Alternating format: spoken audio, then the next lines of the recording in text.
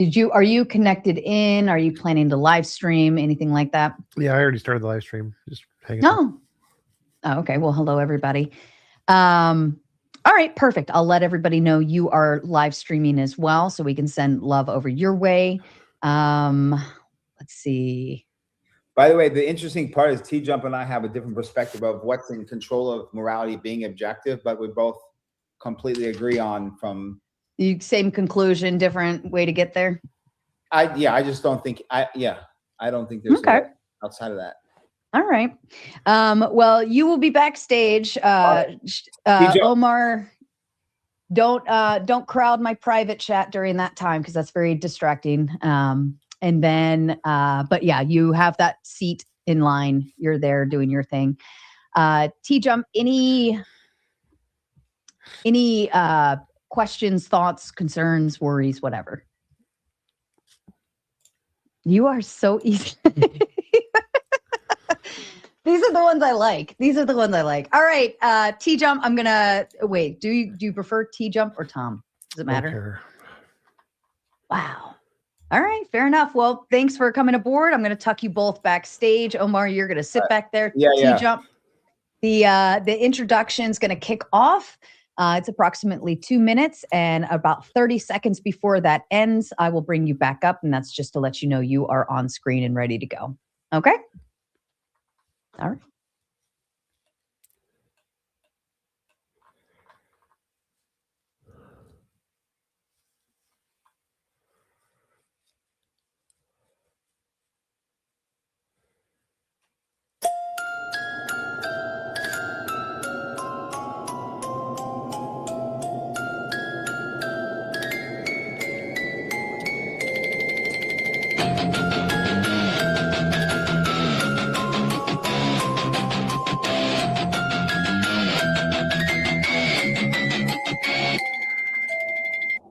I don't believe trade is the main driver of that, but I'll grant that it does happen sometimes. Who cares about bringing money? Okay, the whole idea of running like a business, I don't really think it's something that you should take. I don't know.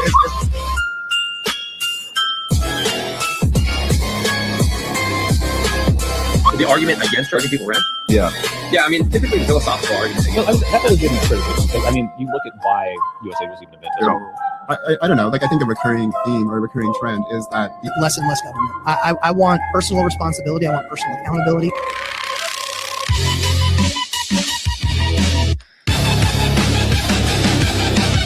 Say that I'm like left and liberal. I don't identify like a communist or any of this stuff. Probably like why does that be regulatory to know that water boils in? Think about people who are diplomats or ambassadors from other countries. Did I say that? Did I say that it was theoretically possible to include, like, it increase? Natural society is a society where it's survival of... You can, what you're describing, you can't do. First of all, not what I'm talking about. Second of all, we can't.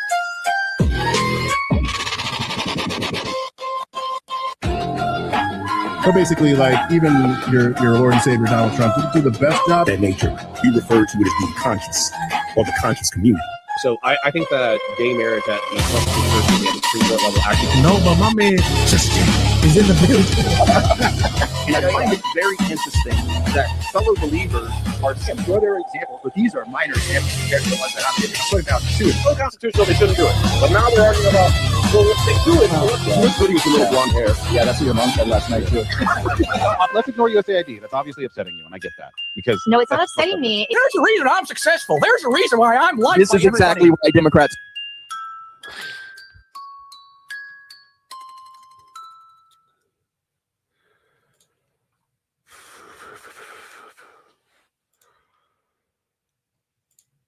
Good evening, ladies and gentlemen. Welcome back. I am Sarah, the Raging Tomato, here bringing to you live another Throwdown Thursday. Joining me this evening is TJump. You can go check him out. He is live streaming as well. If you'd like to go over, send your love, subscribe, shout out, like, send super chats, whatever you need to do, you are more than welcome to. We fully support it.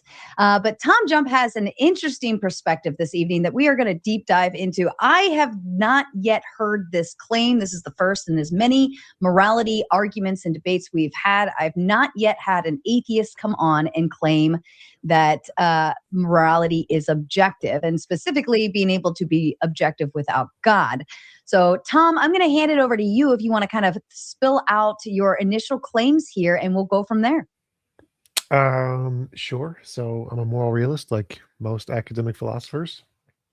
Moral realism is just the position that morality has true statements that are stance independent, true independent of what anybody thinks about them. And it can be grounded in anything, essentially. Like, for morality to be objective, it just needs to be true independent of any mind or opinion. So like a Platonic object, or a rational a priori truth, or a law of physics, or a grounded in naturalistic pantheism, just the way nature is. There's lots of ways it can be objective. I lean towards naturalistic pantheism. I think a more interesting approach is the fact that, since we are about to invent artificial general intelligence, we need to give it some kind of morality to make sure it doesn't turn us all into paperclips. And so we need to figure out what the best model of morality to give it would be. And if the moral subjectivists are true, then there's no correct answer to that question. If there is a correct answer to that question, there is an objectively best system of morality we can give an AI, then there is an objective morality. So it's very simple to understand there's going to be an objective morality, because there's got to be a best system to give artificial intelligence. And the best way to describe that would be to start from the perspective of what would a morally perfect world be like. How do we describe that? And how do we describe that with the least principles possible? And from that, we can derive pragmatic applications of how we can do things in our world to make it closer to the best of all possible worlds. And so my position starts with the idea that a perfectly moral world would be a world that it is impossible to force anyone to do anything they don't consent to doing. The technical jargon would be like, any involuntary imposition of will is immoral, and any voluntary assistance of will is moral. From this, we can say that it would not only be impossible to restrict people by other people, but also by nature. So aging would be immoral. That would be impossible. Death, rocks falling on you, would be immoral. That would be impossible. And the only way to accomplish such a world would essentially be everybody has a starting point of their own world, their own universe, which they have full control over. It's their universe. They can design however they want. All conscious agents get their own universe. And there can be like a hub, like a gathering hub, like Twitter, where everyone can interact, but there's nothing anyone can do to anyone who doesn't consent to it in this hub. And you can change or refine rules in your world however you see fit, but no one is forced to enter without their consent, which would include full knowledge of whatever rules you have in your world. And this gives us a description of essentially just what a perfectly moral world would look like. And once we have that, we can give it to an AI to essentially make the best decisions possible given our current situation, where we are in any spectrum from the worst world to the best world. And it can be the correct moral decision, the best that we can do in any given situation. That's generally the idea. Okay. Because you mentioned moral realist, but then you dive down the path of a naturalist pantheism? Naturalistic pantheism Right? is pantheism is just an idea that nature is fundamental. There's some fundamental thing that is nature, and that is the God, no conscious being needed. So naturalistic pantheism is essentially scientific version of theism, where it just says science, matter, and energy are the fundamental things. There's no God being, and that's it. So that's assuming nobody just came and made it. It's just there. Yeah, Right? nature Because, would be the necessary thing, just like how Christians think God is the necessary thing. okay. Because, that kind of that makes me think of maybe evolution versus creationism in that aspect. Like in terms of science, they have like the Big Bang theory and then all of these other little mini theories out of that. Whereas Christianity believes that creationism was that God made. So without God, then things weren't made. But in the scientific realm of it, things collided and mutated and moved and this and that or another, so on and so forth. But you're saying that fundamental piece would be the necessary, right? Versus, am I understanding that correctly? I think so. So yeah, like most worldviews hold that there is something that is foundational and uncreated. Theism holds that is a God of some kind. Pantheism holds that is nature. Nature is the necessary uncreated thing, or more like specific would be like a quantum particle or a quantum field or something along those lines. Hmm. Okay. Well, how does that how would that tie in with, like, how do you make that as the necessary? Like, what, how would you define that in terms of what is a necessary? I don't know if I'm asking that correctly. So yeah, a necessary being is defined as a being that exists in all possible worlds. So it's Hmm. any world that exists, if something exists in it, it would be a necessary being. That's all it means. Okay. So if aliens came and created the earth, then they would be the necessary being in that aspect. It wouldn't matter. It's It wouldn't more. matter what the thing is. It's just that thing is required in order to cause and effect move its way down, right? Sort of. So it's not. It's something that must exist in all logically possible worlds. So it's not specifically like whatever created the universe might not be logically necessary because it could have been Mhm. created by something else, and those would just be possible worlds. A necessary being is one that exists in all logically possible worlds. Okay. Now, wouldn't that kick out the concept of God then? God would be the necessary being that they're arguing for, and we're replacing that with a non-God. Right. But would that say that because you're saying from all logical, so wouldn't that kind of negate God as, because I think it's kind of debated whether it's logical that God is, right?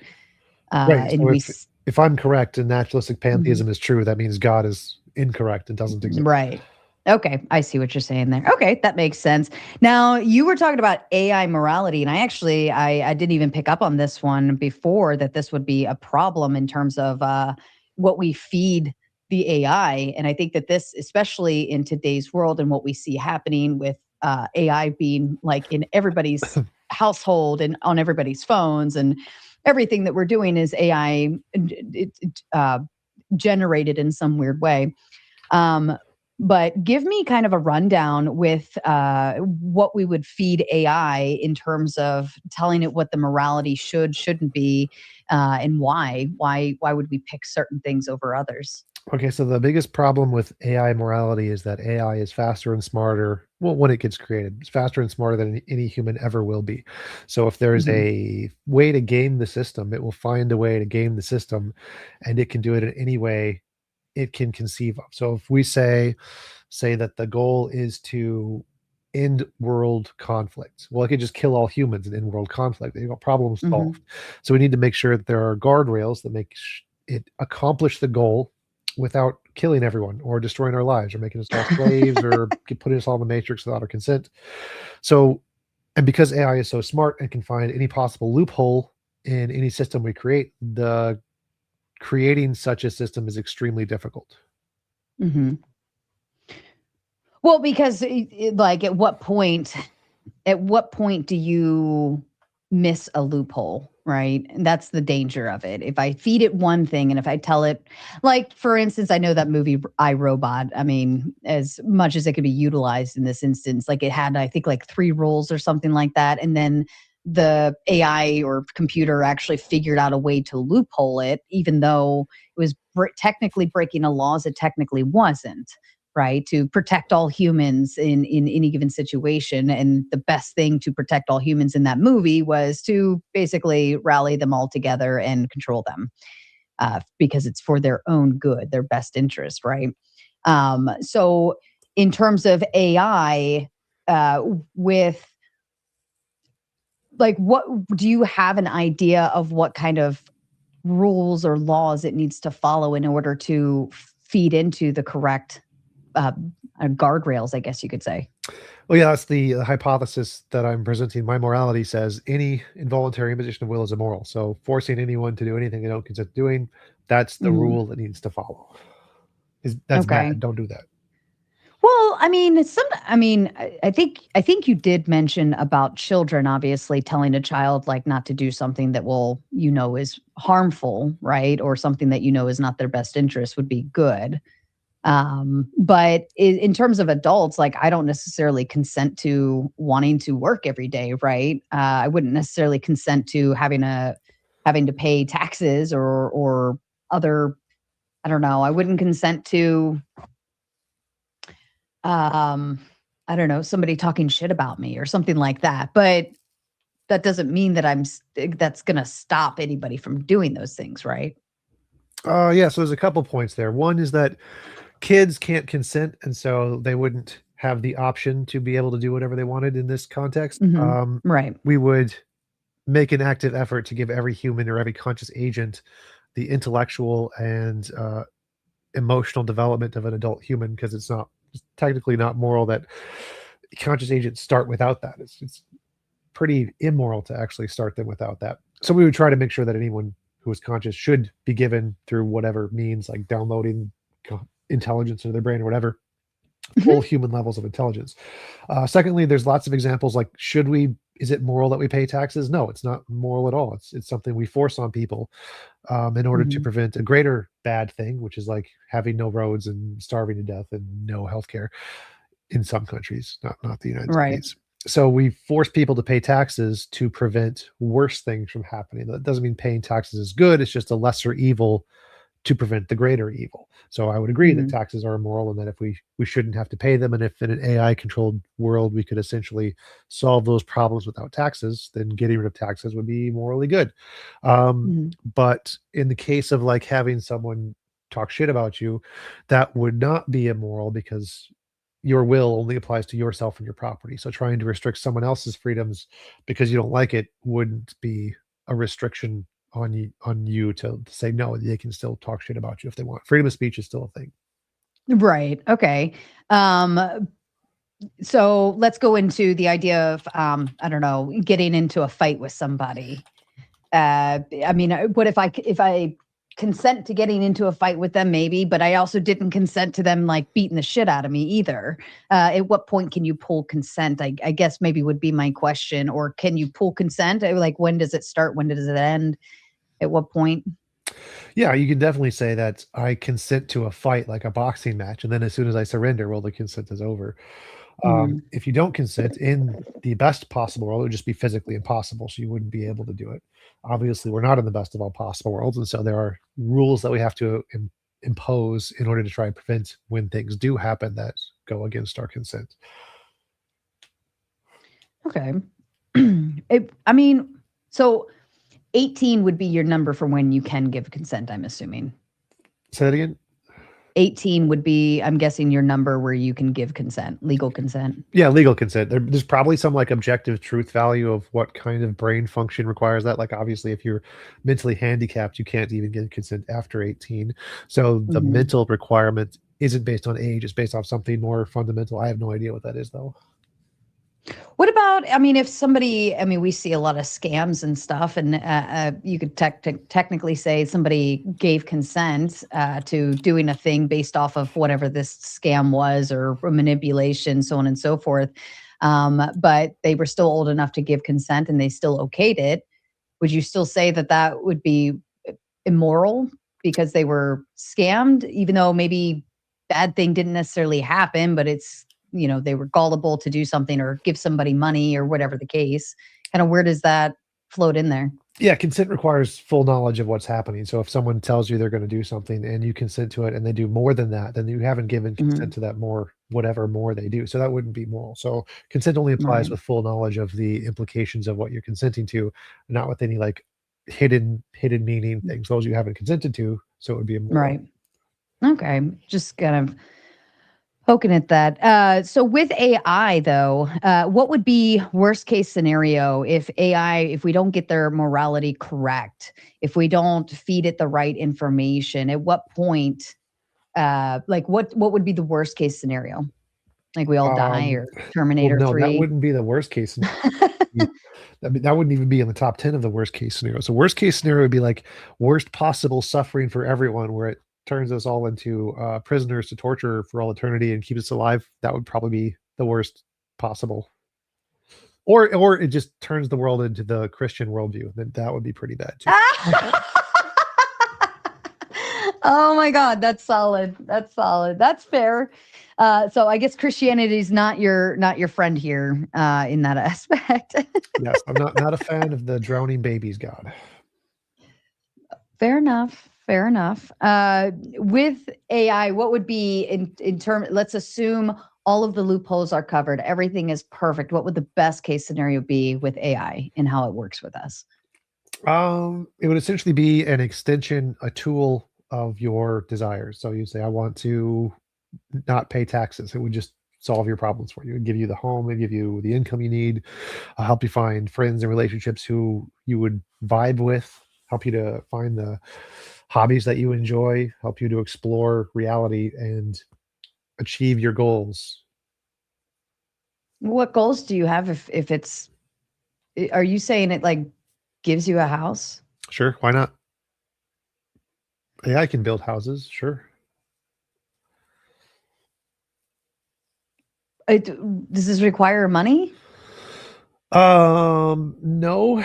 So like AI can operate without money. I mean, I wouldn't say money is neither good nor bad. It's just a medium to represent work essentially, or human activity. So you don't need money, you can get rid of it, but either system would be fine.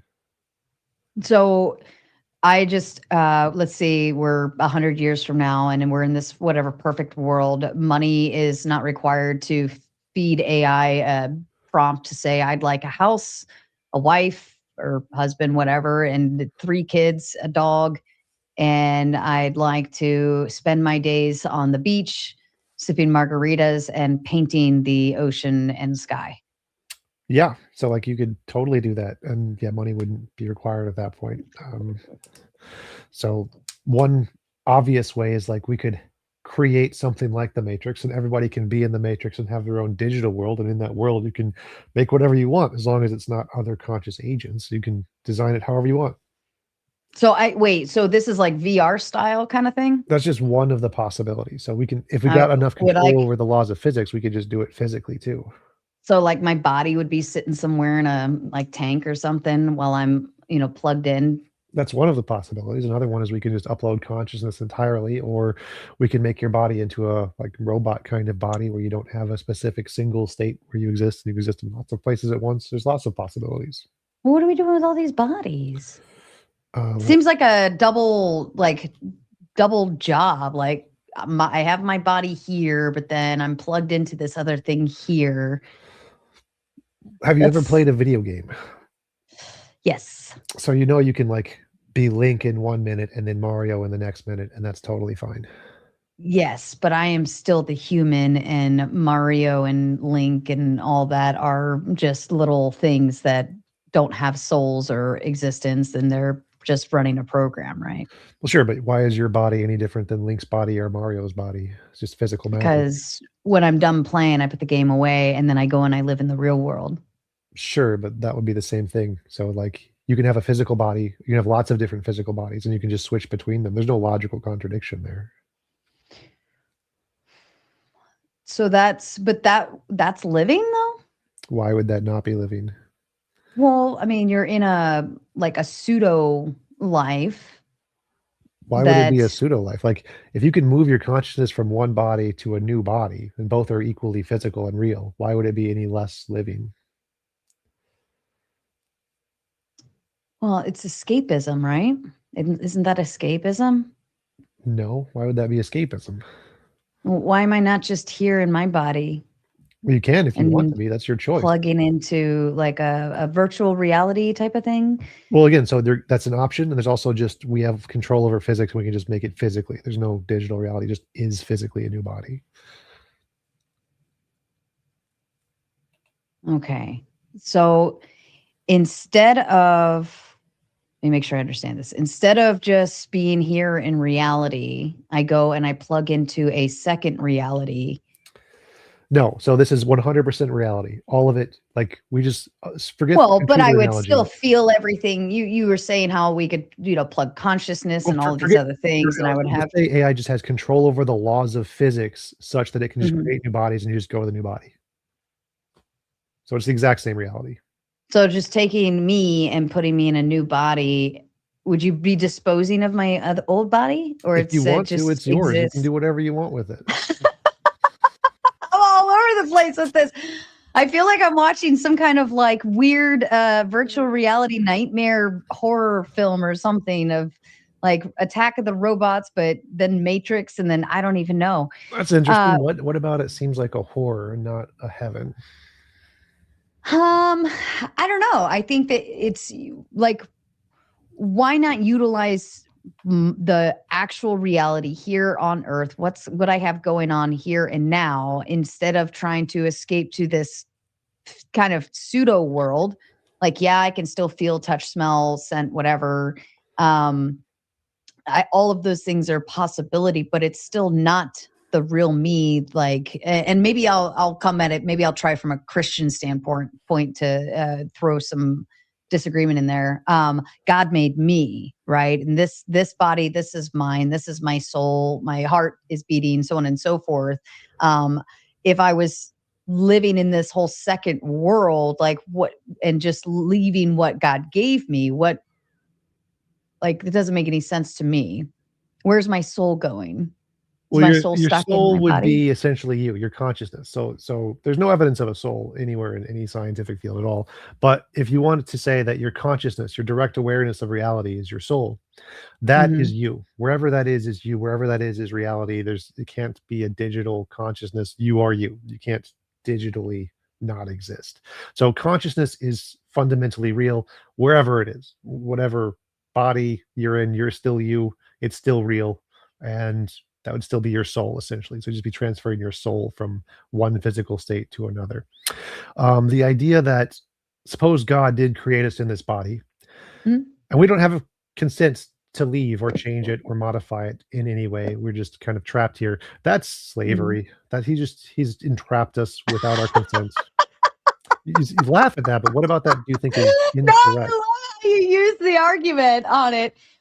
Um, Well, okay, think about that for a minute. without Why do my you think that's consent, wrong? right? Yeah. Then, well, but then you could say I was born without my consent. Then should we all just go up to Canada and call it a day? I mean, it wasn't my consent to be here. My parents made me, and it wasn't my consent to be made.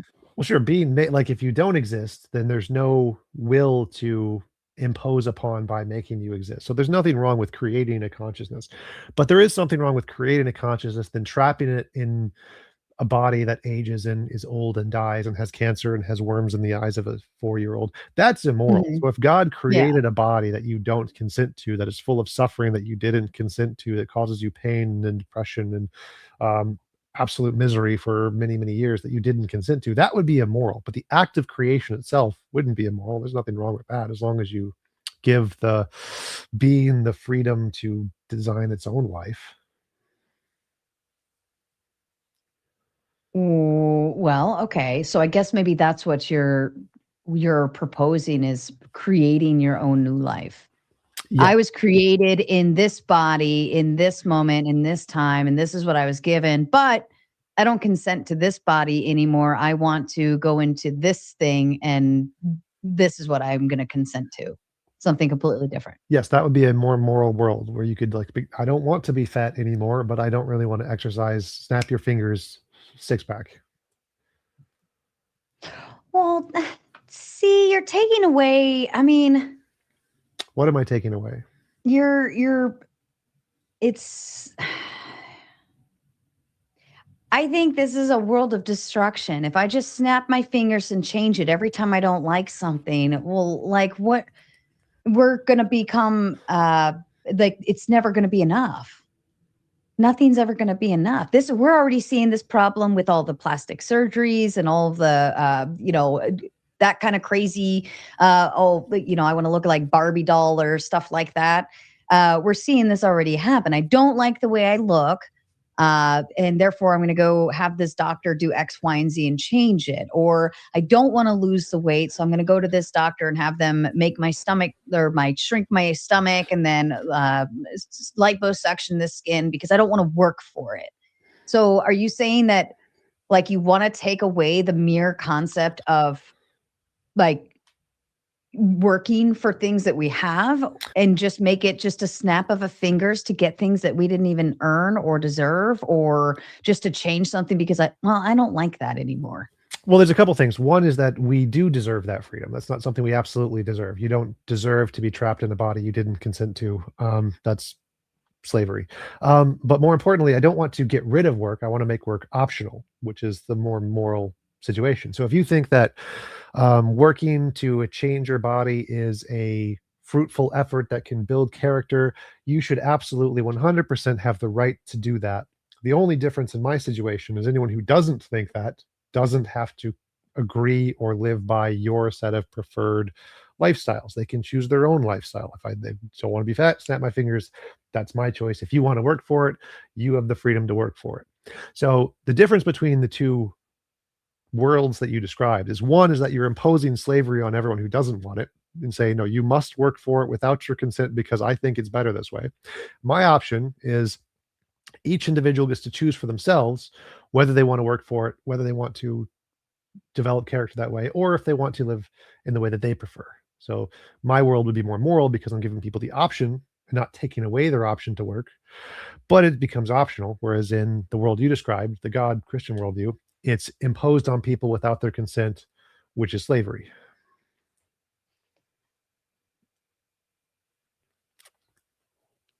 So okay, let me, I'm just thinking, like, you're taking away productivity of the human nature, right? That our human nature is we are productive creatures. We have a force of will behind us. We have this. I mean, maybe there's some generations coming up that are a little more lazy. What do you mean you get rid of productivity? I don't understand what you're saying there, because you could be equally as productive. Where's the productivity in that in terms of being a human, right? So you're saying that, okay, I don't even, you even said working was optional, correct? Too? Yes, working would be optional. So who is moving this perfect world if nobody's working? I don't. You mean like an economy or something? Like you can still have an economy without work. Video games do it pretty well all the time. But if you believe in an all-powerful God who can snap his fingers and do this in a second, I don't see why it's so hard to imagine that God's like, oh yeah, all your needs are taken care of. You don't actually need to work because you're slaves in my world. I'll just give you. But how does the system work though? Well, where does this food come from? I'm assuming you're Christian, correct? Uh-huh. So you believe in an all-powerful God, infinitely power, can create infinite mini universes with a snap of a finger. So if he wanted to, he could snap his fingers and make sushi fall from the sky in infinite amounts. I mean, okay, we could. So right. So if we wanted to create infinitely many food, so people just had food, God could do it, or God could just eliminate the need for food. He's all powerful. He could probably do this, or he could just make it so we don't age or don't die. Like all powerful kind of gives us a little bit of options to work with here. So how could we? Didn't we have all of that until Eve ate the apple, and then things changed it up a little bit? Well, story-wise, like we had that. Not quite. No. But let's just analyze that one for a moment. So there were two human beings who didn't have knowledge of right and wrong, which is what they got when they ate the apple. So they couldn't consent. They were children, and God told the children not to do something, and they did it because they were children and they can't consent. And then he imposed an eternity of punishment on them because they were children and they did something they couldn't understand. And then after doing it, they gained understanding. That seems rather ridiculous, but let's assume that's true. Okay. But they still had endless amounts of food growing, like all of the gardening, the gardens and all the animals and everything was already there. Women for childbirth, there would be no pain for that. Like all these new things came after that, right? Right, but they were missing one key feature. What? Knowledge that they weren't adults. They couldn't consent. They were children. But you said parents dealing with their kids accordingly was okay because they couldn't consent. Right. Remember, as I said earlier, that having children itself not have the intellectual capacity to consent is itself an immorality. Every conscious agent should start with the adult level of intelligence and ability to consent. And so if a child can't consent and you punish them by, say, capital punishment, killing them because they did something you disagree with, that would be horribly immoral. That would be like, clearly they're a kid. They can't consent. You can't punish them for doing something that they can't understand is wrong.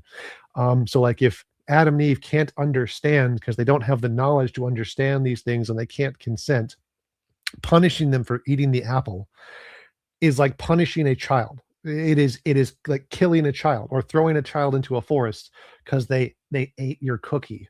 That's clearly immoral. That's clearly a bad way to do things. If God had been a moral God, what he would have done was just give them the knowledge to start with, and then they can live with the garden. Or that still wouldn't be sufficient. They'd still be trapped in bodies they didn't consent to. They'd still be trapped in a world they didn't consent to. They couldn't leave if they wanted to. So the only thing a moral God could do would be create the world I'm describing, a world where every conscious being gets its own universe, which it can design however it wants, with adult level intelligence from the start and freedom from any other conscious agent. So God would be unable to stray in their own world. They would get freedom in their own world, because it's immoral for one being to be able to control another being without his consent. It's immoral. So, but this would like be taking your conscience out of your body and putting it into this new world. So you don't even need your body, right? Sure, if you want, you could have a In body. these perfect worlds.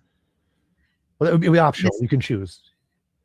Well, okay, but what happens to? I mean, what happens to the people who say, "I'm good with just the body I've been given. I'm happy with it."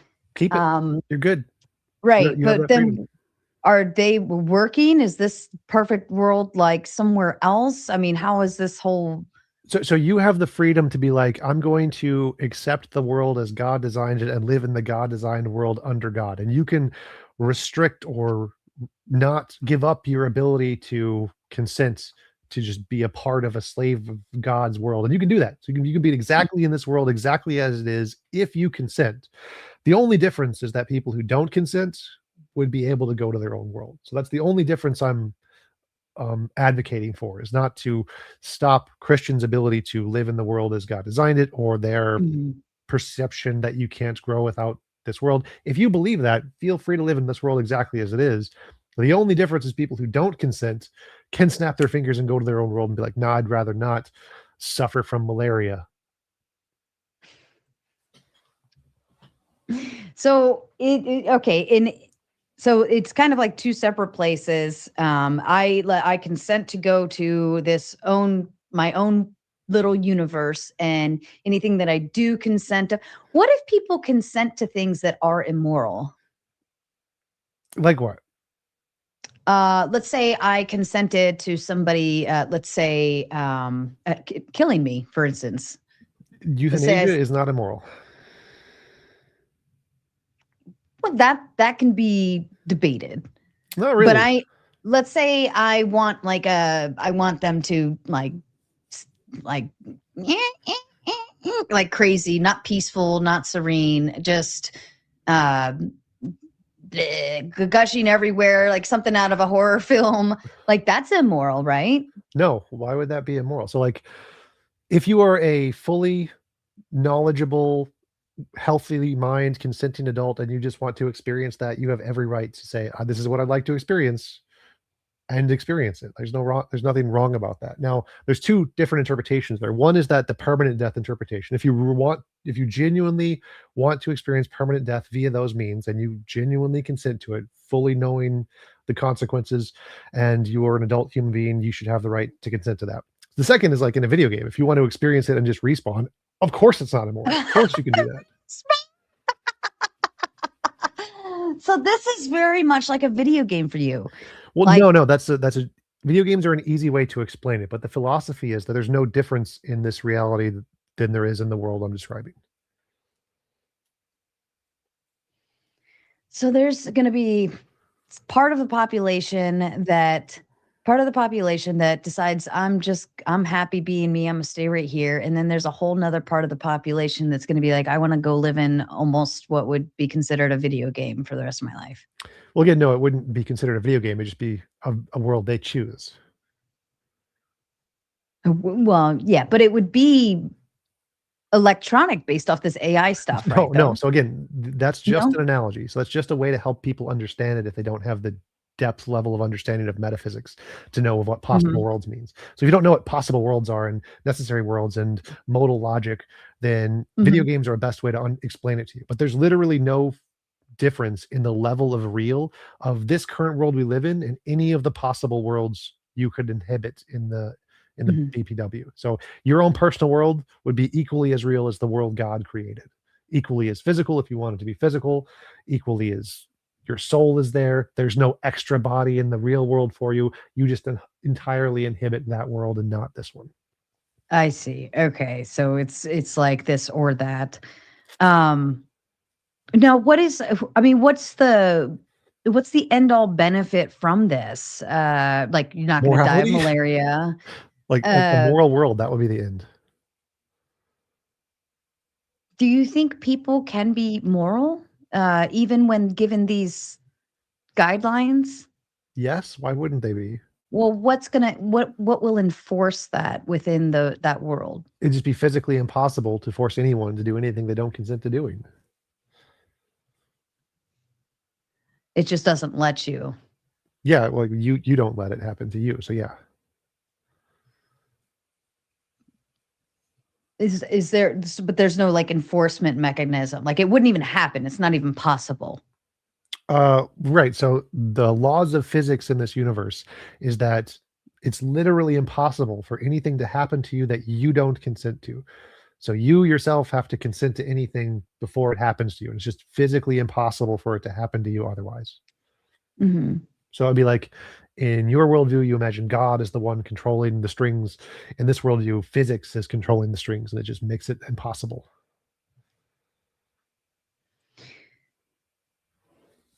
So how is society benefiting from this? Everybody has to be moral and play nice because the laws of physics completely diminish the ability to do otherwise, right?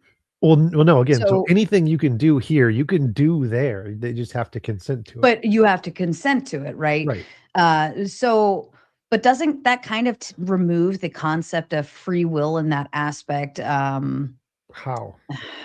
So, like, can you fly? Can you just jump up and fly into the sky at will? No. No, there are things you physically can't do. Does that stop you from having free will?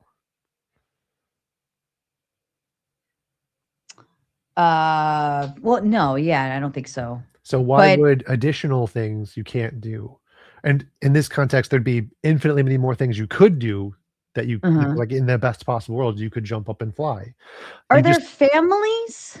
if there Like, wants to be, yes. So yeah, if you you want to can. have a family, but your thought process to uh uh kids and stuff, right? That if they don't, how would they be there if they don't have consent to be there? Well, Are so they fake? creating a conscious agent isn't immoral. You can create a conscious agent. The only thing that happens is that as soon as it's created, it would be given its own world with the same level of adult intelligence. Now, could that being then consent to be a child and reduce its intelligence level to be a child to experience childhood under your care? Absolutely. So, like, you can create joint worlds with another individual and create the world however you want together, and both consent to be in a world of whatever rules you agree upon. And can other human beings who conscious agents you create then consent to become a part of that world as your children? Absolutely. So yes, all of those things are possible. You're kind of taking all the fun out of it. How so? Like, well, I mean, isn't that the enjoyment of making babies is so that like You can you get force to a conscious create agent to do what you will and design it in you your nature. create a child, like, being able to create a child and then watching them I mean, I have two of my own, right? So I'm watching them become who they are, right? The little people they are into the big people they are, and then watching them grow, right? You're saying I could get some like adult conscious who wants to agree or consent to be a child, right? But then wouldn't they lose their knowledge? And so then they couldn't technically consent beyond that after they become a child. And then what if they wanted to go back? And then they couldn't technically consent to going back. It kind of Um, breaks its own rules. well, no. So like if you you can create a conscious agent, there's nothing immoral about creating a conscious agent. So you can create a being, but that being Mhm. wouldn't start as an incapacitated, um, unable to consent thing that you get to control. It would start as its own individual entity that has all of the rights as every other entity. And now Mhm. you can say, "Where are your parents?" And if you would like, we would invite you to be our child. And if you can ask if that would prefer to be in a state like average biological evolution, where it's limited in its intellectual capacity, and it can consent to that.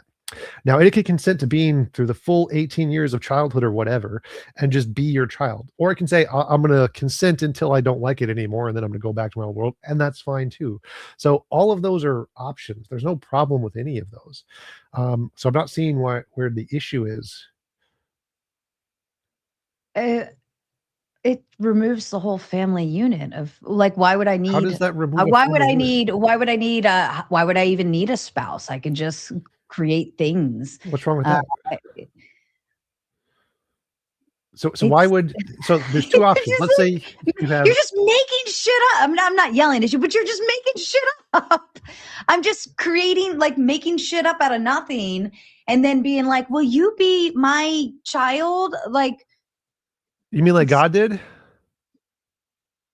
God made one thing and then it, like, let us humans create more things after that. So he made shit up.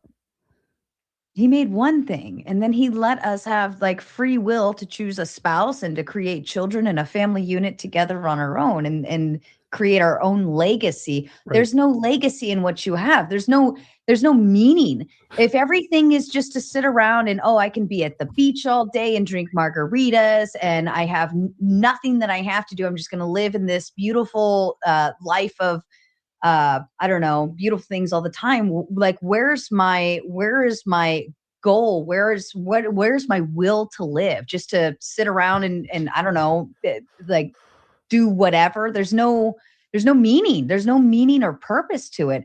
If my purpose is to have a lineage and create babies and make babies and then watch my babies make babies, but with what you're like, I'm just making shit up and then being like, will you be my baby? Right? There's no, like, I actually in my body created that thing and that thing has my DNA and that thing has pieces of me and then pieces of my parents and then pieces of my grandparents and then pieces of my great grandparents, right? There's the only thing you're creating is like I don't know, push a button and boop, there's a conscious being, by the way. How is it like you? It's not like you. There's no lineage. There's no, what's the fucking end goal? What is the meaning? Well, so as you mentioned earlier, so God made up a system. It's just made shit up. And in this system, your child is limited by your biology. It has your DNA, as you mentioned. Is that moral? No, it isn't. It isn't moral to say, I like me. I like the way I am so much that I'm going to impose myself onto another conscious agent that didn't consent to it. So if I'm short, say I'm short or fat or whatever, and I have kids and they're predispositioned through genes to be short and fat, is that moral? Because I have a purpose, I have a meaning that I want to impose myself on another conscious agent. Is that moral? Clearly no. Should that being have the freedom to decide for themselves what kind of body they want, what kind of emotional triggers they want, what kind of purpose and meaning they want? Absolutely they should. So the only difference in these worlds that I'm describing is you seem to be predisposed to think that purpose and meaning can only be that which God gave you, because in the God-given world, you have purpose and meaning that he divined onto it. But in this world, if you want that, you can have it. You can just choose to consent to be in exactly the world as he designed it. But for people who don't agree, they don't find meaning in your world. The people who think that their meaning and purpose are not in the Christian worldview, they would be able to find their own meaning and purpose in their own worlds, unconstrained by the slavery of Christianity. So I don't find any issues with your interpretation of meaning and purpose. If you want those, you can have those 100%. Go for it. If you want to have a biological child, go for it. And you can have genes, go for it. The only difference is that you can't force that on everyone else. That's the only thing I'm advocating for. So you keep giving up these examples of, oh, but what, I can't do this. I can't suffer. I can't work. I can't find purpose. I mean, no, you can have all of those things. The only difference is that the people who don't see the world that you do, or see the world the way you do, can choose to opt out of the Christian slavery world. That's the only difference.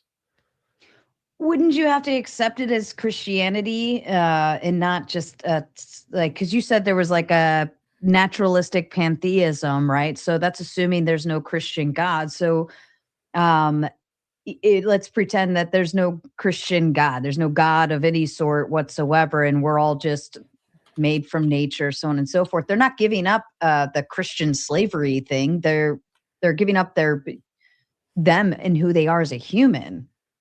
I did not understand the question. So one, there's nothing special about being a human. Like, Well, you could be a fish if you want. Go for it. Okay, but where, like, if you're just taking a conscious, and then you're going to create new consciousness, how do you say that? Consciousness, yes. Consciousness out of that. Like those are just popping up out of thin air. Are they like AI generated? Are they computer generated? Where are these consciousness are? Same way where God are did they- it. He snapped his fingers and poof, they existed.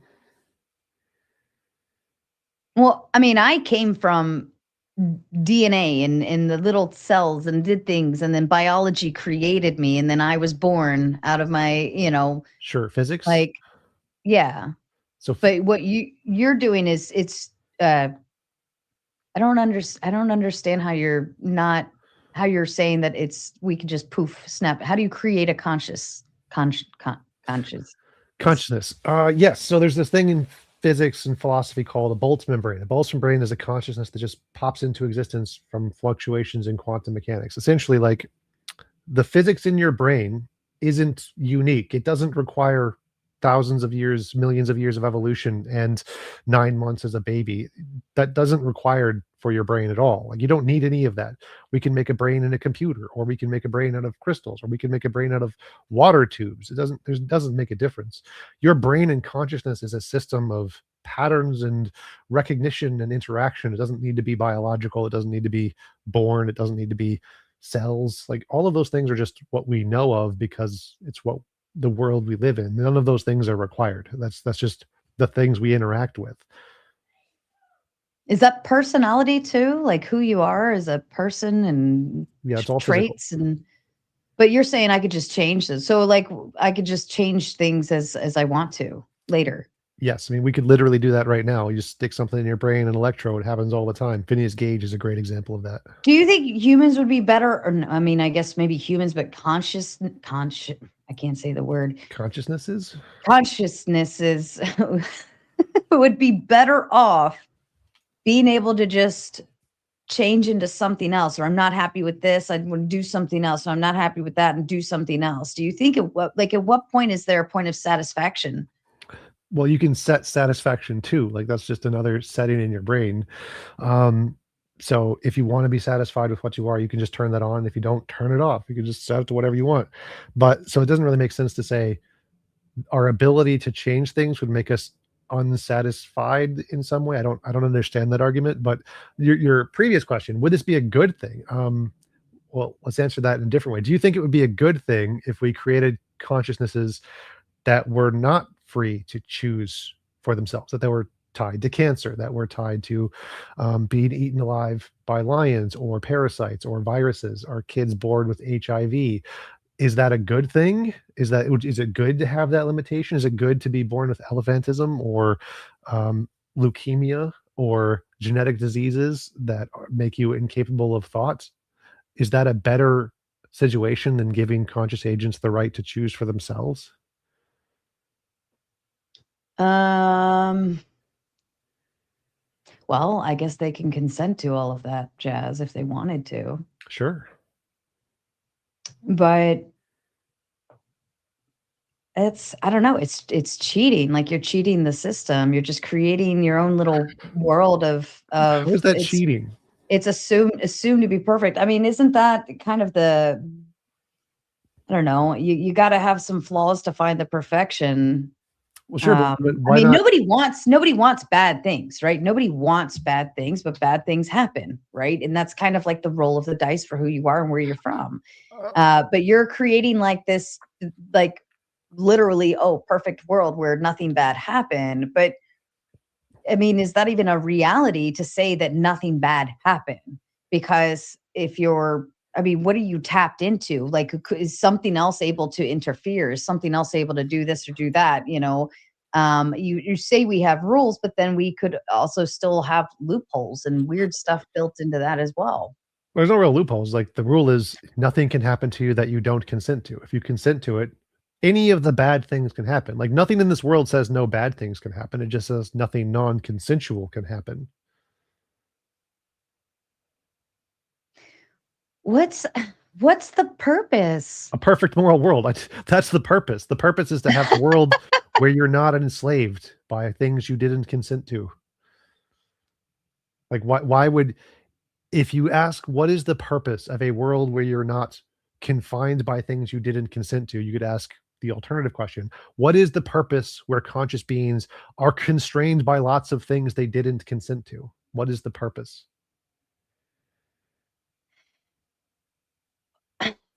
If we all got what we wanted, we'd be assholes. We'd be bigger fucking assholes. Like we would be bigger. Like what? To me, there's no more meaning. If I can just do this and color my hair, change my eyes, find a new body, do this, do that, like create a whole, I don't know, house, what you were saying. I just have a whole house. Like that's meaningless to me. I didn't earn it. I didn't make it. I didn't build it. I didn't produce it. Like I just did this. Well, you said something really important there. You said, to me. That's the key part. You said it's meaningless to me. Now, I'm fine with that. That's okay. If you think meaning and purpose comes from strife and suffering that you didn't want, you can consent to a world of strife and suffering to experience what you define as meaning. You could spend 1,000,000 years being an asshole and just snapping your fingers and be like, you know what? I think meaning would be found in this Christian world that God designed, and you can consent to go experience those things. But again, the only difference here, people who disagree, people who think that meaning and purpose is sitting on the beach all day, drinking margaritas and playing video games, and who don't agree with your definition of meaning, they have the freedom to choose for themselves in my world, where they don't in your world. So the hidden assumption in everything you're saying isn't that I'm taking away your freedom to have meaning and purpose in the way that you design it, because clearly you can consent to go do that in my world. The hidden assumption is that you're saying, I don't want anyone else to have that freedom. They are not allowed to have that freedom because there's no meaning and purpose. So I'm going to stop them from having that freedom because I don't think it's right. It's not that it's right. Isn't that almost more? I feel like it's more immoral to like remove a purpose. I'm purposeless. Well, no, again, I'm saying everyone gets to define their own purpose, and you don't get to tell them what their purpose is. That's the difference. So I'm not taking away their purpose. I'm saying you don't get to tell them what their purpose is. Because that's what you're doing, is you're saying, no, you're taking away their purpose that I think they have. I think they have this purpose, and you're taking that away from them. You're stealing their enslavement to my ideology away, so they don't have to do what my Christian worldview tells them that they have to do anymore. Like, yes, I'm definitely doing that. I don't even think I'm coming at it from a Christian, even as just human biology. Like we are humans. We have to have purpose. I mean, you could even show that with like men die younger if they, like the sooner they retire and the least productive they are, they actually die sooner, right? And I understand you're saying like, well, there's no death. Well, like you just like, what are you doing all day? What do you do? What is your goal? What is like? I'm just a thing. Then I'm just gonna snap, make shit things, and then sip margaritas. Like there's. Does it overpopulate? Will it overpopulate? Will it even go to extinction if everyone's like, you know what? I'm kind of bored. Like nothing going on here. Like at what point, like, I don't know. Where's the end goal here with this perfect world? There are 3 points there. The first one was the biological one. Saying that because our biology causes us to respond in certain ways doesn't mean that's a purpose. Like your body responds in lots of negative ways to a lot of bad things. That doesn't mean that it's your purpose to obey your biology. That's just a naturalistic fallacy. You don't just go say our biology makes us do this way, therefore it's our purpose. Clearly, no. Clearly that's wrong. Mm-hmm. Secondly, what's the purpose? The purpose is like what you mentioned earlier. When we're watching children and watch them develop and discover who they are as people, if you have infinitely much time and you can spend 1 billion years on a beach drinking margaritas, then eventually you're gonna be like, you know what, I kind of want to try something else. Let's try some added hard things. Like let's try the Christian worldview. You're going to experiment with lots of different experiences, good and bad, and try a variety of different things and have a much deeper understanding of yourself and reality and philosophy and everything, because you have infinite time to experiment and really figure out what you like. That's the purpose. The purpose is exactly what you're talking about as a kid, is you want to discover who you are. And the best way to discover who you are is to have the freedom to experience the things that you want to experience and not be trapped in a biology or a world you didn't consent, because then you're not discovering who you are. You're discovering who you are when you're entrapped in a cage you didn't consent to. Have you ever heard of like procrastinators, and then people who operate under like deadlines better, like people Sure. who procrastinate up to the last 10 minutes and then magically I can get everything done in that last 10 minutes because it work, I work better under pressure kind of thing. Sure. Cortisol dopamine relations. Yes. Yeah, I feel like I'm looking at it from a perspective of, okay, I have eternity to try all of these different things, but I mean, I could do it this 1,000 years, or I could do it next 1,000 years. And I mean, I'm wondering if people actually would utilize that time.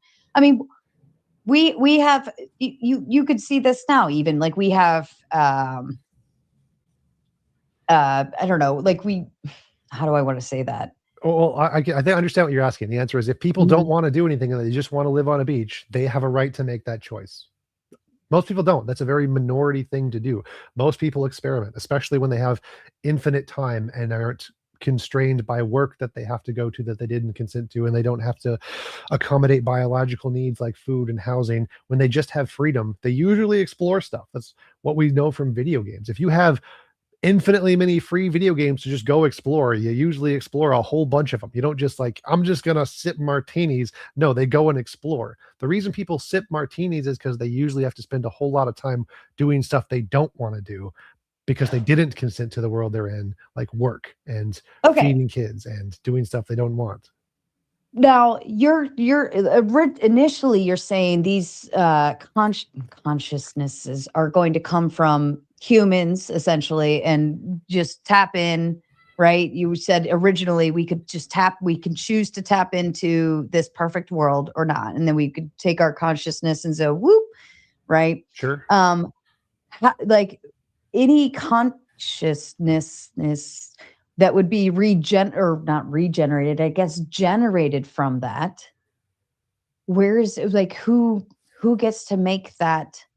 Are all consciousnesses the same? Or are they all running the same? Or are they different? How do you, like, what makes them different?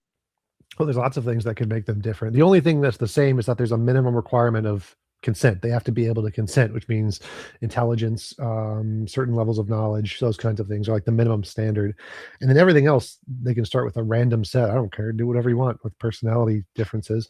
The only difference is they get to then reset them however they want.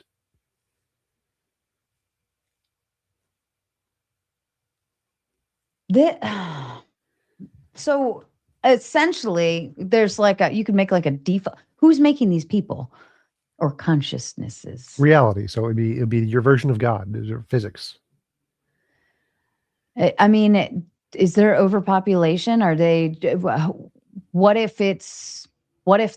Well, think about it like this way. If you ask God, is there overpopulation in heaven? What are you going to do, God? He's going to I'm going to snap my fingers and create infinitely many more space. So no, there's no overpopulation. Heaven's not physical though. Heaven's not like being here on, what I'm saying is here on earth, right? For a God, I cannot say that word.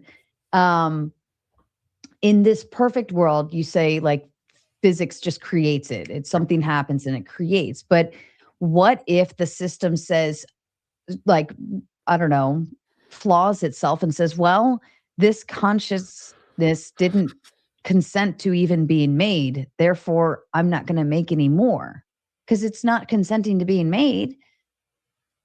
How do you make that? Like, how do you make that? So an immorality is any involuntary imposition of will, forcing someone to do something they didn't consent to doing. Now, if no one exists, you can't force them to do anything. So if there's a non-existent entity, they don't exist, to create them wouldn't be an imposition on their will because there was no will to impose upon.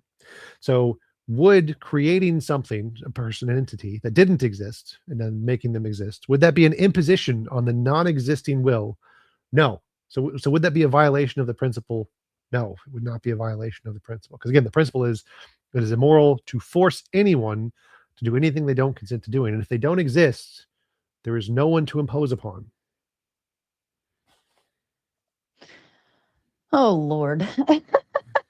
Like my head's exploding here. I feel like the steam's coming out of my ears. I mean, we're humans. I understand you're creating a whole nother perfect world, but like a perfect world. But if it's a perfect world, I don't know. I think perfection is in fact imperfection.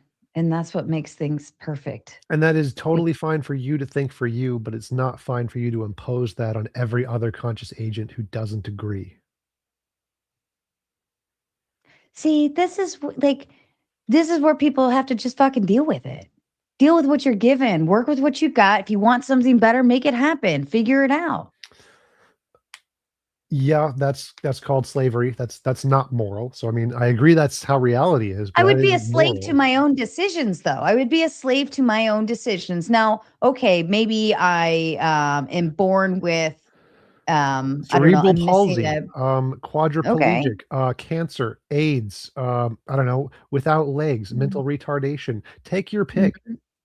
but they wouldn't even have the consent anyways. And whose What's the fault would that difference? be? They were born that way. You said children don't even have consent anyways. And so making a world where children are born with cerebral palsy and cancer and AIDS is pretty bad. Like whoever made that world has got to be pretty bad. Like clearly, if we want to say let's imagine what a perfect world would be like, we wouldn't be like, you know what, kid born with AIDS, this is a thing we want in the perfect world. No, we definitely don't want that in the perfect world. We need a world that doesn't have that for sure for it to be a perfect moral world. Like if we're trying to impose a morality on AI to make sure it creates a good world, one of the things we want to make sure it does not allow is for babies to be born with AIDS. That is one of the things we're like, no, cure them all before they're born. 100%. Definitely don't do that, because if a world like that is created, whoever did it is really bad. Then wouldn't we focus our energy and time on making our current world as perfect as we can possibly make it, so that babies aren't born with these features, so that we can give them their own chance to become their own person on their own as much as humanly possible, instead of worrying about, and I'm not saying you're trying to create a perfect world, but like that would be my focus, is fix what we have, you know? Right. That would be the second step. As I mentioned earlier, that the goal is to first, we have to define what the perfect world would be like. And then once we know that, we can then go back and say, all right, how do we, from our starting position, move closer to that perfect world? So I agree. I think like the pragmatic application is, how do we move closer to the perfect world? But to do that, we first need to know, what is the perfect world? Is it the Christian worldview? Clearly not. We definitely shouldn't work towards that. And so once we know what the perfect world is, a world without AIDS babies, then we can start moving towards that world. Like if we're trying to emulate, if we tell AI to essentially emulate the Christian worldview, that would be really bad. That would be, no, definitely do not want to do that for lots of reasons. And so having a standard that says, yeah, okay, here's all the things God got wrong that we should do better, do that stuff instead, is a much better way to guide us towards a better world than to say, do what the Bible says. All right. I'm going to leave it to the panel, but this is more of a conversation than I expected based on where we started. And I love it. This is exciting because not very many people can fry my brain on here, but you have succeeded, sir. So kudos to you. Quick shout out, Tootie Bug sending the big 20, says, let's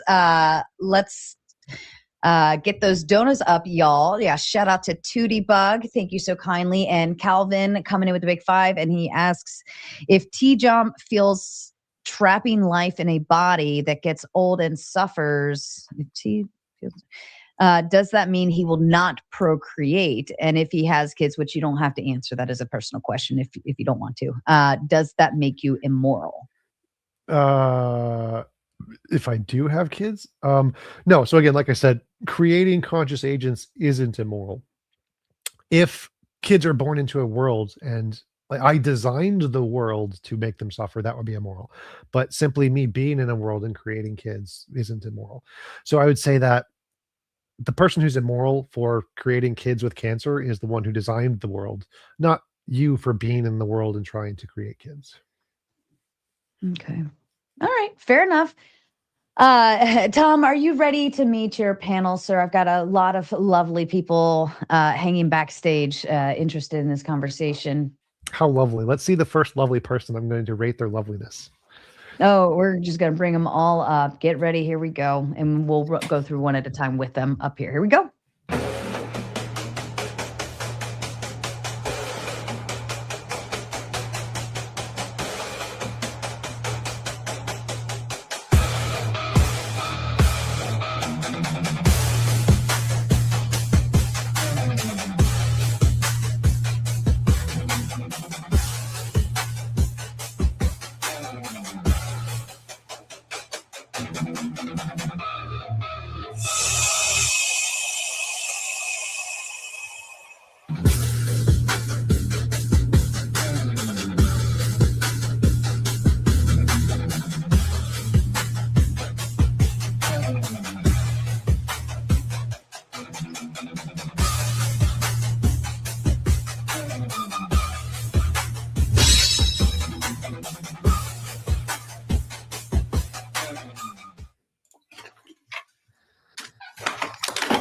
Oh, the kitties win the lovely points.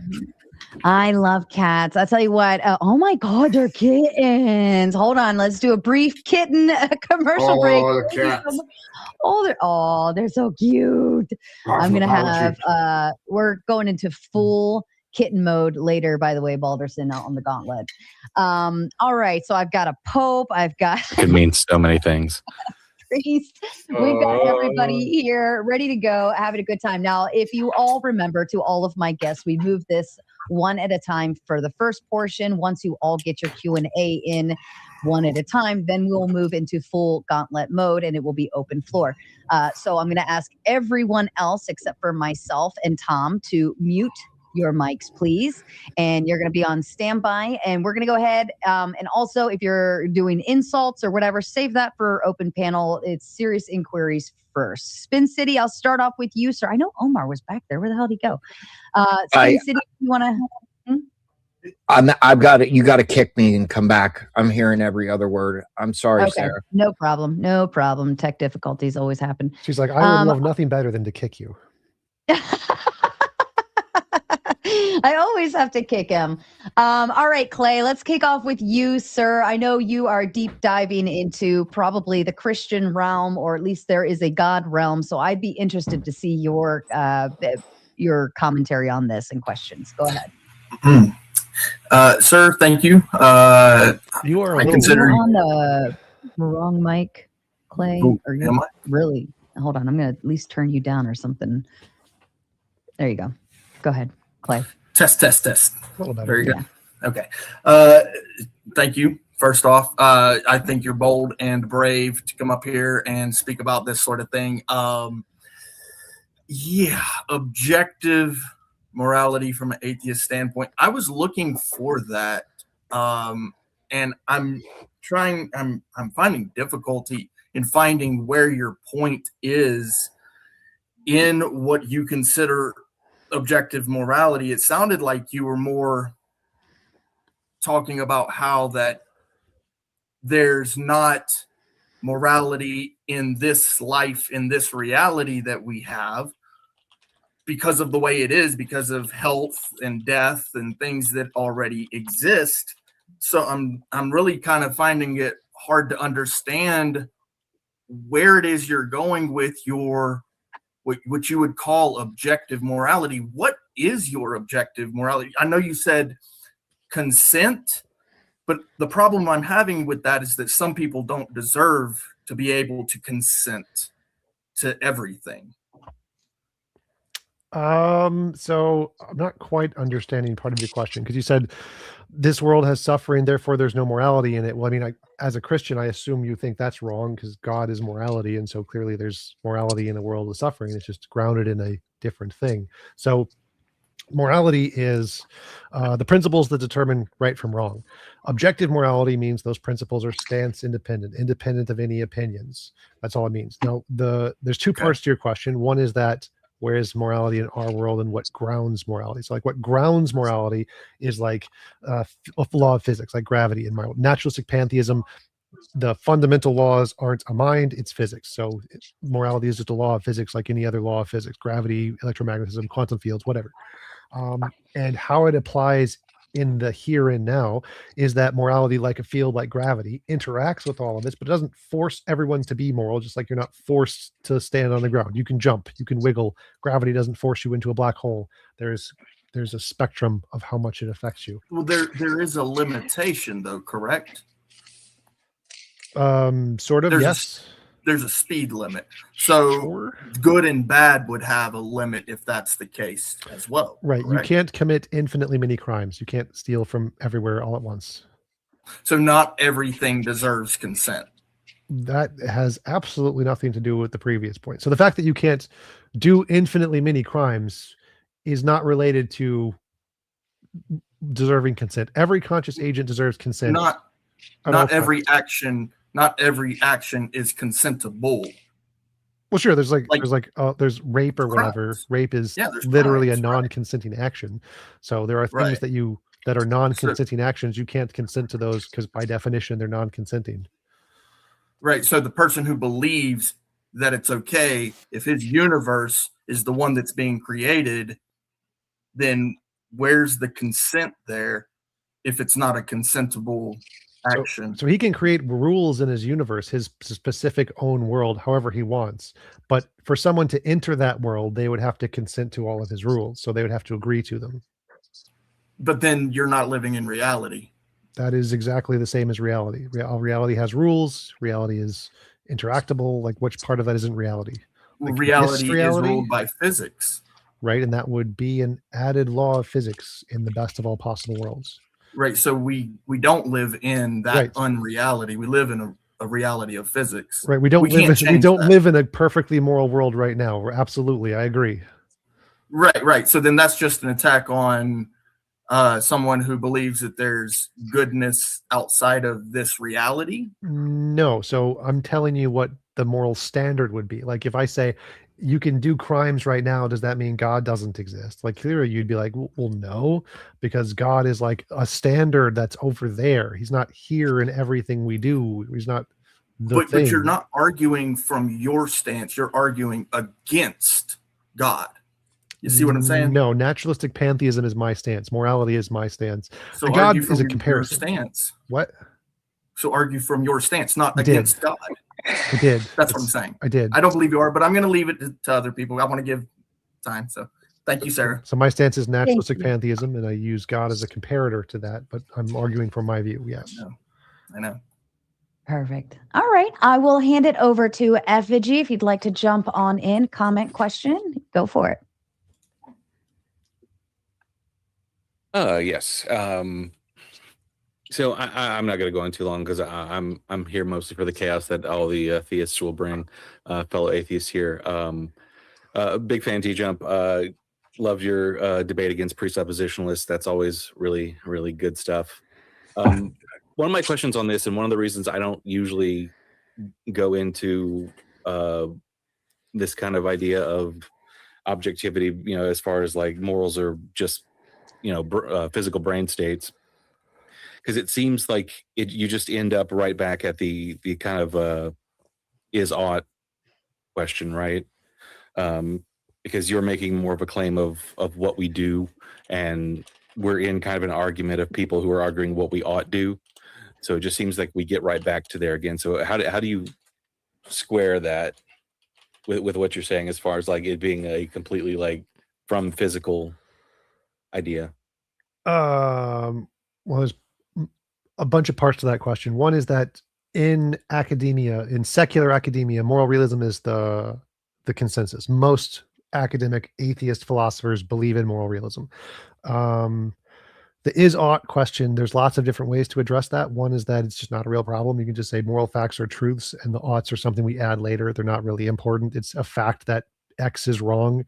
The fact that you ought to do X is just something we say after the fact that we know it's true. So you don't really need the oughts. You can actually apply the youth of limit to that and say, is something good because you ought to do it, or ought you do it because it's good? If you have to do it because you ought to do it, it doesn't make any sense. It's subjective. If you ought to do it because it's good, that means there's independent facts that determine why it's good, and the oughts are an addition later. So you can solve the is-ought dilemma by showing the oughts are hypothetical and not categorical. Most academic philosophers who are atheists do believe in moral realism. It can be grounded in just like nature or a priori facts of rationality, like logic is. Logic exists as a system of relations, even though it doesn't physically exist, but it's still there objectively. 1 + 1 = 2 objectively. And so there's lots of different ways to ground logic and morality in a purely physical world, and that's like the consensus in academia. I fucking love that answer. Sure. Yes. I knew you would enjoy this one, Effigy. I'm right there with you. I don't think the is-ought is an actual problem. I think logic is conservative, and you don't get out of it what you don't put into it. So you have to agree to morals before you ever apply logic, in a way. Yeah, I'm good. You can go on to the theist. That's going to be where the real fun is. And guys, if you didn't understand what you just said, it's going to be a long fucking night for you. Oh, thank you, Effigy. Mr. Gibbs, Father Gibbs, what you got going on? Can you please? Oh, yeah, sorry. I got to fix my thing now. Of course, it messes up right when you come to Papa Gibbs. The Reverend Admiral Gibbs is here. I am here to say that, it's obvious to anybody with half a brain that history proves definitively that morality is not objective. All right. Because we have right here on this panel, we have a variety of different Christians. We have an Odinist or a Thorist or whatever they're calling themselves nowadays up there. I'm sure Balderson will tell you all about it. But his beliefs and morals are definitely different than mine. And I even have different morals than the churches, that I've come up with. And, and thank God that, God willed disease to happen. Thank God smallpox existed. Thank God cancer existed. And, if there's no God and all these diseases have a chance of evolving over time into multi-cell organisms and into animals, they all started from something somewhere, right? And they would have their own moral concepts. The idea that an octopus might be sentient, they're going to have a different sort of morality, right, than we are, unless there's a God, right? The idea that it's not subjective is just ridiculous, right? I mean, thank God that disease existed. This was actually God's will, because if the Aztecs hadn't been subjected to disease of the Spanish and had managed to get the tech, there wouldn't be any Muslims today. There wouldn't be any Christians. They would have been sacrificing them and turning them into pozole and eating them. And they would have been wearing their skin as like their leather, as their nice duds, because guess what? They oroformed. And they oroformed with their victims. And it was very impressive. And they built pyramids to the sky for this. The Incas, they believed in child sacrifices. Do we have like a time limit on these? I'm almost done, bitch. You can talk in a second. You got a whole hour. Be respectful. It's the first portion. Start gentle. Start gentle. I'm going to tirade. This is epic. This is better than anything that's been said so far by you today. And so finally, thank God for diseases. This is how we know morality is not objective. And the only truth is through our risen Lord and Savior. And guess what? Speaking of him, Osiris and Dionysus, they came before him, archetypes of Jesus as well. And guess what? People will sit there and worship them. And they had vastly different moralities. I don't know if you know anything about Dionysus, but his morality is a lot different than Jesus. And he's credited to wrap it up. And that's it. I'm done. So just to clarify, your argument. Wrap it up. So just to clarify, your argument was lots of people have different views. Therefore, what they have views about is subjective. Well, that was one portion of it. And if you didn't get all the other portions of it, then guess what? It's going to be a long night for you in the words effigy. So there are flat earthers. Does that mean that the shape of the world is subjective? That means that they are retarded, first of all. And secondly, them believing that proves that morality is not objective, because they are stupid enough to believe something despite science coming and hitting them in the face with it. Okay, so the question was the shape of the Earth subjective? I mean, I would argue possibly, depending on if we're in a computer program and then somebody could just change the shape via ones and zeros like that, and they would be fundamentally a god. So yeah, maybe we are subjective, maybe we are objective. I don't know So the the answer. question, But as far as our laws of physics, no, hold up, it is hold not up, subjective. hold up. I just answered your question. As far as Does we the know fact, science, Hold on, it's just let him respond. Please ask me a question. Does the fact that there are flat earthers who disagree about the shape of the earth, does that fact alone make the shape of the earth subjective?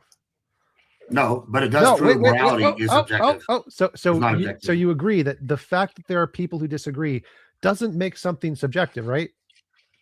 That was not in my argument at all, but sure. We'll go there. So the fact that many people have different moralities and disagree about moralities doesn't prove that morality isn't objective, right? No, in and of itself, no. But since people act on those moralities, and morality is not something concrete, because we have other sentient creatures, and you don't believe in God. If you don't believe in God, then nothing's concrete in that sense, and it's always up to science and whatever the social norms are. So no, it proves my point. Thank you for helping me prove my point. Next. No, you're welcome. All right, Gibbs. Thank you. Dusty, to you, please.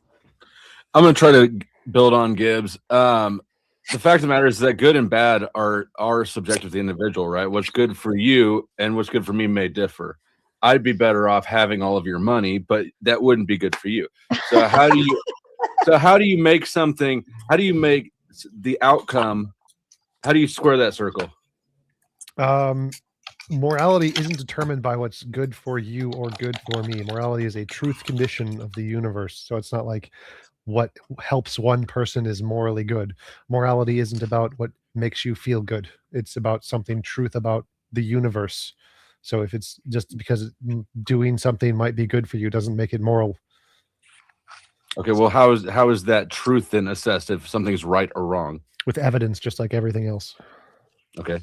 And the evidence would indicate that we're different people, and so we're going to have different. Our peoples are irrelevant. The fact that we're people is irrelevant to morality. The evidence of morality comes from moral convergence, moral progress, moral dilemmas, moral intuitions. The fact that morality and changes in morality over time are going in the same direction in all cultures, regardless, in all species, regardless of their starts and origins. If it was just evolutionary, we wouldn't expect that. So the fact that there's convergence among species, among independent nations, among independent peoples, and it's all going in the same direction, and there's an abundance of evidence of this, is evidence against the idea that morality is subjective or evolutionary. No, it's not. There's lots and lots of people think that Tom Hanks is a good actor, right? That doesn't mean that he doesn't suck dick. Lots of people's opinion appeal to. I didn't say lots of people. So there's a difference between lots of people and convergence. Convergence is a change over time.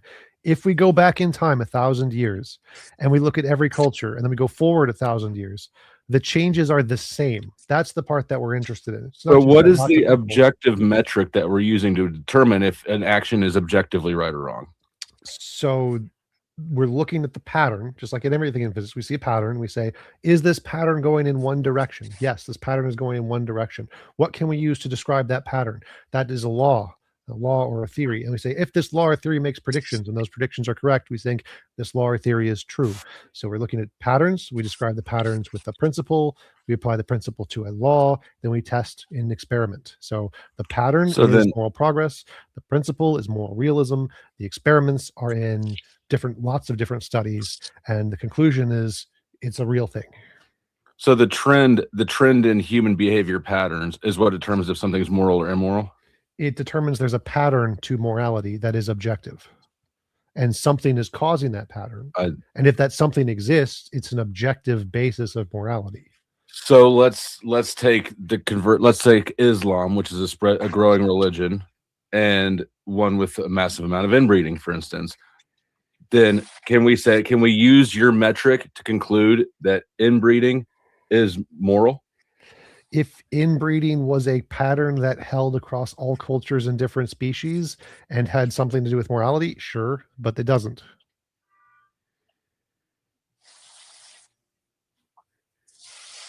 So like, right, I have to follow the evidence. I'll go on. So the evidence is whatever happened in reality. So if whatever has happened in reality is indicative of truth, whatever I like it or not. No, I don't think it is. That's definitely not something. There's no evidence of that. It's just a bad example. But if it was, then I guess, yeah, we'd have to accept. I mean, how is that a bad example? It's a trend. It's not a trend. It's a growing trend of humans behaving in a certain way. It's not a growing trend, and it's not in all cultures. So the point of moral progress is it happens in every culture everywhere in the world, not just one culture. Is inbreeding happening or growing in every culture everywhere in the world? So it's still That was a I still question. don't Is get it the happening object- everywhere with every culture in every species everywhere in the world? Is it? No. No. No.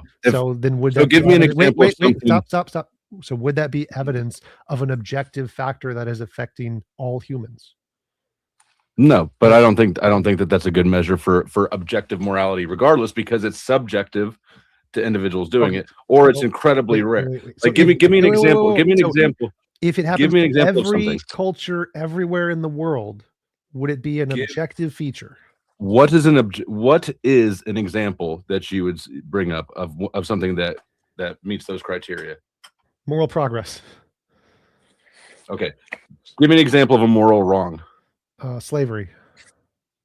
Okay, slavery still exists So what? in many cultures. The fact that it exists doesn't mean that it's depreciating or that people are seeing it as more immoral over time. The fact as early we go back in time, the more farther we go back in time, the more people were accepting of it. And the further we go in time, the less people are accepting of it. So the trend is the perception of slavery is more immoral the more time we go throughout all cultures. But you definitely can't say it's universal. It's not throughout all cultures. The Uyghurs. Okay. I didn't say slavery was gone. I said the trend for perceiving slavery as moral has always been going down in every culture. Okay. That's universal. It's a universal. So trend. does it have to be all cultures or just trends in that direction? Because you're not applying the same standards to inbreeding that you are to slavery. If the trend happens in all cultures, the trend is not happening in all cultures the for trend slavery. is happening in all cultures, everywhere in the world. You can Google it. There's tons of Cannibalism. There are cannibalistic tribes still out there. Again, so there are times when the weather is hot. Does that mean that global warming is false? No. According to your standards, yes. No. This is basic all science. cultures. No. All cultures is what you said. So there's a difference between a particular data point and a trend of data points. These are not the same thing. The fact that one person does a crime does not mean the trend of crimes is not going down. We're not talking about a person. That's we're what talking you're about doing. an individual. We're talking about individual cultures. Stop talking. We're So talking about you are individual. stop talking. You're confusing. My turn to talk as well as yours. Hold on. Let Tom respond, please, and then you can go. If Tom's I say dancing. that, stop talking. If I say that the trend, dancing. stop Tap talking. dancer. Hold I'm on, mute you Fro. on Just my hold end on. so no one can hear you. Shut up. Go ahead and tap dance. Can you mute him for me? Because Go ahead and tap dance. If you don't mute him, bye. Dusty, Keep your mouth shut. this is the controlled portion. Open. All right. Floor, mute him. you Mute do him. that. Mute him for me. Mute him for me. Keep him. Dusty, I'm going to run. Just I'm hold gonna on run. and let him respond, please. He's being a bitch. Go ahead, bitch. Kick him off That's the stage. fine. Kick him off the Think stage. that Kick him off that the stage. Dusty. Last warning. Thank Kick him you. off the stage or I'm not staying because I'm not interested in playing these games.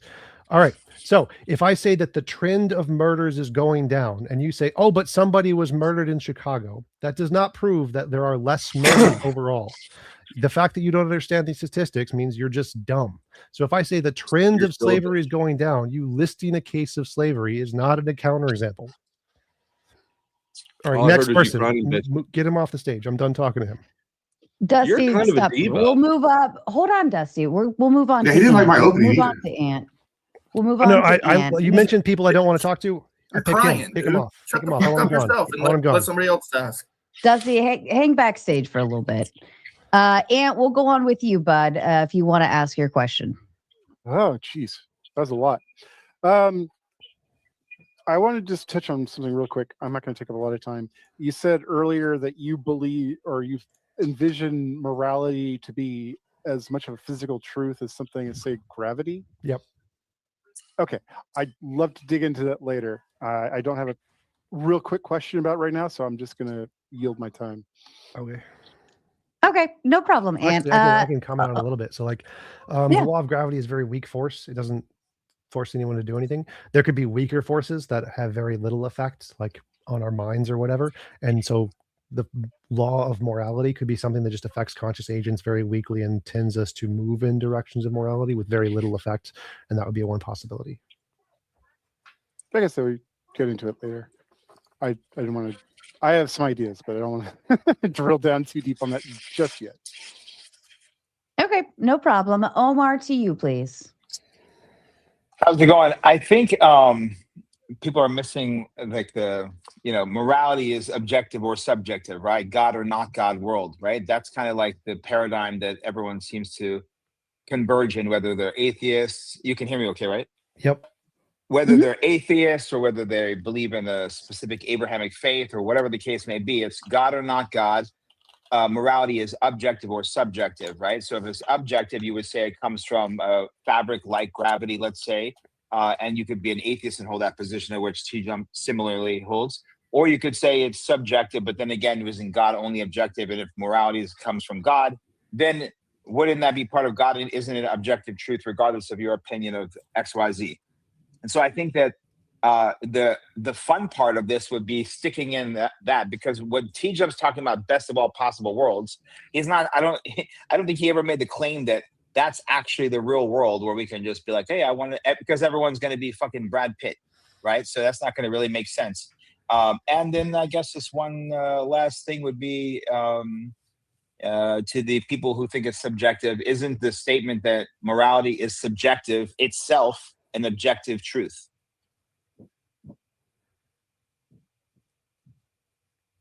That's it.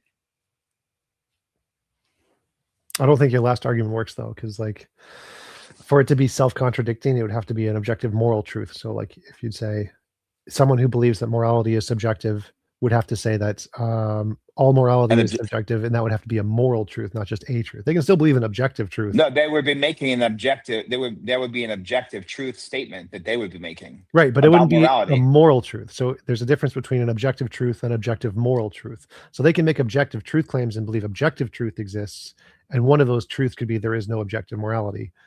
So that wouldn't be a contradiction. It would only be a contradiction if they said there is no objective truth of any kind, and then that statement would be an objective truth claim, which would be self-contradicting. But it doesn't work. Well, well, thanks for killing that. I'll move on to my next one for the other people. Thanks, TJump. Thank you, Omar. Spin, I'll move it on to you, please. I yield my comment to Mr. Balderson. Sure, no problem. And of course, never least, but always last, only because that is your spot on this panel next to me. Mr. Balderson, please. How's it going tonight? So basically, if you have your magical world where you've changed physics and things like that, everything's just whatever you want it to be, like a little kid's world. There's nothing about that is a little kid's world. So you're an adult and you get to consent to your world, which would be exactly like this one if you consent to be in this one. Right. I mean, I realize you're kind of trying to dress it up, but it's just basically everybody gets everything they want. So how's there even any morals in that? Morality, whatever they want. That's not even a moral system to be had. If morality, what they want, how is there a morality to be had? What does the word morality mean? What's the definition? It's a set of principles that you live by. No, it's a set of principles that differentiate right from wrong. So if I say it's presumably you would live by the ones that are right, and what you live by is irrelevant. It doesn't matter what you live by. It's right or wrong whether you live by it. The live by it part is irrelevant. So morality is a set of principles that differentiate right from wrong. So if I say it's wrong to impose on people without their consent, that's a system of morality. By definition, it's that simple. Whether or not you can choose to live how you want to live doesn't make it magically no longer moral because you don't like it. If you think...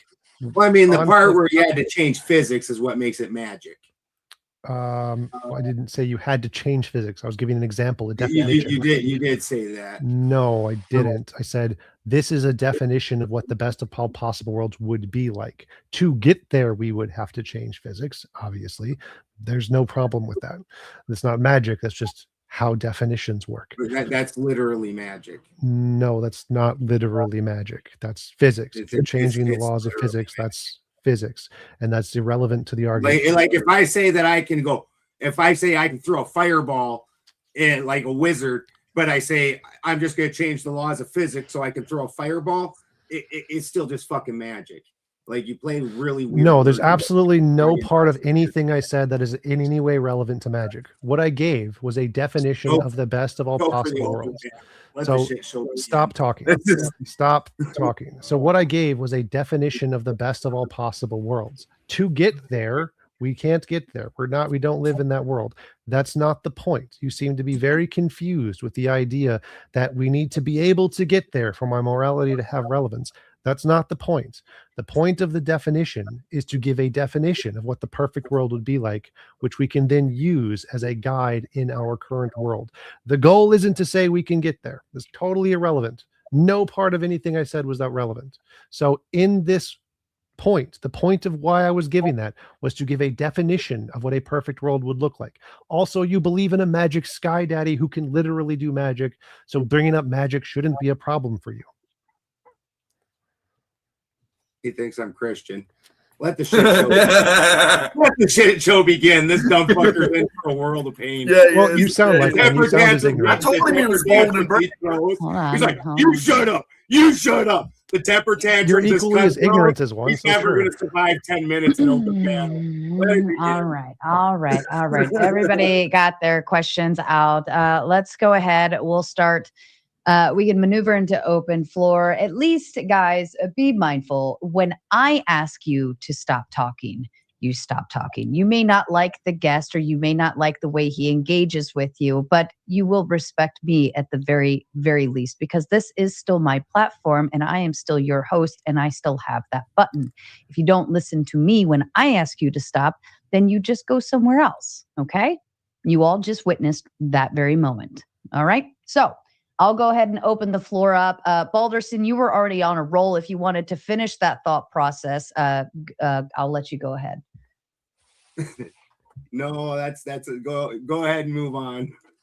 All right. Okay. We'll kick it back over to Clay. Open us up. Thank you. And I did say that you're very bold and brave for coming up here. You're not playing with kindergartners over here, my friend. This is a tried and true panel. What you're calling truth is bullshit. It's absolute bullshit. Do you have any evidence? Yeah, I do. What is that? It's your perspective. You're calling a perfect world your perfect world, but your perfect world, it's bullshit. Do you have any evidence? Yeah, What's it's your your world. It's your world, your evidence? man. Do you have any testable Tell me about your predictions? world. Tell Logical me about your world. contradictions? You're retarded. You're Any a evidence? scared little No. person who wants You got a people lot to of just shut up. insults, but no evidence. You want people to not talk. You want people to not talk. Still waiting for the Your evidence. world exists of people Still not waiting for the pushing back evidence. bullshit. Still waiting for the evidence. You're scared. Run away. Run away, you little There's bitch. nothing for me to respond Run to away. there because you Run said away to nothing your of perfect value. little world. Said Run nothing of away. value for their. So like, what All am I right. supposed to respond to? Baby. There's nothing of value. content. I have a question. Effigy. Fucking loser. He said he's not arguing with I have a either. question. I can't. I'm ready to say that I can't run. I'd be out of breath and my knee would give out. Oh, that's a fat joke. No, he Calvin, said I'm not Calvin. arguing with kindergartners, but he gave great examples of why I am. He just acted like a No, kindergartner. you are a fucking loser, dude. See, kindergartners. Oh man, This is he's open fucking proving his panel. All own right, point. It's open Oh, all right, season. all right, You're all right, bitch. all right, Wow. all right. I do Enough. feel like I'm doing my Great Special Olympics job, type of duty every bro. time I'm in here. So I understand. Yeah, I know, I do too. Calvin, why don't you go ahead and kick us off? I'm sure you actually have a question. An actual point would be good. Yeah. Yeah. So she read my question earlier. I don't think I got a sufficient answer to my question. I was the one that asked you, since you have this view on life, are you choosing not to procreate? I Is that haven't what made you- a decision on that. So my goal isn't to act according to morality. My goal is to discover morality. So whether or not I'm a moral person is irrelevant. Wait a minute. Sure. So you say, okay, so your immorality is not important at this point in time. I didn't say anything like that. I said it's Okay. true. So it would definitely be important.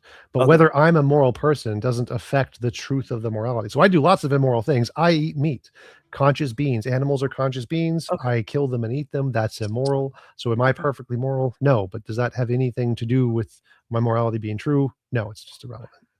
Well, yeah, it kind of does, because if you're calling out God or this particularly God or whatever, and you're going to act like the person that you're calling out and condemning, then that kind of contradicts your whole to me concept. You can't. How does preach that something. contradict anything? So if I say I do some immoral things like eating animals, and he does some immoral things like drowning millions of babies in a global flood, how does me pointing out that he's done immoral things not the case because I've also done immoral things? I'm not saying that it's not the case. I'm talking about your actions. Right. So how does my actions affect the truth of the morality? So say I discovered a mathematical fact, but I choose to gamble knowing that it's bad mathematically. Does that invalidate the mathematical fact I've discovered? No, see, I think you're missing my point. My point, I'm in your world. I accept what you're saying. You're saying God is immoral. I'm there with you. Sure. My question is, why are you mimicking behavior that you deem is bad for God, the person that you're up here condemning? That's my question. I'm immoral too. What does that have to do with anything? Okay, so you're immoral too. Okay, cool. I never said I was moral. Okay, cool. Okay, and then I had a second question. And I hope it's. I don't want it. This is probably going to sound bad or whatever, but I don't want you to, promote anything. I'm not trying to promote anything like. Well, let me hear my question out. If you feel the world is as it is, or whatever the case may be, why do you choose to be here? Subject yourself to a lifestyle, to this living. Because there's parts of it I like. Okay. Cool. That's all my question for you, TJump. Sure. Thank you, Calvin. Floor's open, guys. Go ahead. Can I ask everyone a question? Sure. Hi, everybody. Who do I say? Who do I give this to? Admiral Gibbs. How's it going, buddy? Question for you. Is slavery... You ready? I'm ready. Is slavery wrong? Objectively wrong? Well, I would say no, because morality is not objective. However, if you're a Christian and you believe that there is a higher power or you're some other religion, and then, morality is subjective. So the only way that morality is subjective is if there's a higher power and they deem that. So I would say objectively, no. That's why cannibalism exists. That's why we have different forms of various beliefs that actually form effective governments. No. Like the Aztecs were obviously more powerful than almost anybody. Disease killed them. And disease actually might prove there is a God, because it seems like a long-term plan to make the Europeans tougher in order to wipe out the immoral aspects. That actually disease in and of itself might prove morality is subjective. That's like that. Actually, but that would debunk TJ Jump's point. But yeah, I actually, even though I am a Christian, I believe in a higher power. I would say without proof of God definitively, then no, morality is not objective. Did God create gravity? Neither is slavery. Did God create gravity? Sure. If he exists, and as a Christian, I think he does, then I would say he does create it. But I'm arguing from non-religious standpoint. We can't argue the religious standpoint. No, forget about the religious. So was gravity exist before we were here to observe it? Yeah, I would assume so. Yeah. And was slavery wrong before we were here to? Was slavery wrong before you and I existed? Slavery was never wrong unless there's a higher power. So. And is that objectively true? Well, I would say that unless you believe there's a God, then there is no objectively true statement. Okay, so objectively, it's true that slavery is wrong if God's real. As far as morality is concerned. So then God is subjective to you. In this case, you might as well be God if you don't believe in a higher power, because therefore you are deciding what's moral. So then God is a subjective truth to you. It's not God's not objective. I would argue that in my case, God is a subjective truth to me. That's one thing of faith. But if I'm arguing from a stance where I'm not arguing the religious aspect of witnessing to people, then I'm going to argue that morality is not objective, because anybody can choose their own subjective truths. All right. Well, I mean, you're a very good atheist preacher if you think that God is subjective. All right. I guess I should have. I'm a man of many contradictions. Yes, you are, sir. Okay. Well, and someone else can continue. Fair enough. Pass God, coming not a in with subject. let me interrupt for just a moment. Pass coming in with the membership for 17 months. That's a long time. Family is the key to happiness and fulfillment.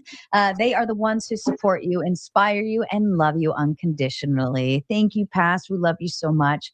And then Texas Bully Mama with the Big 10 says, shh, everyone stop talking. Just kidding. Just kidding.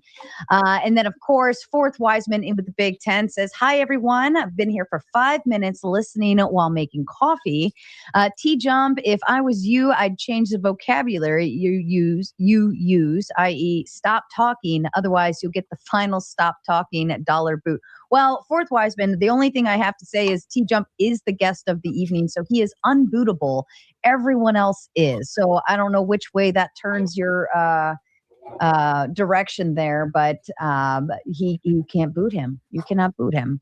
But thank you so much, Fourth. We appreciate you. And backstage, I do have Tony Drake and Duck hanging out back waiting. If you'd like to see either of them up here, you know what to do. You have to pay a measly $10 to boot anyone up here off the screen. And of course, if somebody's annoying you, bothering you, whatever, or you just don't like them because they look funny, you can send in $10 too and send them to backstage to wait while somebody else comes up. All right. Floor's back to you guys. I would like to disagree. You can 100% boot me. You just have to send my PayPal $100 and you can boot me 100%.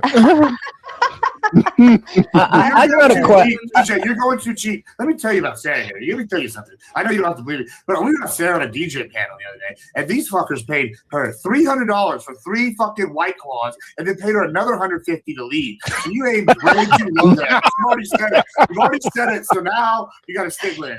I'll stick with it 100%. As much as I am disagreeing with you, and I really do believe you are a little bitch, I do not want you to go. You, sir, are the money. You're the money shot. For real. Yeah. With this comment. Lots of diddy and lots of homo. I got a question for T-Dump. T-Dump up there. Do you really believe the shit that's coming out of your mouth, bro? Seriously. Yes.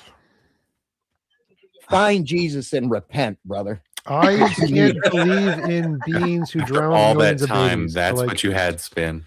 After all That's why he says every time. That was just start calling him gay. Yeah, pretty much. I think that's why he always passes on his turn during the first portion, because he already knows I'm going to yell at him for it. See, I'm sorry, bro, but I can't believe. No, that is an So- honest question. So you believe the shit that's shoveling out of your mouth? Tell me why. Because the evidence supports it, unlike the talking donkeys and unicorns and dragons in the Bible. But why should we believe you? You shouldn't believe me. You Exactly. should believe the evidence. Don't believe me. It was an actual. But you're the one presenting the evidence. Right. So I would never say believe me. Confirm the evidence for But yourself. You're presenting the evidence. Sure. You're the one here, Throwdown Thursday, presenting the evidence. Right. You're saying believe me. You have this magic power called Google, and you can check it on your own. You don't have No, to believe no. me. Wait a minute. Wait. You come to a debate, and you want to throw the research on somebody else. No, that is not what I said. I said don't And believe prove me. what you're shoveling. No, No, I- see- no. I was answering his Your question. evidence. Stop talking. I was answering his question. He asked, "Do I think you should believe me?" The answer is no. You should never believe an individual presenting information. You should check the information for yourself always. Now, I think I'm presenting good information, and I think you should check it independently. You shouldn't believe me. It would be very foolish for you to believe me. T-Jump. The rule that Sarah Kind of stupid, bro. Spin. That's pretty reasonable to say. To say check the research for yourself, that's a pretty rational thing to say. You got your head up your ass. Go ahead, Saint. T-Jump, the rule that Sarah has on the panel and in chat, if you make a claim, you got to prove it. Sure. That's her. Those are her rules. Yes, and I was presenting evidence the entire time. So if you No, were not, you- you're not paying attention. You were talking. You were talking. Yeah. You were talking. You didn't prove. You didn't prove anything. You didn't. But You didn't show us any how evidence. do you hold on? How do you prove like a philosophy morality debate? Like I mean, like we could point to examples. And I know I'm going to as we get into this. But like, how do you definitively prove like a nothing? Like, But so I literally conceptual said earlier, concept. I literally said this earlier. The way you prove something is you look at a pattern, you create a principle to describe the pattern. You put a Yeah, we know the scientific method. I was trying to help you, but never mind. Hey. Stop speaking. Stop. Everybody stop. Listen, when you ask somebody a question, you have to give them room to answer it. Okay? You have to. And I will demand the same thing that comes back the other way, but you have to give them fucking room to answer the fucking question. Thank you. Go ahead. All right. So the way you prove something in philosophy is you look at a pattern in reality, you create a principle to describe the pattern, you apply the principle to a theory or hypothesis, and then you test it with testable predictions in reality to say if that is confirmed or denied. So I'm glad. Go ahead. I'm glad that you're explaining the scientific method. I mean, I was attempting to assist you there before you tried to shush me. Like, I understand like what the method is, but like, you jumped too fast, like, and you didn't even know what side I was on there. And like, I said, but like, hey, okay, here's the thing. Even with that, you still can't prove like a metaphorical concept. Like, you might be able to point to some evidence, and people can do the same thing for God. They can do the same thing for other things, like theology, like I don't know, all sorts of shit. But like in this case, you're not going to be able to definitively prove the way I could prove, like, I don't know, that atoms exist. You understand the problem here? Like, no, what do you mean by metaphorical concept? All right, I'm going to let you get back to this, and then we'll come back to that. Well, so like the first example that comes to mind when you talk about you want me to? Okay, I didn't want to jump your thing, Steve. Sorry, go ahead. So you said you can't prove a metaphorical concept. One of the best examples of this is Einstein proved that time can bend. That was a metaphorical philosophical concept. That philosopher said you can't do it. Time can't bend. Time isn't a physical concept. It can't bend. He said, yes, it can. Here's a testable prediction where you can measure the light around the curvature of the sun. If this is right, my hypothesis is right. They confirmed it. Like, oh yeah, you're right, Einstein. This thing that we thought was only a philosophical concept, it's true. We lose. You're right. You can prove philosophical concepts. Have you ever listened to Feynman or Watts? Feynman, like Richard Feynman? Alan Watts doesn't know anything about physics. Alan Watts. Alan Watts doesn't know anything. But Feynman, yeah, I'm very familiar with Feynman diagrams. At least you've listened to Feynman. I listened to Alan Watts too. He's very relaxing. He just doesn't know anything. Okay. Okay, give me one principle of the world that he knows. How about energy? Can you prove energy exists? No. Like in the scientific, exactly. You in the scientific science term, can. I you can't. prove I don't know. If I had a physics, science doesn't prove energy exists. Science actually struggles. That's part of the reason why we have dark matter and all these other things with mass and all this. Because the idea of law of conservation, energy can't be destroyed. You know, it has to be like reused in different ways. And there are examples that we have where our current understanding says that it's destroyed. So like, yeah, I can prove something even with it, even in physics we can prove. And then you're going to argue that some sort of metaphysical concept like is definitively provable at all times, even with our basic with our current understanding of science. No, it's not provable. I did not understand any of the sentences you said. Dark matter and dark energy have nothing to do with the conservation of energy. Energy isn't destroyed for dark matter and dark energy. Dark matter and dark energy are things you probably just don't understand, I'm guessing. I clearly do understand it, considering you don't know with the law of conservation. Then how does it have anything to do with the law of conservation of energy? How does it have anything to do with? Oh my God! Yeah. I thought we're debating. I mean, do we go dive into this too? We can dive into this too. Do you have any idea? Like what? I do have a pretty good idea. I didn't know we were going to sit here and do the debate about fucking. You made a claim. You have to. Sarah's okay. You made a claim. You have to provide evidence. Sure, I made a claim. Okay, let's keep going. Why do? Oh, you're not going to provide evidence for your claim. Oh, okay. I mean, I can. If you let me finish. Can I weigh in here? Sure. Dear God. Yeah, I just want to make a point because you guys know my granddad was in 183rd, airborne guy, pilot guy, these types of guys. Yeah. Thank you for sharing. Yeah. Thank you for your service, Gibbs, Sarah. So anyways, I just want to bring up that pragmatism is another lens where it's like, yeah, you might define objective morality, but it's got a dead by date because the theories and all the epistemology it's based on is just done, right? And so that's another view of what do you mean by done? I mean, it means that if the way I'd say it is in my worldview is like, if you're doing truth seeking by talking about objective morality, it's like, yeah, you are doing something that is truth seeking and truth apt. And it's very unlikely. There's a very low Bayesian probability that something you believe was probably most likely true is now, it's now wrong. but the fact that like moral judgments stay the same over time and don't themselves update themselves into the future, to me, I think that's about not phase, but it's about pragmatism instead on top of it. Well, they do change. That's moral that's actually progress. true. They change consistently. Sick as fuck, dude. So moral Huh? progress is the fact that morals do change consistently across time in every culture. No, because the actually like the main reason that the main reason is because if you're making a moral judgment, right, that's your teleology, and so fuck that, right? I don't need to listen to you ever. Well, I don't care what you How think. do That's know irrelevant. morals- Moral how do progress you know morals is change when you just No, clarify? because if I'm eating the have moral none. pussy, if I'm eating the moral pussy and it's like this is apricot, this is hints of melon and all this Stop other shit. trying so hard not You know. to suck. Seriously. What the hell, Doc? That doesn't even make any sense. Let me maneuver over, and just so you know, this is all Iotin's fault. She not only booted the shaman backstage, how dare her, but she also gave Doc not one but 2 credits to protect him up here. So if you want to boot Duck, it's going to take the first 20 to negate the credits, but also then another 10 on top of that to get him out of here. Just so you know, we still love you, Iotin. We forgive you. Sometimes she does it just to troll us, I think. In the 4th Wiseman with the Big 10 says, LOL, of course I can boot TJump, Sarah. This is easy. His neighbor will unplug his interwebs with a simple donation. If you won't do it, consider it morality as oxymoronic, agnostic, atheist theism. God. Hot diggity. Shots fired. Jeez. I told you, Tom, that you're going to piss off both the Christians and the atheists all at once here. And you've got every single one of them hating I you right have now. a question, please. I have a question, the please, reason why- for T-Dump up there. I want to go after How you. can you sit there and Better be a real allude? question. I got a It real is a question. real question, Could Effigy. you guys shut up and let him You're finish? gonna be impressed. Thank you. Yeah. You're going to just be let 'em- impressed. How can you sit there and say morals constantly change when you just said not 5 fucking minutes ago that you have no morals?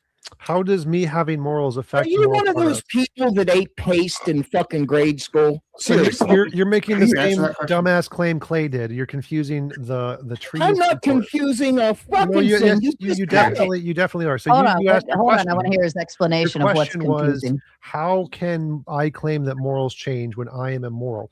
That is saying, here is one particular example of murder. How can I claim the moral trend is going down with one particular example of murder? That is confusing the trees for the forest. If there is a larger trend across a population, one specific example isn't evidence of a change in the larger trend. So how can one person be moral when there's a larger trend? It's because you're a dumbass. This is very easy.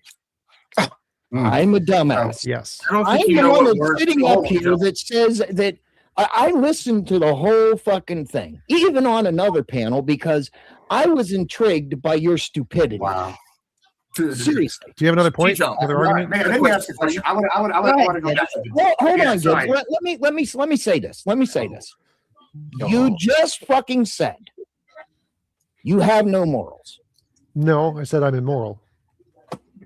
Can I ask the panel a blatant question? Did this dumbass say he had no morals? No, he didn't say that. Scott, you said he was you were mislistening there, right? I'm telling you Dumbass. here, you're mislistening. Doc, and you T-Jump think that is you think talking that Sniz tastes extensively all slightly over like the melon? place. Hold on. Hold on. There is a difference between saying I'm immoral and I have no morals, right? I have no morals is like negating the whole concept of morals in and of itself, essentially. But saying I'm immoral means I recognize there are morals and I'm not good at them, right? So Spin, he did say I'm immoral. That was when Calvin asked the question about having kids, so on and so forth. So that's a whole different piece there. If you really sit and think about it, there are 2 different variations, but I'm going to go ahead and hand it to Gibbs and let him. Okay. Okay. I think No, Spin. My name is Gibbs. Directions My name- on mouthwash, but that's beside the point. Gibbs. That's great. I recommend listen to read it, or it's good for you. Get the whole shit intense. All right, now back for the question. So about the dark energy and dark matter, guys, I just want y'all to take everything he says about energy as a grain of salt and his science knowledge, because the guy said I didn't know. But I'm going to explain to some stuff here, because he just denied basic physics. And I'm going to do it uninterrupted real quick. Dark energy, right, is basically a force or an energy that's basically pushing things away from the center of the universe. And that leads to theories about the ultimate cooling of the universe, the heat death. Yes, this is true. Where's the center of the universe? Matter, well, that's a good point. We don't know because we can't see it. Because there isn't one. There isn't one. Dark matter, however, is we know exists. Are you reading from Google? Subatomical. We think it. No, I'm not reading Google, but I'm just summarizing. Dark matter exists. We know it exists because we see the gravitational effects on it. We think it's a subatomic particle of some sort, but we know that it exists, and we know that gravity is a force. Now, here's what's interesting about that: gravity does have gravical potential energy. So yeah, all these things I said are based in reality, and he's denying even the own science that he has talked about. So I would take everything he says along science terms as a grain of salt. So what's dark matter? I'm just. What did you say dark matter was? What is it? Dark matter is basically some sort of energy, or dark matter. Dark matter is the subatomic sort of energy that affects things with gravity and forces affects things with gravity. Like what? What does it affect with gravity? Like clusters of galaxies. That's a good example. Yeah, I mean, do you disagree with that statement? Yeah, so dark matter is actually the phenomenon we see where the edge of a galaxy is spinning at the same speed as the center of a galaxy, which shouldn't be possible. That is not what dark matter is. You're wrong. I'm sorry. What? Do you want me to Google this? Dark matter. What is dark matter? Dark matter. Yeah. All right. You read it to us. And I'm going to read the same Google, and we'll see if what it says. While you guys are shut up, Doc. Shut up, Doc. Shut up, Doc. While you are finding your definitions and getting ready to do that, the Gauntlet channel is officially open. We are moving our way over there before this gets bad. So if you already know where you're going, head over there now. If you don't know where you're going, if you're watching on the Raging Tomato, just follow the raid over. It will take you there, or my amazing, awesome mods will drop the link in the chat. I'm going to go ahead and close out the Raging Tomato side now. We'll catch you over there. Okay, go ahead. All right, so we measure the speed of stars. I can share the screen. One sec. According to we Google, measure the speed. Hold up. Let me finish first. Hold on. Let me answer first, and you can go. So we measure the speed of stars at the edge of galaxies using the Doppler effect by analyzing the light spectrum of these distant stars. Astronomers look for red shifts moving away and blue shifts moving towards us. The data allows us to plot galaxy rotation curves, which shows us the stars on the far edges moving much faster than the visible mass in the galaxy. Now, this is the phenomenon of dark matter. All right, let me just I'm going to just share it, because this was the question about what is dark matter. What is dark matter? And I'll share it this way y'all can see what we're all seeing. Sarah, I don't know if you can share this for us. Right. Yeah. What is dark matter? And let's see which one is closer to what he said, because he didn't look up what is dark matter. He talked about the Doppler effect. Dark matter is an invisible substance constituting approximately 85% of the universe, only through its gravitational pull on visible matter. Now, I want you. All right, that's all I want. Now, guys, I want y'all to tell me. So which one of us, our definition was I told you that pussy shit's not even in the standard fucking model, bitch. It's no fucking nowhere. So you're talking about some made up bullshit. You're actually both talking about the same thing. We are talking about the same thing. He just doesn't know it. So what is the evidence of dark matter? What is it we're looking at where we see dark matter? What are the things we're see the gravitational effects? Did I just say that? I just said that. On what? On things like galaxies and stars and like clusters. The stars on the outside of galaxies traveling faster than the stars on the inside. Is that what we're looking at to determine dark matter? Well, it does not have a reflector. Absorbed light acts as a cosmic glue that prevents galaxies from flying apart. You don't know, do you? You guys figured it out. Dark matter causes morality. Isn't that cool? Yeah, dark matter. I want to know, Mr. TJump, I want to know how it is that you can sit there and say trending morality. What is a trend, sir? A common pattern. Oh my God. Okay. It's a common pattern. Okay. What does it do? Does it go up or does it go down? It goes in the direction. Go either way. There isn't up or down. Does it stay the same? No, it does not stay the same. It doesn't stay the same. Correct. So it's not permanent, right? Correct. You know what another word for permanent is? No. What is it? objective. No, that is not another. Those aren't synonyms. Yeah, What that's is it? exactly what permanent Those is. are It means not objective. It means there's No. no other thing out there that means this thing. It's an object. No. We What call is this. what is the Permanent word? What is the definition of the word objective? Bro, you have no idea what words What mean. is the You say definition? trending Educate morality. me. What is the Trending definition means of the word? subjective. Trending means subjective. Trend? No, it does not. There's no part of Yes, that means it subjective. absolutely does. No, It means it's subject to a graph. So stupid. when objects Wow, are trending you're a towards retard. large masses, is that X kind subjective? of retard. So when objects trend towards large masses, is that subjective? Trend toward. Yeah, is that subjective? Yeah, it's subjective. It means No, it's that's subject gravity. So is gravity to subjective? movement. So is gravity It's subjective? subjective. Yes, Gravity is gravity is subjective. subjective. Okay. Absolutely. Great job, Absolutely. Captain Dumbass. You didn't realize What that? is the, I didn't realize gravity is That's why it's subjective. called a theory. What does You the didn't word realize objective that? mean? Clay. This is why I asked you about What does Feynman. the word If you actually listen to objective mean? Feynman, you would understand that Clay, nothing what that does you the say word can be objective proven. mean? It's just words. So It's Sarah, there's just a rule that he has to provide evidence for his claims, right? I'm TJump. What I is say The words. definition of Let's objective. look up the let's just look it up. Look at the definition. Objective is of a person or their judgment, not influenced by personal feelings or opinions in considering and representing facts. Number 2, relating to or denoting a case of nouns and pronouns used as the object of a transitive verb or preposition. Go for subjective. See if the word trend is anywhere in the word subjective. Grammatical too.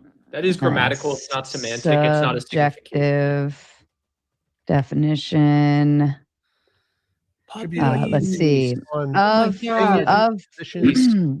New puppy. relating to or constituting a subject, such as of relating to or characteristic of one that is a subject, especially in a lack of freedom or of action or in submissiveness. B, being or relating to grammatical subject. Number 2, of or relating to the essential being of that which has substance, qualities, attributes, or relations. 3, characteristic of belonging to reality as perceived rather than as an independent of mind. Also known as phenomenal, it says.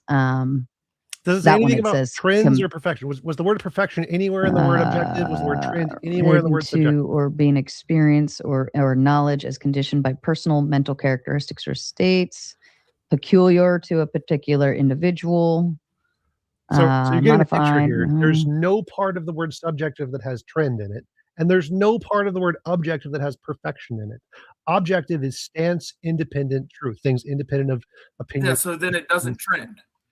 No, did you not listen to anything? Yeah, she just objective said? doesn't trend, stupid. No, you don't get that objective part? trend just Well, fine. hold on, Clay. I think what Tom's trying to tell you is just because it's not something doesn't mean it is another thing, right? So just because it's, I'll say it this way, just because it's not the color black doesn't mean it's the color white. It could be blue, red, green, yellow, orange, pink, whatever, right? So you saying just because it's not, just because it's objective is not the word trending doesn't mean that subjective is the word trending.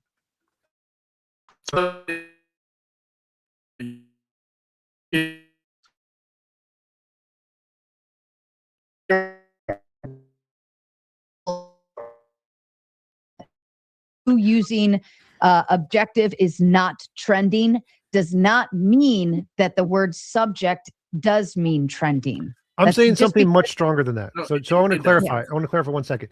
Something can be perfect and be subjective.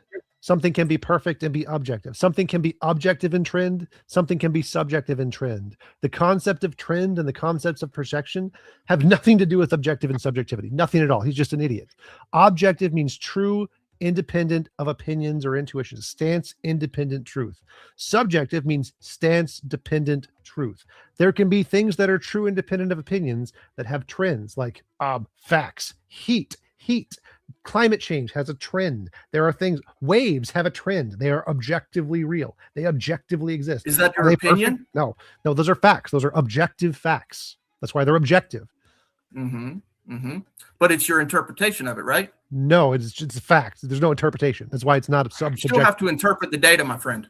The data exists independent of object. Okay, but you have a mind. I don't that matter. Must interpret data. Objective means true, Look, independent. I'm of willing to opinion. admit that I have a mind that must interpret That's very data. stupid. You, on the other hand, are stupid. You're an idiot who won't admit that he Why are has to you interpret dodging? data. Why are you dodging from the fact I just proved you wrong? You're a fucking Objectivity retard. have nothing to do Dude, with perfection. you have to interpret Objectivity the data. has nothing. What is it? Why are you dodging to a different topic? Have to Why are you being a little interpret. kindergartner trying Let me to ask you avoid then. the fact that I Do just you proved need you to wrong? hold on? Let me ask you the question. Why are you going to a different topic? We're Hold on, let staying me on the ask topic. you the No. question. I'm asking Let you me the ask question. you the fucking question. Sir, what was the rule? If you make a claim, you have to support it, right? He made a I'm claim. trying to understand Objectivity is where we're going here. I mean, I feel like this is the, does the tree exist whether I acknowledge it or not, right? Sort Whether of, I see yes. it or not, the Yes, tree is still sort of. there, right?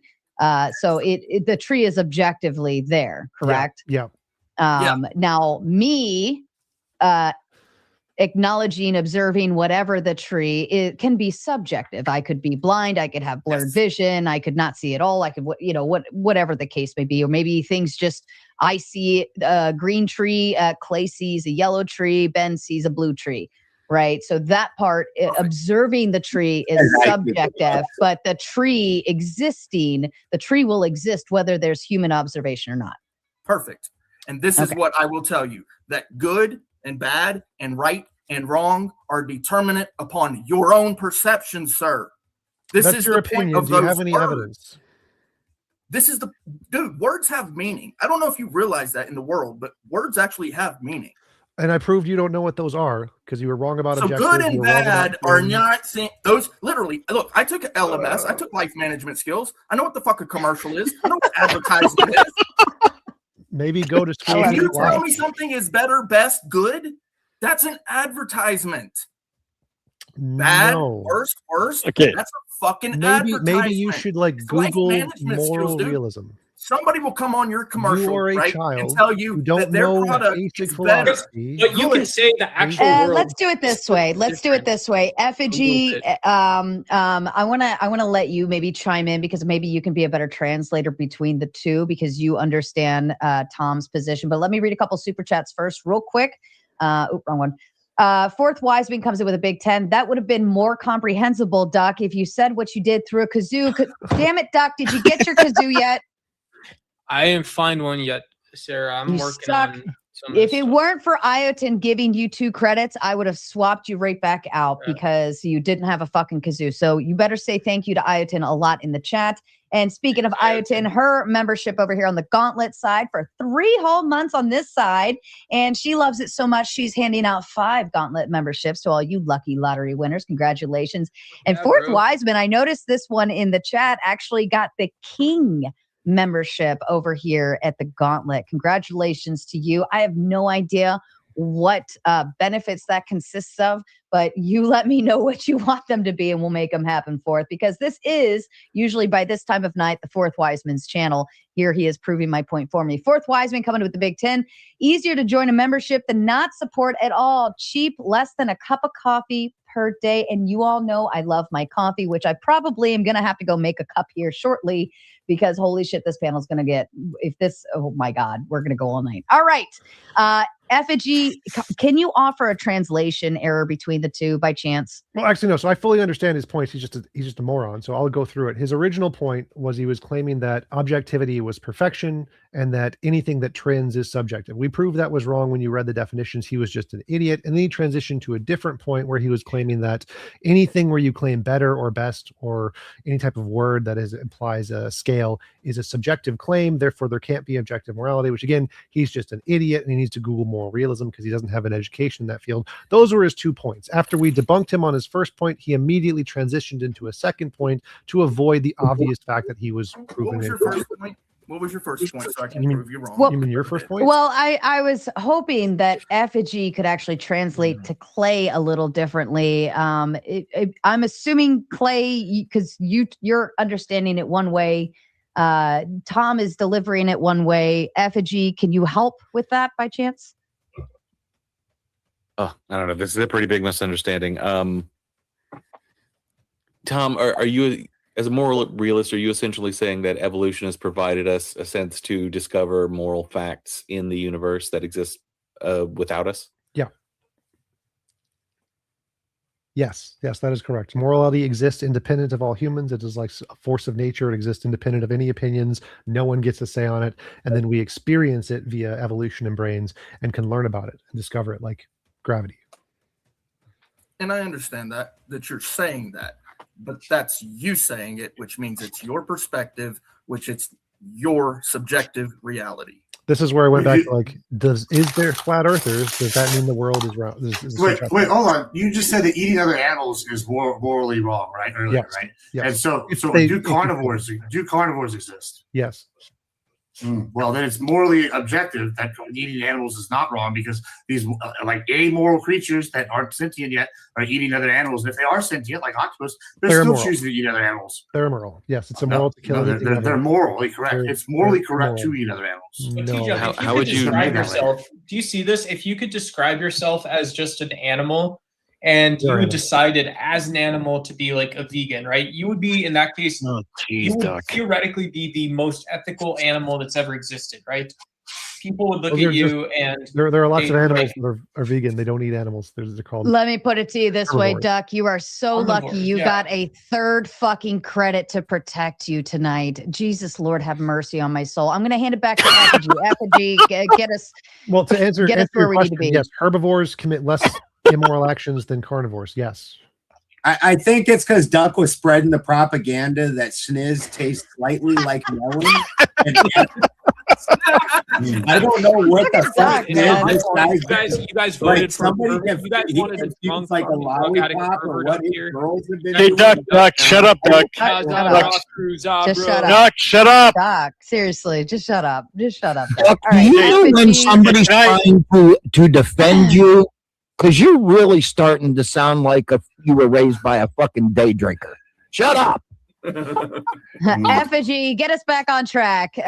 Is there? You I don't guys, even you guys know. remember what Clay said at the beginning of the thing? Do you know where you are? Well, you guys are just proving that where we are is the trailer park, and that's where we've always been. Yeah, but we love it. We love the trailer park. And we love appreciate it. you, It's fine. It's TJump. fine. TJump, how can I differentiate in the sense of objectivity from something that is a discovered moral fact and something that is simply objective out of the idea that we all agree to it? Oh, so it's like simultaneously? conceptual objectivity, things we all agree upon. Harry Potter is British boy or something, versus objectivity, ontological objectivity, what exists in reality, whether we think about it or not before, independent of any minds existed. I don't think they're qualified to understand that, but you can explain it in that way. There's like things we make up and agree on, and there's things that are true independent of us. But I think they fully grasp that. They're just I mean, I agree, but how do we? I mean, I'm asking for myself because this is Oh. a question that I contend with as well. Like, how would you discover a moral fact that? Because you would think that a moral fact would be unchanging, right? Yeah. So like in the case of like a law of physics, we would look at the pattern that it has on the effect it has on humans and say, if there's a consistent pattern here, we'd label that pattern with a principle. And we'd say, okay, I think this principle is what's causing this. We'd apply it to a hypothesis, like it's probably a law of physics. And we'd say, if this is a law of physics and this is the principle, then we can make future predictions about how it's going to affect humans in the future. We can say, like, if this is correct, then all humans eventually will see slavery as immoral. If we continue to grow in intellect and resources, we will eventually say that our scope of morality will increase to animals and beings of lower levels of consciousness that we don't currently see as morally relevant, like ants. We'll see killing them as immoral. We will eventually see any type of imposition on wills, like rocks falling on people, will be seen as immoral. We could make a prediction that non-evolutionary beings will also develop a similar model of morality, AIs or things like that. We can make a prediction that aliens, that if they're aliens anywhere in the universe, they will also follow the exact same patterns of moral progress. And all of these would be indicative of some more fundamental objective force causing morality, not just a subjective evolutionary preference. So are you of the opinion that bad things happening because of an accident is immoral? That's just morally bad because of an accident? Yes. But it's an accident. Yeah, it's still morally bad. Like negligence is still immoral. Who caused it? Well, in your world, you're probably God. No. I didn't say in my world. Yes, that was a rib. That was meant to be an insult. Yeah, I know. You keep trying. I was going to then answer your question right after I said that. That was the plan. Who caused it? So in my worldview, any time an imposition of will happens, it's immoral. It's caused by physics. So other So laws. physics is bad. Okay. Sometimes, yes. Sometimes physics is bad. Bad. You know what? We're gonna put physics in jail now. I mean, if Not something we want to see you blowing as a kazoo. Right? I'm sorry. 3 people Okay. said things T-Jump, there. can I ask you a question? Sure, go ahead. Okay. If morality comes from God, how do you determine whether God's commands are good without using a moral standard outside of God? If morality comes from God, morality would be subjective by definition, so it wouldn't have objectivity. Okay.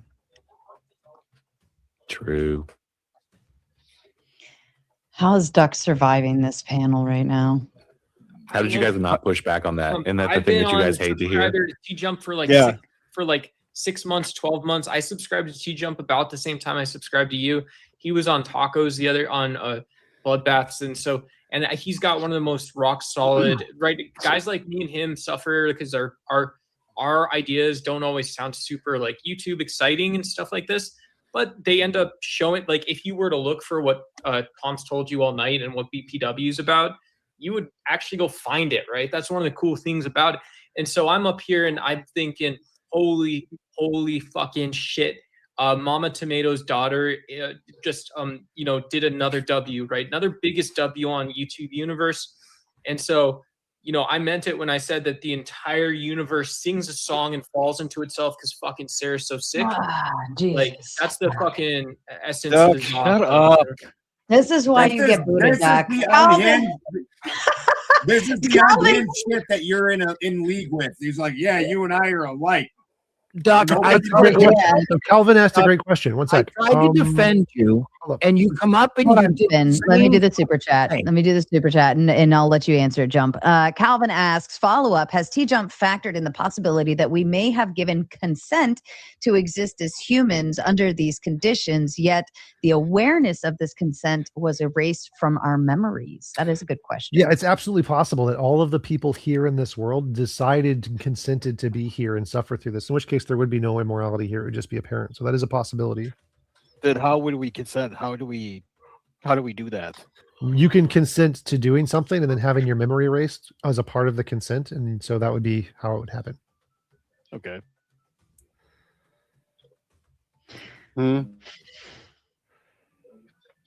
Next question. Come on, Gibbs. DJ, can you wrap your head around this? I was going through a schizophrenic psychotic break about 24 months ago, and I asked the CIA to send a robot coyote to come get me, and I think it's getting me. I think they did a brain transplant while I was in my sleep.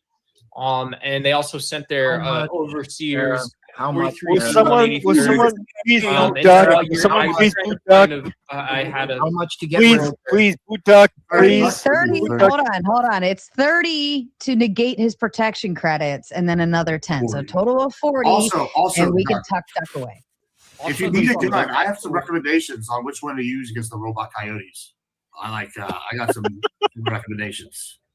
My hypothesis right now is that the robot coyotes spend the majority of the year roaming the mountain, acting like regular coyotes. Because if you have something that is that operationally complete but insecure by its nature, I would think that's just where the motherfucker is.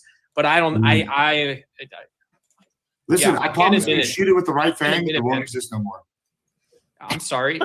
Fuck you too. If Doug could sing, we'd be Charles Manson by now. Oh God. Hey, Charles Manson might be getting off scot-free now. I don't know if y'all saw this the recent case stuff that came out. Dead. I know.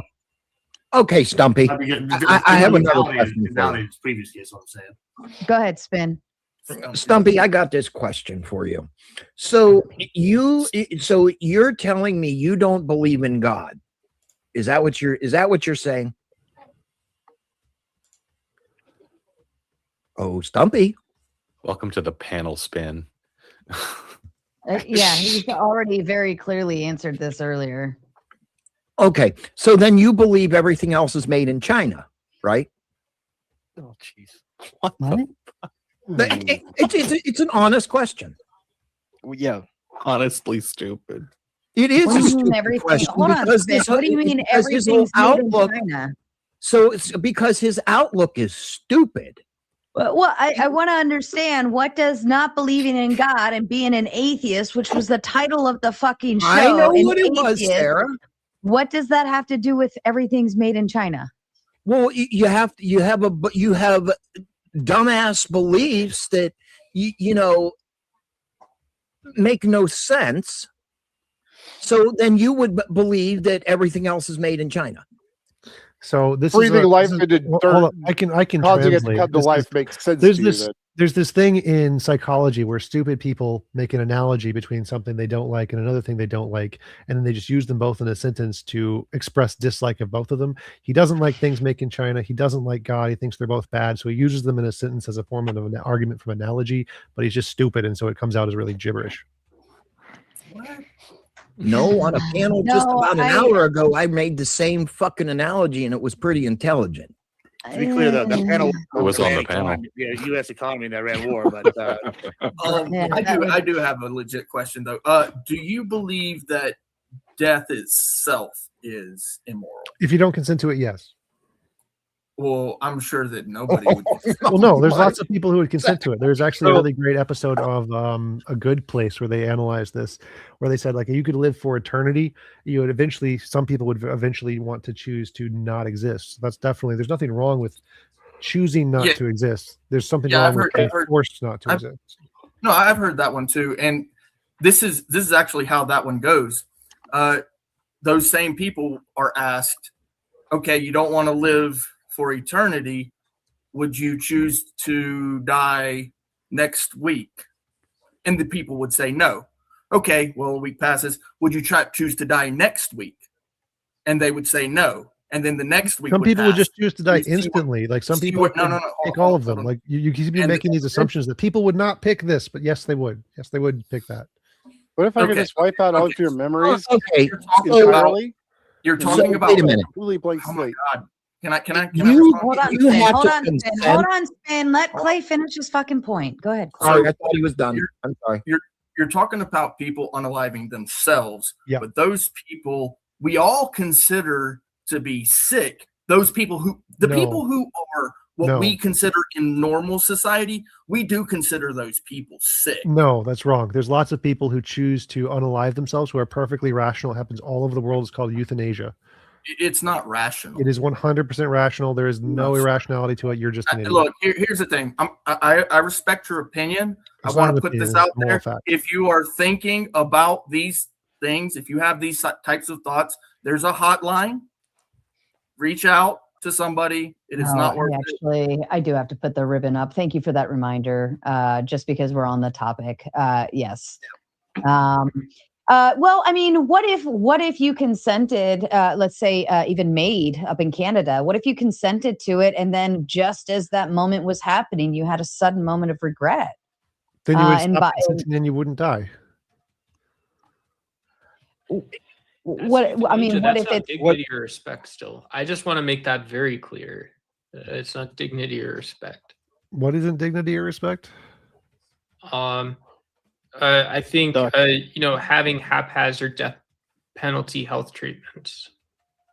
I don't understand the point. So, like, That's a logical example would be if someone spiritualized who is in medicine. a great I deal can't of make a pain. mistake. I can't make a mistake. So, Well, so like the rational case for euthanasia, if someone is suffering with cerebral palsy and they know they're going to die and they're going to deteriorate and they don't want to experience the deterioration and be a burden on their family, and they say, I would rather end my life now when I'm in control, perfectly rational, 100% moral to help them. There's nothing wrong with that ever. They're not irrational. They're not illogical. They don't need help. They are completely logical and correct in their decision.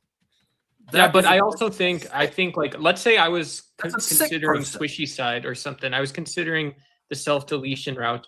I also think that if I wasn't capable of putting that together, it seems very odd to give that over to a piece of paperwork or something, right? I don't know. You know, just just someone else because do the someone can decision hold for your you? hand while you're going out doesn't mean that you're ready to do that. I don't, like, if you can't consent, if you're mentally handicapped or a child, you can't consent to do that. You have to be a rational adult to be able to make the decision. Yeah, but if you're a dipshit with So- cancer, dumb people get cancer. Really dumb fucking people get cancer. Sure. My So dad you- got cancer and he was in a dumb fuck, you dipshit. So You- shut the fuck so- up, Duck. So Sorry, Stumpy, dude. You just said that. Fucking dumbass. You're dumbass. Yes, yes, you are. He did, If you don't have say consent, all, die. all people who will get cancer are stupid. He did not The say difference that. is like with a smushy Martian, right? When you're making egg salad out of a fetus or something, right? The big difference there is that like that's just a shut woman's up, choice in please. vitro, you know. My issue with what your analysis is there, TJump, is that you're describing a sick person, someone in pain, someone who doesn't have a good quality of life, choosing that option. Sure. And we all recognize why they're doing it. It's because of the pain. It's because they're sick. So describe why a healthy, wonderful, managed person would want to choose death. So like in the example that I gave prior to answering that, I said like in the good place, there's an example of someone who's lived for millions of years and they just want to say, all right, I want it to end. I want it to be over. That's a perfectly rational human being who's perfectly healthy who commits suicide. No, Or think of the maximally bad example where every single day is nothing but torture of the worst he wanted kind. that would still be a sick case. So he wanted one that wasn't sick. Oh, you so wanted he to wanted be to give a something healthy else. case, healthy, rational case. Like someone who says, I've lived long enough, I've experienced everything I want to experience. Now I want to have it be over. That is a perfectly rational decision. Right. But in the example that you gave about would you choose to live for eternity, remember that same experiment showed that people who were asked, well, would you choose next week? And they'd say no. What about the next week? They'd say that's no. not a thing. That's not a real thing. There's no basis. That's just a made up analogy. You don't have a basis for your million-year person. That's a hypothetical. So like you wanted an example of a case where a rational person could choose to end their life. I gave you a case where a rational person could choose to end their life. That's not rational, sir. That's He's perfectly healthy. rational. He's enjoying life. Why would he choose the other route? Because he wanted to. Like that's perfectly rational. Like a scientist could it's say, not I want to rational. know what happens after death. It's not rational. Your inability to understand other people's choices doesn't make them irrational. What does the word What I'm rational telling mean? you is that he is enjoying What life. does He's the word rational mean? Can I put an end to this? Let me just say something. If you have cancer, you're in a hospital, right? You're in hospice care. Yeah, we already so skipped it doesn't past matter that, if your fat ass is driving around. We on a already skipped scooter or past some that. shit like We already or determined whatever that the fuck it person's is. sick. You're not going to be able to do like. Does that not make any sense? I just don't get it. All right, you guys keep talking over each other. I do money. Fourth Wiseman is planning on handing out some memberships over on Benjamin Balderson's side. If you would like to hit that golden lottery, head over to Mr. Balderson's channel right now. Hit the subscribe button. Make sure your gifts are operating. Make sure it's turned on, that little button, so you can receive one. And those will be coming out here shortly. We love it. And he says, great work to all of the panelists. Yes, I'm frustrated, but yet enlightened all at the same time. And I think it's very uncomfortable to feel this way. No Pants Kyle, love the name, with the Big Ten. Traded up Husky for Saint. Sorry, Saint, you got booted to the back. That's and a good as a choice. kind reminder, I do have Tony Drake backstage. Shaman Omar was the one who made this connection, ladies and gentlemen. If somebody could do me a kind service and bring his ass back up here, that'd be great. I also have a newcomer back there named Re-Examination. He's waiting patiently. He's podcasted all up in his little studio, ready to rock and roll. I'd like to get some new people on here. That would be lovely. Now's the time to use your money as a voice on this show. Roscon, hello, lovely. Do you play the kickoff game here, like $5 for 5 minutes or 20 for 20 minutes? Yes, ma'am, I do. Actually, once you can boot with a simple $10.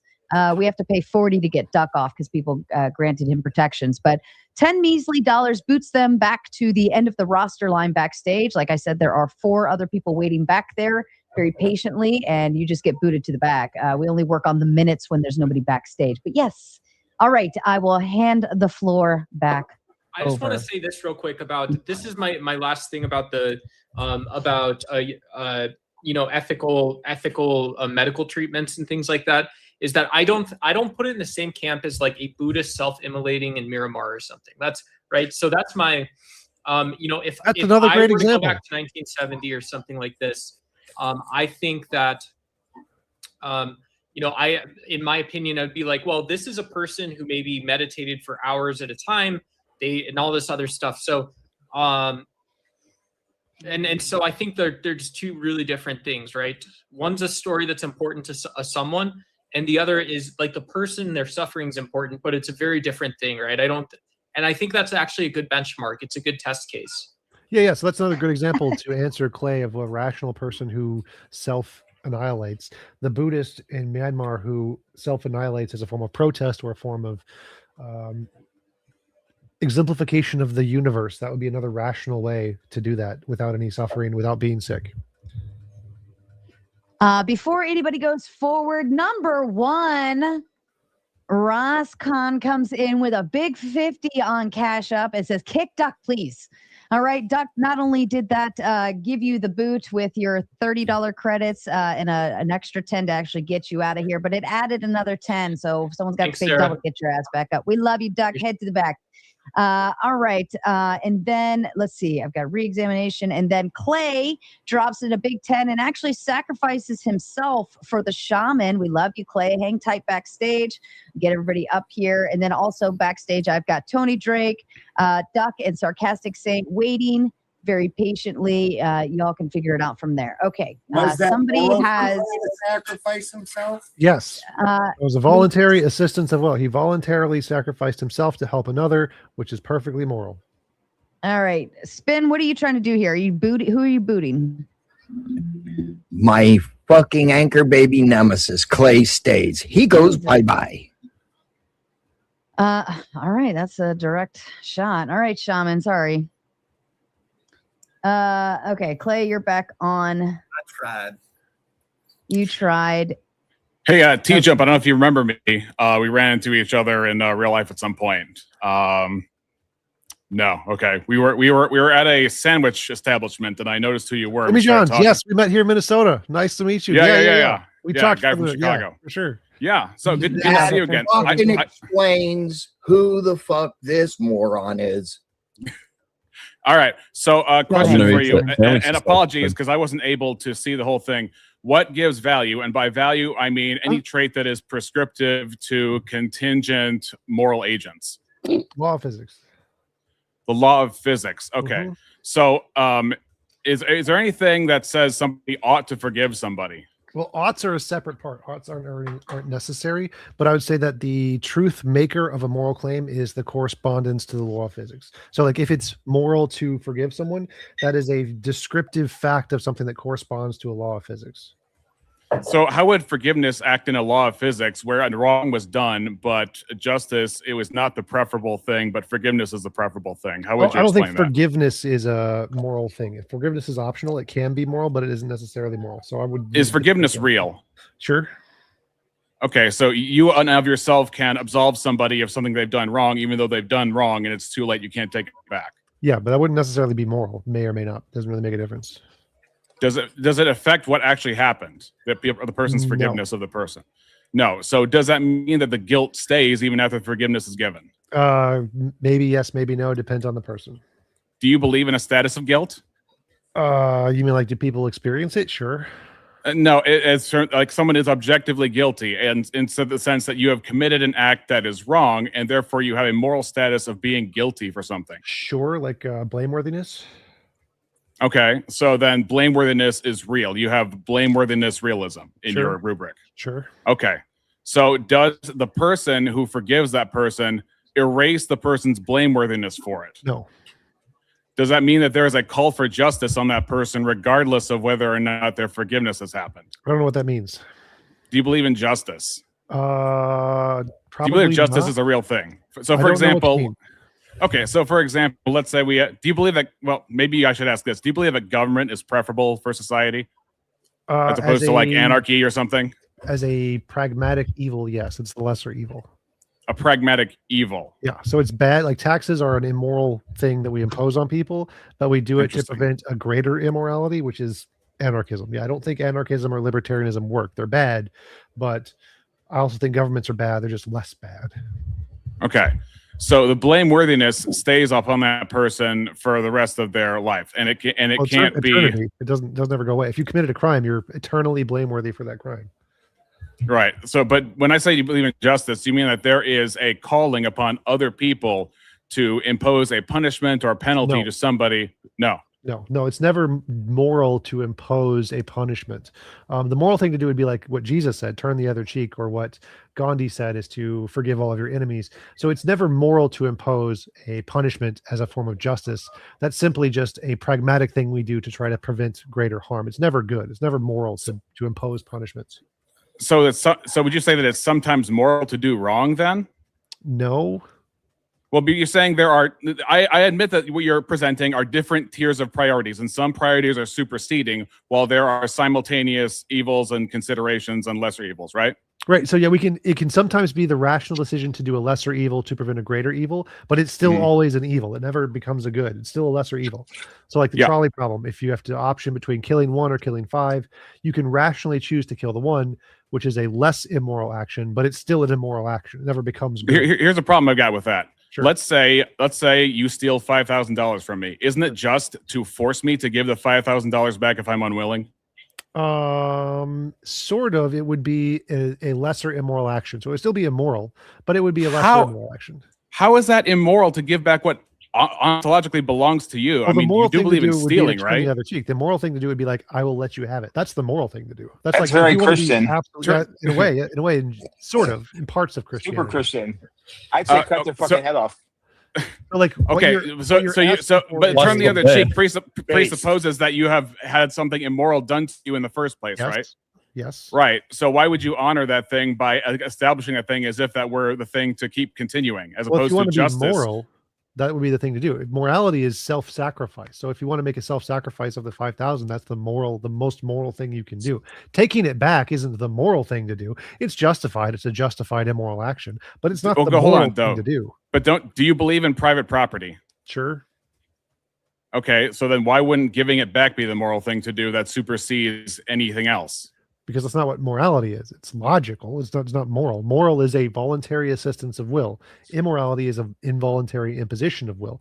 So if you voluntarily give it back, that's moral, because being moral. If you forcibly take it from him, that's another immoral action. The moral What gives will value? What gives will value? That's What do you mean?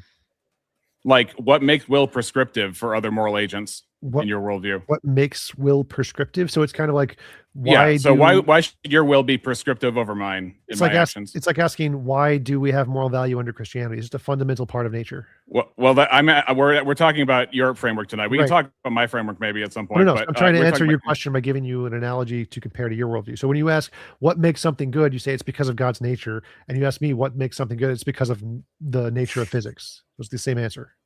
I'm just trying but you would agree the nature of physics doesn't give us purpose, right? It's a thing that is. No, I'm saying it does. I'm saying morality, purpose, meaning they're a law of physics, just like gravity, just a different law.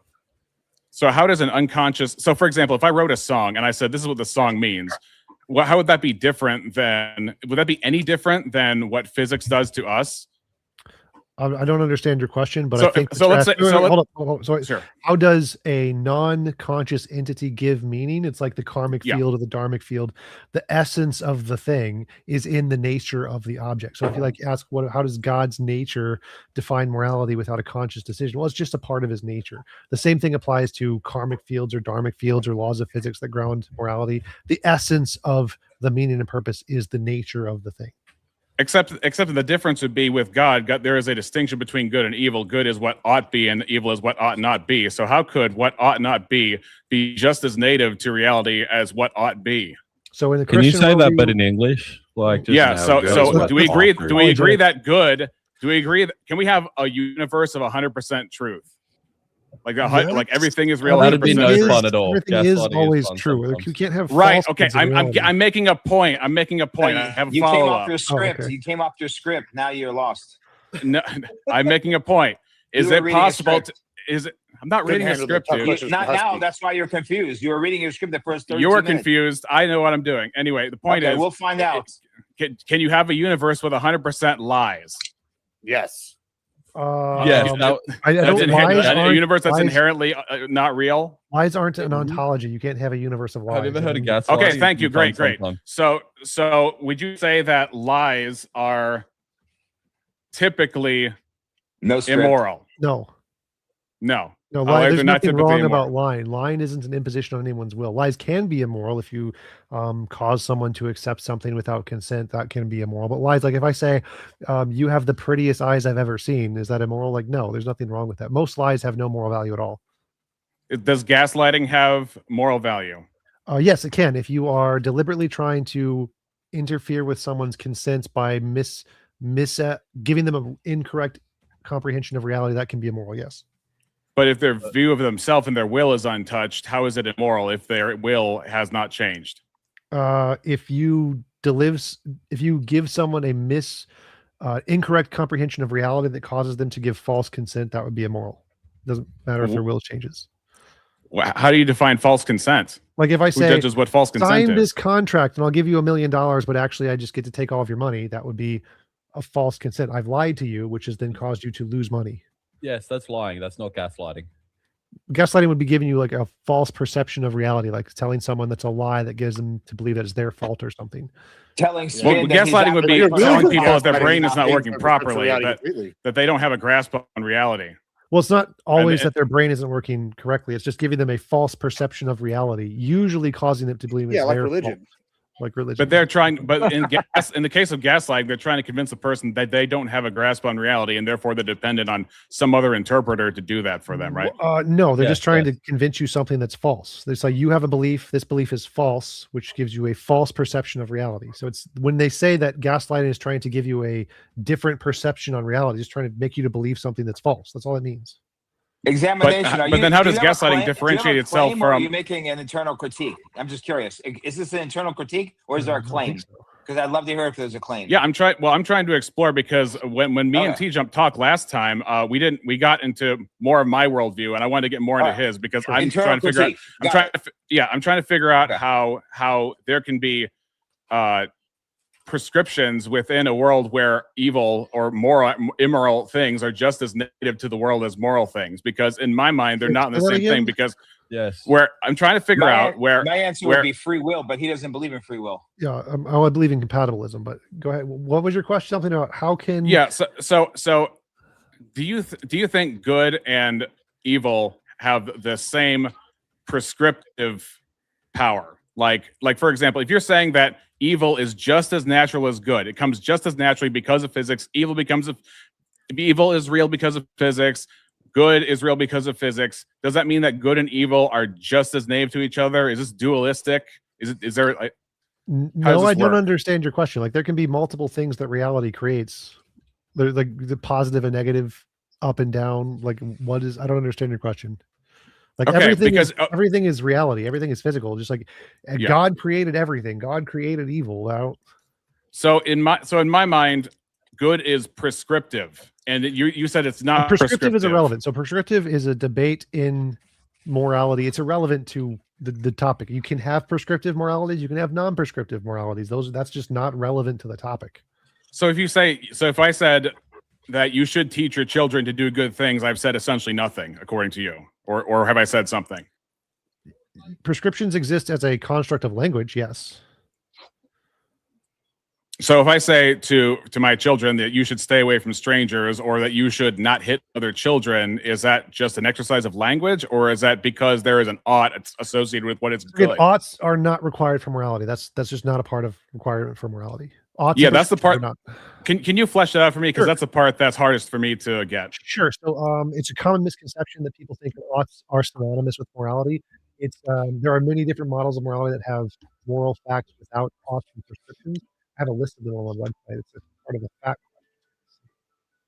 I don't have them memorized. There's a bunch of them. While we find that list, can I ask Spin? Hey, Spin, what kind of popcorn are you eating?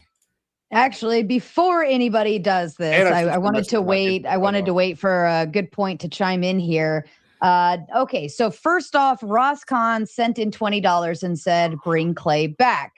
All right, so that would be booting the shaman back out. But then, and then Spin came in with the 20 on here that says Clay with the protection. So that's that's 40 for Clay. Or 30 technically. And then also Ross Khan says kick Spin City and bring somebody else up for 20. All right. So, Shaman, you go back to the back. Clay, you have a $30 credit, sir. And then Spin, you're getting booted.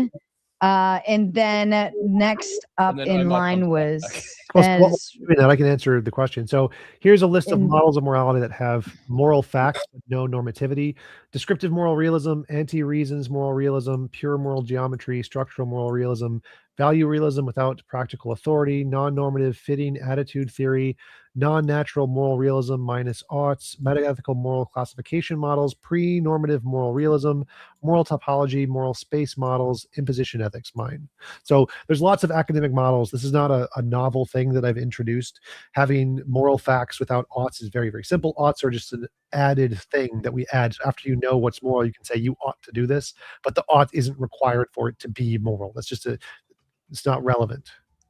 Well, in my mind, when you're talking about respecting somebody's will, that comes with an ought. That comes with, like, do you believe in the conscience? Yes, consciousness.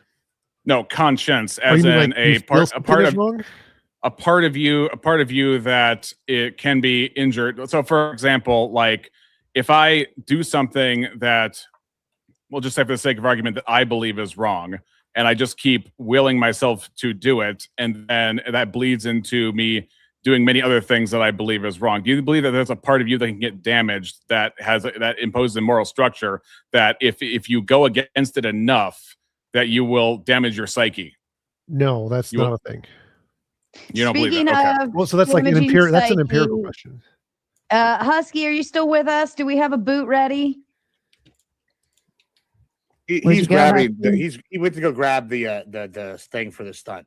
All right, we'll give you a second to get the boot, and then you got an actual boot coming after that. All right, back to you, Tom. Yeah, so there's no part of your brain that's damaged by doing immoral things. Like, that's been studied pretty extensively. You can have certain parts of your brains that change through neuroplasticity, but no parts like damaged by doing it, unless you're like doing something that literally has a physical impact on your brain, like drinking or drugs heavily or something. Yeah, you would say that trauma can have an effect on the brain that's measurable, right? Yeah. Okay. Yeah.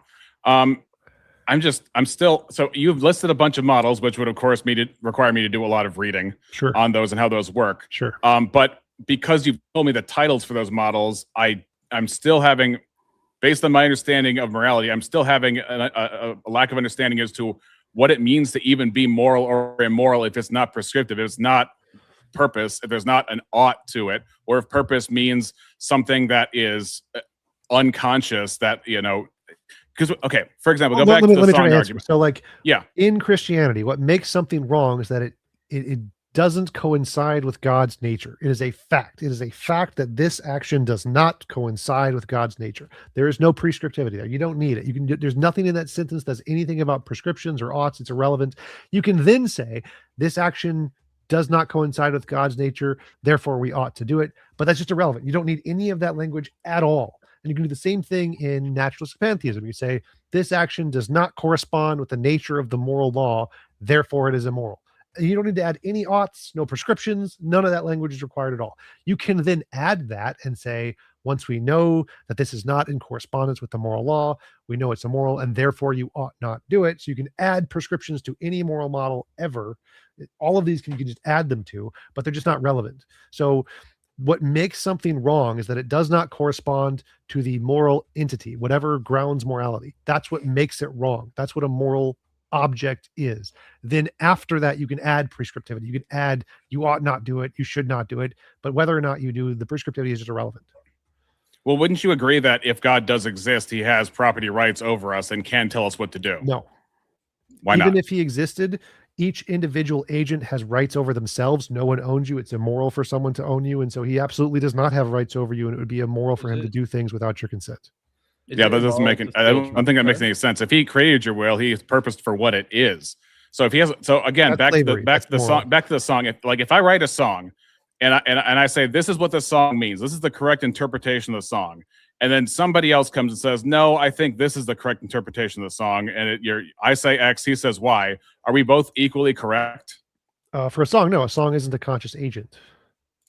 So when I make something, then it is, for my purposes, I can give the meaning to it that I intended, right? Only if it's not a conscious agent. If it's a conscious agent, you don't get any rights over it at all. It has its own rights. It intrinsically has rights of its own. It intrinsically has value because it's a conscious agent. You have no rights over it. You get to say nothing about it. It gets to decide for itself. But if you create the conscious agent, you have property rights over it to tell exactly what to do. Absolutely. That Creating another agent, the agent itself has rights over itself always, in every libertarian value, in every conscious value, in any moral system. A conscious agent never becomes your property because you create it, ever. That's just an immoral system. Just obviously, it's just slavery. Immoral based on what standard? Based on every independent measure of morality we possibly could ever have. So even if you made physics and the people that live in physical world, that would still be why? 100%. It doesn't. Because every conscious agent intrinsically has value, and for you to own them would be slavery, and slavery is that's prescriptive. So that's prescriptive right there. You're just telling you what not to do. No, remember, so you take a moral fact. Does that mean owning traffic cones is immoral? Reminds me of Nirvana. These are ought nots, my friend. While we're in ought nots, Husky ought to do. Dear God, on a traffic cone. All right, let's do it. So, here we go. Gibbs, you might remember this traffic cone. I cut a hole in it so that I could use glass. Nice.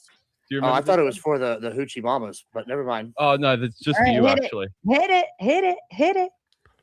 There we go. What did you do with the traffic cone and a hoochie mama? Is this Oh immoral? man, you want me to explain it? I don't. You want to tell me if that's immoral? I don't consent to watching this, therefore it's immoral. I would like to jump in on what y'all are talking about, though. Hold on. Before you do, let me get through the rest of the super chats, please. I appreciate it. Calvin says, I need 2 cups of coffee to keep up with re-examine and TJ. I actually agree with that statement. We actually lost like 20 live viewers in that whole entire exchange. No shame to you. It just got nerd central. All right. Spin wants to come up. Husky, you are the victim of that one. Somebody get Shaman back up here too. Ross with the big 5 says, it wasn't me. It was a fake Ross Khan. I'm the nice one, really. Yeah, totally was not this Ross sending the cash apps to boot and declare dominance on this panel. Fourth Wiseman gifting out 10 Benjamin Balderson memberships over on his side. Congratulations to all you lucky lottery winners. Ben, you want to say anything? Thank you very, very much. That's and the wife is home, so I get to see her new big smile right now. And how's she doing? It's still swollen up and she's still sore, but it's so much better. It's so much better, and honestly, just such a relief. So don't let Balderson tell you he's not rich. He just got his wife in years. He's over here rolling in the dough. He's over here like an influencer now. Bowler. All right, so can I ask a question now? Let me ask a question. Yes, please. All right, I'm gonna try to dumb it down for some of y'all in the audience here a little bit, but like I think it's important because it does apply. All right, so like an argument many people make is that we're in a simulation. All right, let's just take it down to let's just say something we can see. Let's just say somehow my Sims character became sentient. Now, am I enslaving the Sims character by owning that game and running? Yes, I am. Okay. The Sims character doesn't exist if I don't continue to play that build. Would it be moral or immoral to continue to play that build, even though I'm forcing them to be slaves because I played the game? Which one is lesser immoral action. So it would be like a justified immoral action to continue playing, like the trolley problem, killing the 1 instead of the 5. You'd be doing a bad thing because you are trapping them against their will. But it's the less bad option because if you stop trapping them, you kill them. So the best thing to do is to continue playing until you have a way to free them and give them free rights and individuality. Okay, so then you would just say let them go on and auto, or let them do the sentient choices and then not take part in it. So would it be immoral or moral in that sense? If say I let them do whatever they want, would it be immoral or moral in that sense to I don't know, run the world in any form or way? Because any action I make is going to affect them one way or the other, good or bad. It depends what they want. So if they ask, could you add more food, and you add more food, that's moral. If they don't ask, know, please don't, then it'd be immoral to do so. So what would make it moral would be what they ask for, not just what if they ask for something and it has unintended consequences? Let's say they ask for more food, and I give them, I make food plentiful, but by doing so, it causes half the world, not the sentient half of the world, to because only a couple of the characters have gained sentience. The other people start dying, and some of the sentient characters that don't know I exist start suffering. Now, the one guy knows I exist. Because he knows I exist, he's asked, and I've done this for him. And I provided more action now, but it harmed these other ones. Who is the one that's like, does that matter in your world? Yeah, absolutely. So every imposition of will is immoral. So if someone asks for food and you giving them food hurts other people, you've done one moral thing and a bunch of immoral things. So the moral thing to do would be to ask all of them to say, hey, guys, you're all conscious. I exist. What can I do for all of you? Here's one thing this guy asked for. Here's the consequences. What would you all like? How can we mediate this Yeah. to be the most moral? Now let's apply this to the real world. If tomorrow God appeared, and showed up and was like, I'm God. Yeah. And like, I don't know, a third of the world had mental breakdowns and died or snapped. And then a third of the world was like, oh, I love you. I'm, a Christian. And then another third was like, well, we have to fight the holy war. Like, okay, so by your own thing, you're saying they have to commit an immoral action, make themselves appear, make other people suffer, to like make the moral act the most moral action, which is making them aware and giving them the opportunity to consent. Do you see the problem with your logic here? No, there's no problem. You can just give us all a tablet. You can say a magic tablet from the sky. Hey, I'm God. Would you like to go to your own world? If so, click yes. Yes. Problem solved. Can I try to give real quick because I want to explore that problem, the trolley problem. So what if Gibbs does not consent to giving food? If I don't consent to knowing about a God or like having like consent to ask about fucking. Well, I'm more specifically saying that if you are the one that's supposed to pull the lever on the trolley to choose the 10 or the 1, and you, being the decider, decide that you do not want to consent. Yeah, you can not pull the lever. That's an option. You aren't morally obligated to pull the lever. You cannot do so. And then if they die, that's not your fault. That's nature's fault. Whoever created the natural situation Paradox. Right. So this is a paradox, right? So it's pull the lever one way or the other. But the person that's supposed to pull the lever is not consenting. Therefore, well, that's an option. Inaction is a valid choice. That's an option. So you can choose not to do it. That's fine. Go for it. So you can go on a hunger strike as a pregnant woman? You can. That's an option. Oh. You can? Yes. And that would not be immoral. So you put the baby in a vulnerable situation, you go on a hunger strike, baby dies, and you've done nothing wrong. All of the options there were immoral. Pulling the switch one way or the other are both immoral. So like I don't know why your example is bad. You Wait. Hold on. Why are we supposing that not going on a hunger strike was also immoral? No one said that. Okay, but you said all the options were immoral. So one option is not to go on a hunger strike. That would okay, that could be it. Like if she doesn't want that, that would be immoral too. It would be an immoral imposition on her. So all options. What? Wait. So is pregnancy a moral imposition? It can be, yeah, absolutely. That's what rape is.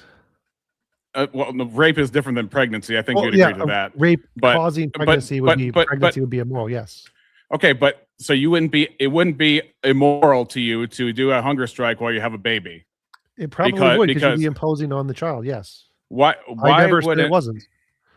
Okay, so what would you differentiate from a pregnancy that is an imposition of will versus it's not? Are you a pro-choice? Yes. So a pregnancy that would not be consensual is like if you didn't consent to get pregnant and you got pregnant against your will, that would be a non-consensual pregnancy. So the baby would be immoral while it's in the womb. No, nature would be immoral for putting the baby in you. The baby didn't do anything.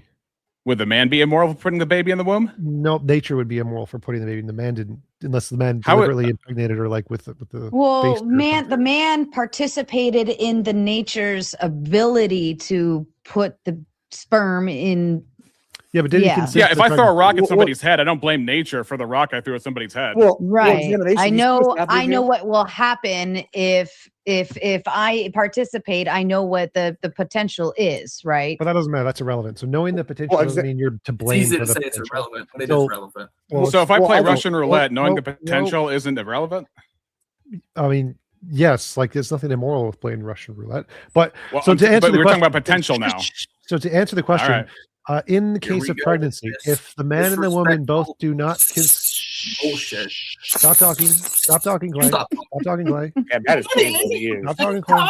Stop talking, Clay. If Clay doesn't stop talking, I'm just gonna leave. I don't have time for this. So Sarah, if you don't like, calm me down.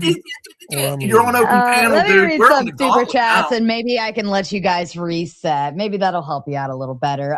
Fourth Wiseman says, "Gold done." P.S. Husky loves water. Husky, do you love water, sir?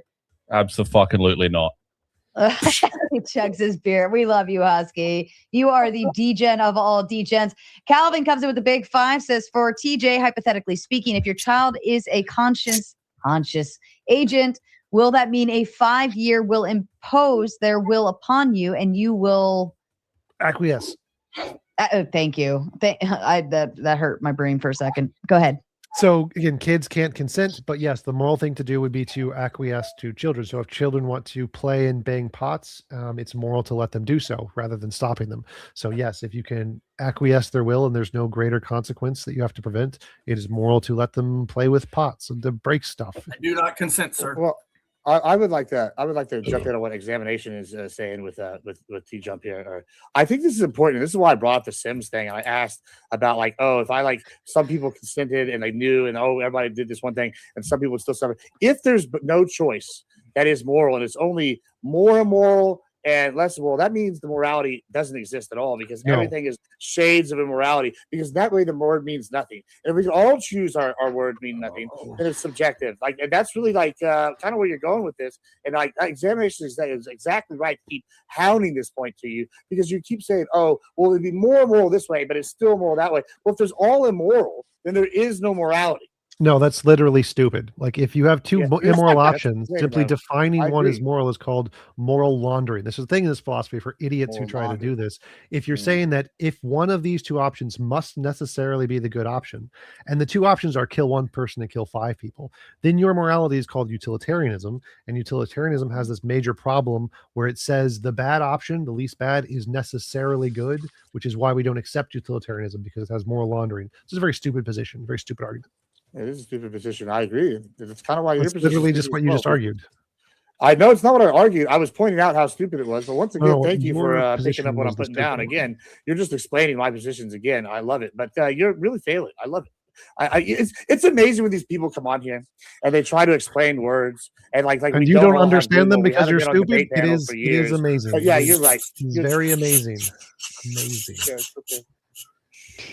All right.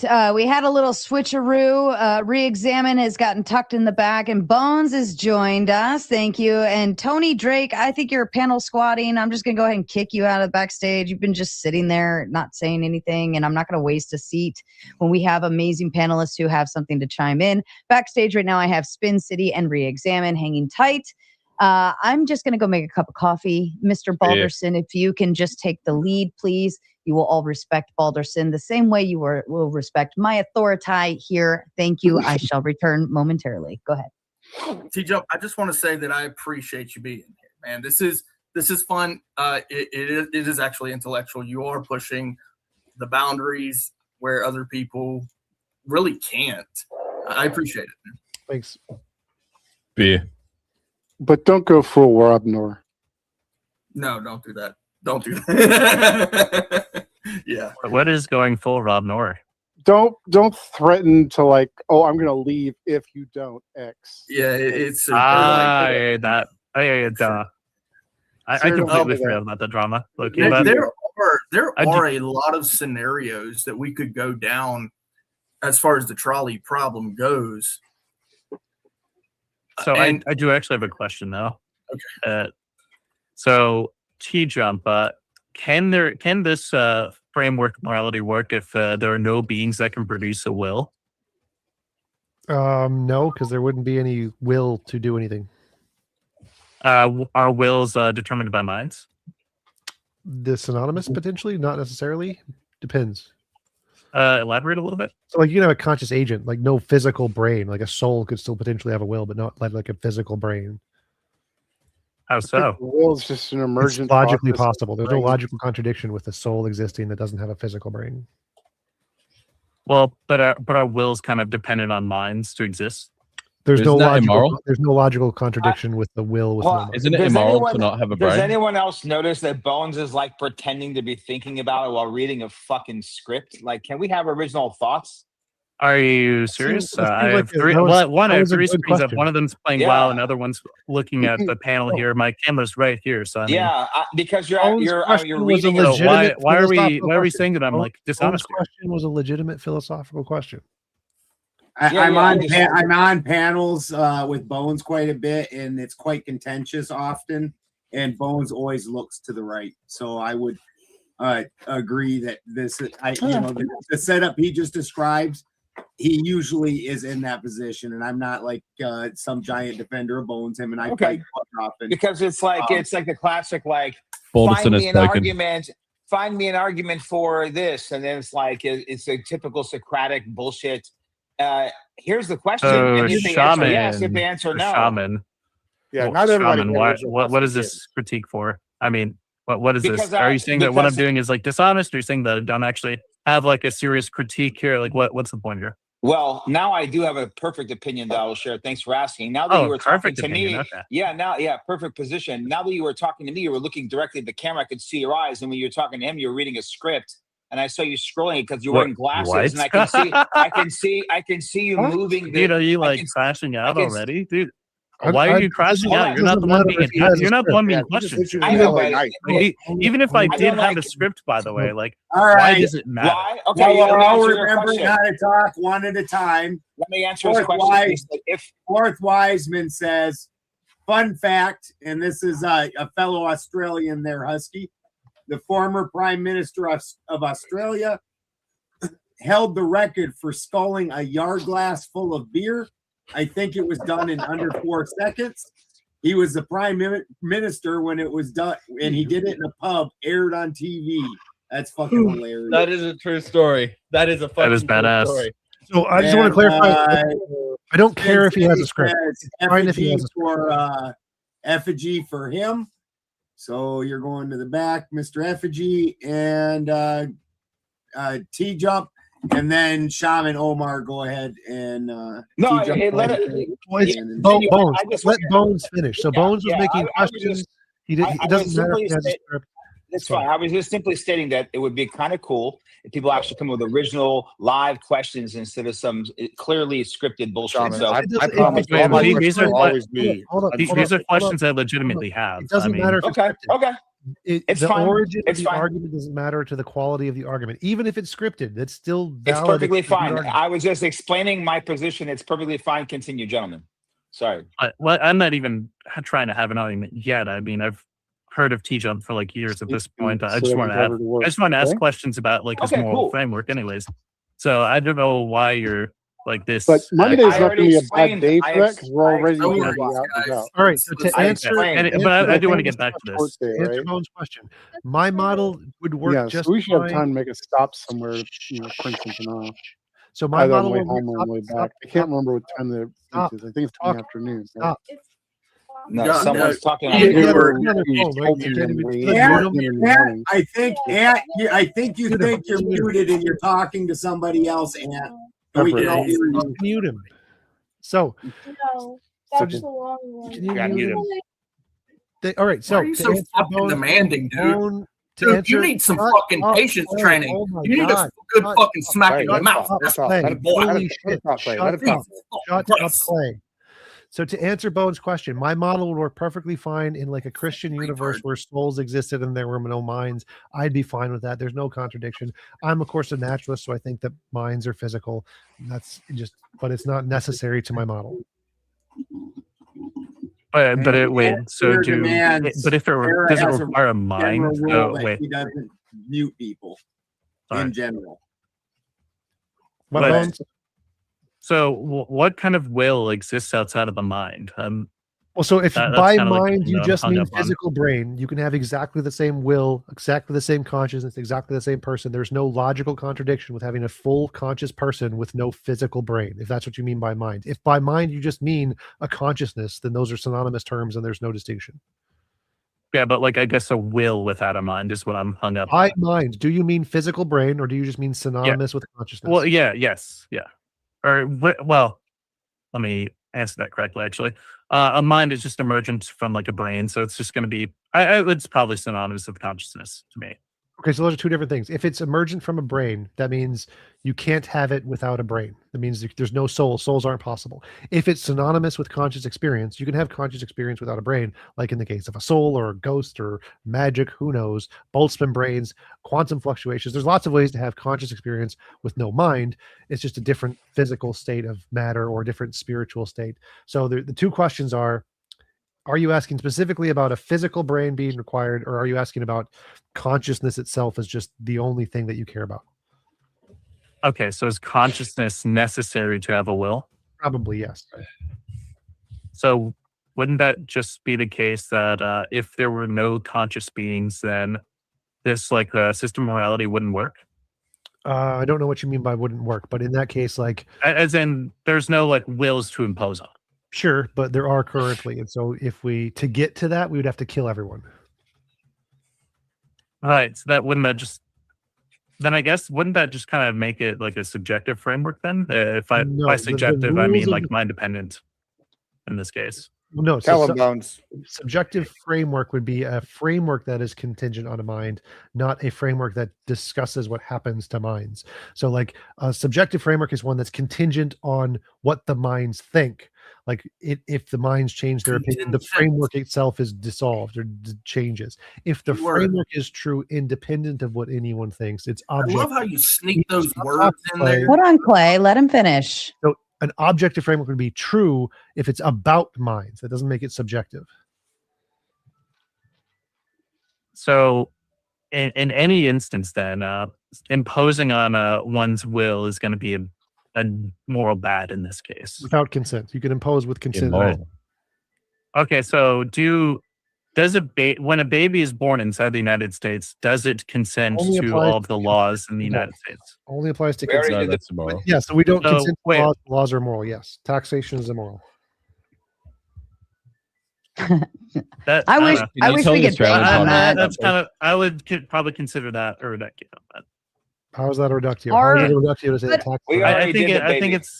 I think it's absurd to say that taxation is immoral in of itself, mainly because of the good outcomes that it enacts. We Well, I didn't say anything about the outcome. I don't care about the outcome. So, like, this is a case of like the trolley problem where I said earlier, where you can do a bad thing, but it's the lesser bad thing. So I acknowledge that taxation causes lots of good things like healthcare and roads and education, and these are all good moral things that are beneficial. But that doesn't mean that the bad thing we do, the taxation, becomes moral because the outcomes are moral. That's called consequentialism. It's actually moral laundering. So, like, if I say we kill one person to save 5 people, does that make it moral to kill the one person? No, it's just the lesser bad thing. So in this case, it's moral to taxation mind has your own lots of fucking good business. things, but it's a bad thing in and of itself. So, like, a moral world, a perfectly moral world would have all of the benefits, but none of the bad taxation thing. That would be a perfectly moral world. Could I ask a question? So, Oh. well, if you don't mind, and I'll hand it back over to you, but like society as a whole, you would agree is entirely immoral then? No, there are parts of it that are, not all of it. Like as he mentioned, taxation has lots of good things: education, healthcare, Right. roads. Those are all good things. There's parts of it that are more like taxation, but there's lots of parts that are moral. So I guess my thought process would be because you had your perfect world set up, right? But is it even possible to obtain a perfect world with humans? Because humans are naturally, we have free will, we have immorality. I mean, is it realistic? If we had control of the laws of physics, yes. If we gain more control of the laws of physics, yes. We're literally moving closer to it every scientific discovery. So yes. Is it realistic soon? No, not soon. But can we move towards it? Absolutely. And are we moving towards it? Absolutely. If we dismantle that free will, right? I mean, yeah, okay, so people won't kill each other. That's great. People won't get, I don't know, HIV, AIDS. Just to clarify, you can still have all the desires. But I don't have do it. full free will What? if there's that consent caveat built in that I can't do something to somebody that somebody doesn't consent to, right? So it actually removes 100% free will. There's a whole 100% free will. So, like, remember the question I asked earlier? Can you jump and fly? And you're like, no, I can't jump and fly. Does that limit your free will? No.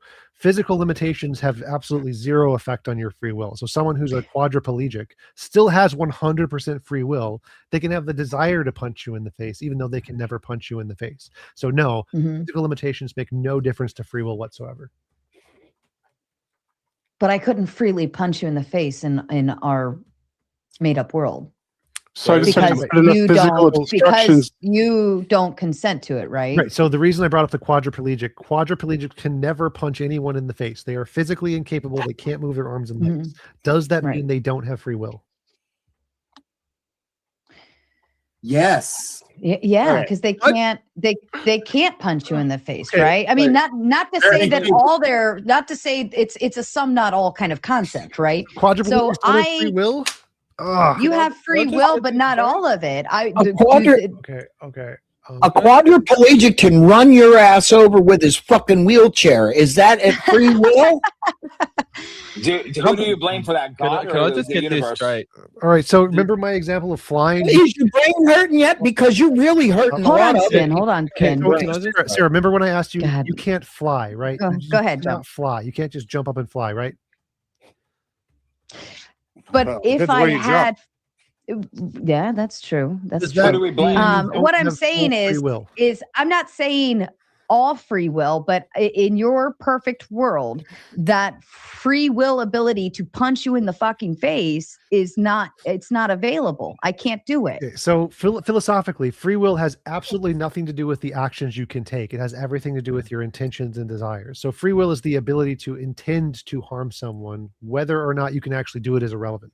Like the fact that you can actually punch someone has zero effect on your free will, has zero effects on your intentions.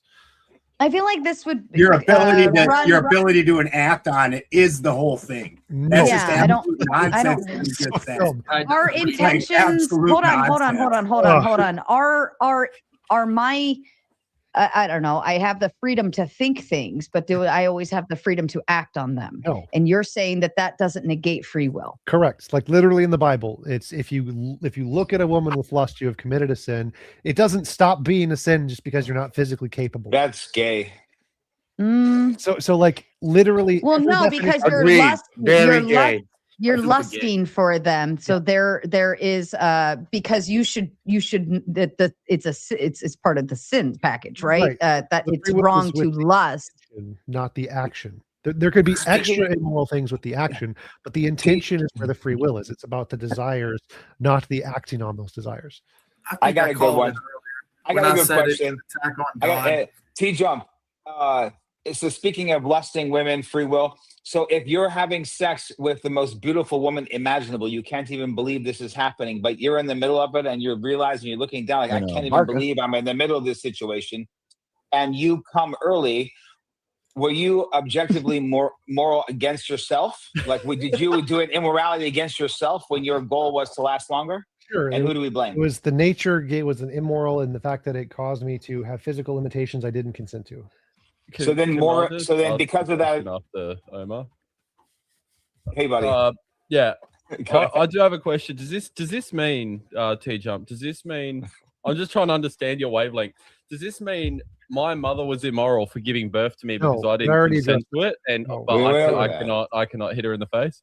You can't. You can definitely can't hit her in the face, but no, it's not immoral. Again, we covered this like 6 times earlier. Creating a consciousness is immoral. Imposing on it by having a nature that you designed where it can't do stuff is immoral. So that's when she told me not to do things when I was little, that was immoral. But in many cases, yes. Wow. So do you believe in punitive damages? Do you believe punitive damages are morally no. bad or good? Bad. You believe that punishments are bad? Yes, punishments are morally bad. The moral thing to do is to turn the other cheek. So we should just let all of the red rummers and If you want to be perfectly moral, yes. and If you the want to be perfectly moral. essayers, all the essayers, we should just like let them roam free. If you What actually about people who steal moral traffic monk, cones? that's doing just moral actions. Like I got a good one. So you're in Minnesota. Yep. And I Dear think Lord. half the panel knows exactly what I'm going to say. Yes, I do. Oh, I'm excited. I've No never one been knows what you're excited. going to say. No one knows what I you're going to do. say. Go ahead. So it's immoral to deport people out of this country. Yes. We should just turn the cheek. For lots of reasons, yes. Thank you.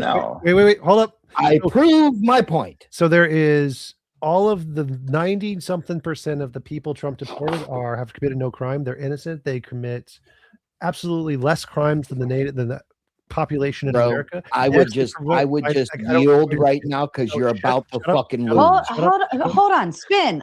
Pardon me, Tom. But Spin, can you ever just let somebody answer your fucking question? Yes, ma'am.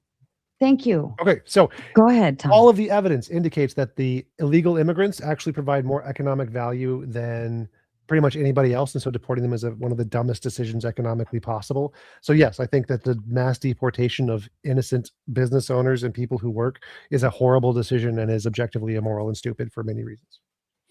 Well, okay, is it immorally stupid for people like you to go down to the Whipple building and hurl dicks at cars? Is that immorally Bro, stupid? the gay stuff. He's already doing the fucking. I would like to wait. Let me answer the question. So go ahead. yes, it is immoral for people to hurl objects at other people's cars. Yes, 100%. But that's our cars. That's our car. Exactly. That is That's our our car. Yes, that's I'm agreeing. No, that's immoral. those are our cars. No, I'm TJump, agreeing he's with saying. you. I'm agreeing No, with you. TJump, It is he's immoral. describing his own. No, it's his own I say fantasy. He it's said moral to do it. throwing You say dicks it's at his immoral. car.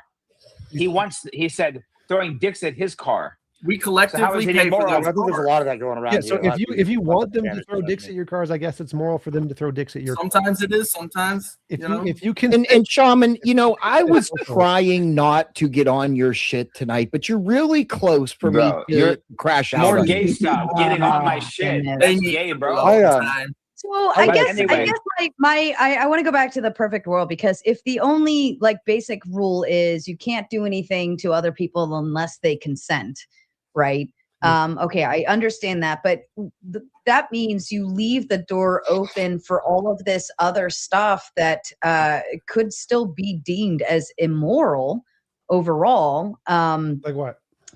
For instance, even I don't know.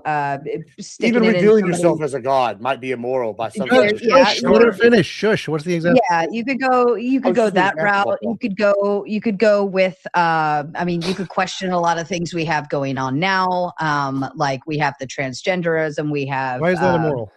gay in terms of the questions of its morality there. That's not We immoral. what if I was, because you said if I wanted to be a kid, right? I Yep. could consent to being a kid. Yep. And then if I don't want to be a kid anymore, I could go back to being an adult. But what if I say, hey, I'm an adult and I consent to being a kid, and then having things happen to me from another adult? So I'm trying to utilize my words wisely, if you understand what I'm saying. So if you are a fully consenting adult human being and you consensually revoke your ability of intelligence and consent to actions happening to you, again, that's fully moral. You've already, as an adult, consented to all of those things. Yeah, it just sounds like role play. Yeah, so Pretty back to much, the yeah. person that I gave an example to what she's talking about. Say you're a god and you reveal yourself to people. Wouldn't it also be immoral if No. some people don't consent to that? Yes, it would. No. You can say it might ruin their worldview, might hurt them in No. other ways. Yeah, it absolutely does. If I wait. live my whole life as an atheist and I have to change now that a god reveals himself to me, it would be immoral for that god to reveal themselves to me. Therefore, by consenting after me, like doing something, Why does he it's die? proving my He can make a point in one sentence. He doesn't need to keep talking. Well, I listen. No. I could make a point, but you Hold guys on, mentioned lots of let him points. I a long actually time. don't think You you're know what? interpreting his Hold on. framework correctly, though. I Finish understand. your thought, this, kids. hold Go on. ahead. Yeah, I love that people do this when I start talking. I literally have only talked for 15 seconds. He does this because he doesn't have an answer for what I'm saying. It's called running away. It's It's because I want to answer, but you keep talking. Yeah, well, Well, 'cause I'm hold laying out on. We've foundational allowed point. you to finish your thoughts too. So let Gibbs Yeah. finish his. I think Thank he's you. onto Also- something he wants to Oh get yeah, across. yeah, and you don't have to like shush. I mean, the moderator can do that. We're here before. All right, now my point is, if a God reveals himself to some people, and if some people have lived their whole life being atheists, and they like devoutly have fundamentally made their life a thing about hating God or hating gods and believing people, if they reveal themselves to prove they're definitively their God, just by doing it, it's going to harm this person. And Nope. by your own definition, Wrong. that is immoral because it hurts them. Nope, So wrong. therefore, you can let me finish. And therefore, by any I'm definition, waiting. if everything It's is immoral, already heard your then there is no morality, and it's all subjective. So go ahead and explain that one. Right. So, like, if there were some humans who did not want to know if God existed, then it would be immoral for God to show them to them. Pretty much no atheists want that. All atheists say, if God is true, please have him reveal it to us. So we would all be okay with that. It would destroy absolutely none of our world. We would just think he's an immoral bastard. So there's totally possible for God, an all-knowing being, to know which beings didn't want to know of him. And he could just not reveal himself to them and reveal it to everyone else perfectly fine. It'd be very, very simple. No, Now nothing. back Now, back to the situation I laid out earlier, where you said the opposite. Remember the scenario with the Sims where I said, hey, you're going to reveal everybody, they're going to make a conscious decision of what's right to the God, because some decisions are going to hurt one person, hurt a different person. None of So them are gonna therefore, hurt if one person in that scenario thinks this is like one way and it's going to hurt that person, by that None God of that hurts anybody. None of that hurts and anybody. requiring them all to do this, it's going to prove that's immoral and hurt them. Therefore, Adding you're all this nonsense into the argument that doesn't make sense. It's the Did trolley you problem. get, It's did you the get the trolley world's problem. consent before you made the decision? If it Yeah, was I mean, helpful or not? you can say it's That's pretty nonsense, immoral. but that's just not dealing with the problem. So that the we set answer up. is this. The answer is God can reveal himself to all of those who consent. Except for the Problem one. solved.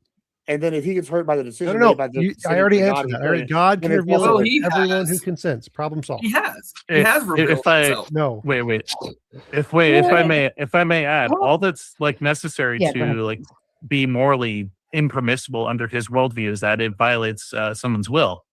Right. If someone is just consenting to like God revealing themselves to them, That's not the situation, there's Bones. no will imposed upon here. There's No, no Bones, there's this nothing is the- here. this is the It is problem then I offered it is then earlier. up to them to determine whether they should follow that God. Well, Bones, Right. this is the problem I offered earlier, and this is why he's wrong, right? So this is like earlier I offered, hey, if say providing more food for one person is going to hurt some other people, or they're going to provide food for everybody, but it's going to hurt the economy somehow. If the God, he said the just way to do it, the moral way, when God reveals himself to everybody, and everybody can pray and they can input to what would the best thing be. Now, in this scenario, this one person said is going to be impacted by the decision of the masses.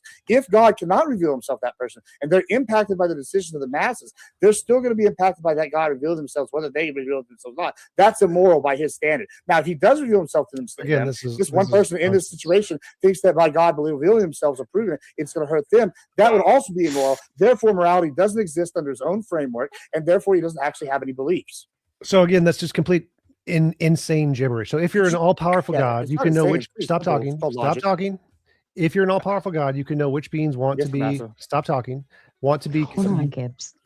Sorry, let me get my whip. Let me Gibbs, get my you whip. complained when he was Shut going. Well, I'm your only mouth. complaining Come because on this bitch every Your time we mouth. do this. Listen, Massa. Shut Come your mouth. on. Well, do unto others. Go ahead, Tom. All right. So this is very, very simple. If you are an all-powerful being, you can know which beings consent to be visited and which beings do not consent to be visited, and anything that the beings who want from the world, you can give it to them without affecting the others. You're an all-powerful being. There's no problem there. Gibbs' original analogy was he as a human being was playing a video game, and limited as a human being, he can only give food with a food button, which has limitations and impacts everybody indiscriminately. So he doesn't have the option to be an all-powerful being who can only give it to those who consent and not those who don't consent. You'd be an all-powerful being. Shut up, Gibbs. in Shut up, Sims. Gibbs. It's called Shut mods. up, Gibbs. Gibbs, come on. So in Well, the he's- case, he's misunderstanding shut what up, I'm saying. Gibbs. That's fine. Shut up, Gibbs, you wanted to finish your thought. I tried to make sure Tom stopped so you could finish your thought. Now do unto others. So the answer, if you're God, it's you can reveal yourself to everyone who consent. Don't reveal yourself to those who don't consent. Help those who do consent. Don't help those who don't consent. Problem solved. All powerful being. Yeah. So once again, you're disregarding simulation theory completely. I've basically laid this out, and like once you said, even when you said this, I framed a scenario in a hypothetical, which is it's something that's actually a real world hypothetical that you're choosing not to deal with by adding other things and saying, "Oh, okay." How did my this answer scenario not is deal with it? limited by people being the Sims. Now, if I was if I was actually God, How we did were my simulation answer not more deal with advanced it? than- Hold on, well, even in the Sims, I can still do mods and be all powerful. I can do whatever. So even in that scenario, You made a described, claim. I How would did still my be all claim not powerful. answer this? And once again, in the scenario, You're just diatribing with random stuff. No, I'm not diatribing. Once again, I described a situation where, hey, all these people are going to be affected. And even if I don't reveal myself to this person, they're going to be affected by the decision the masses made. You're not dealing with that at all. And you're proving morality. You can do the talk to them all you want. I mean, if you're going to do bad faith and you're going to play the games, we interrupt and we try to do the thing, I'm going to mog you. Don't do it.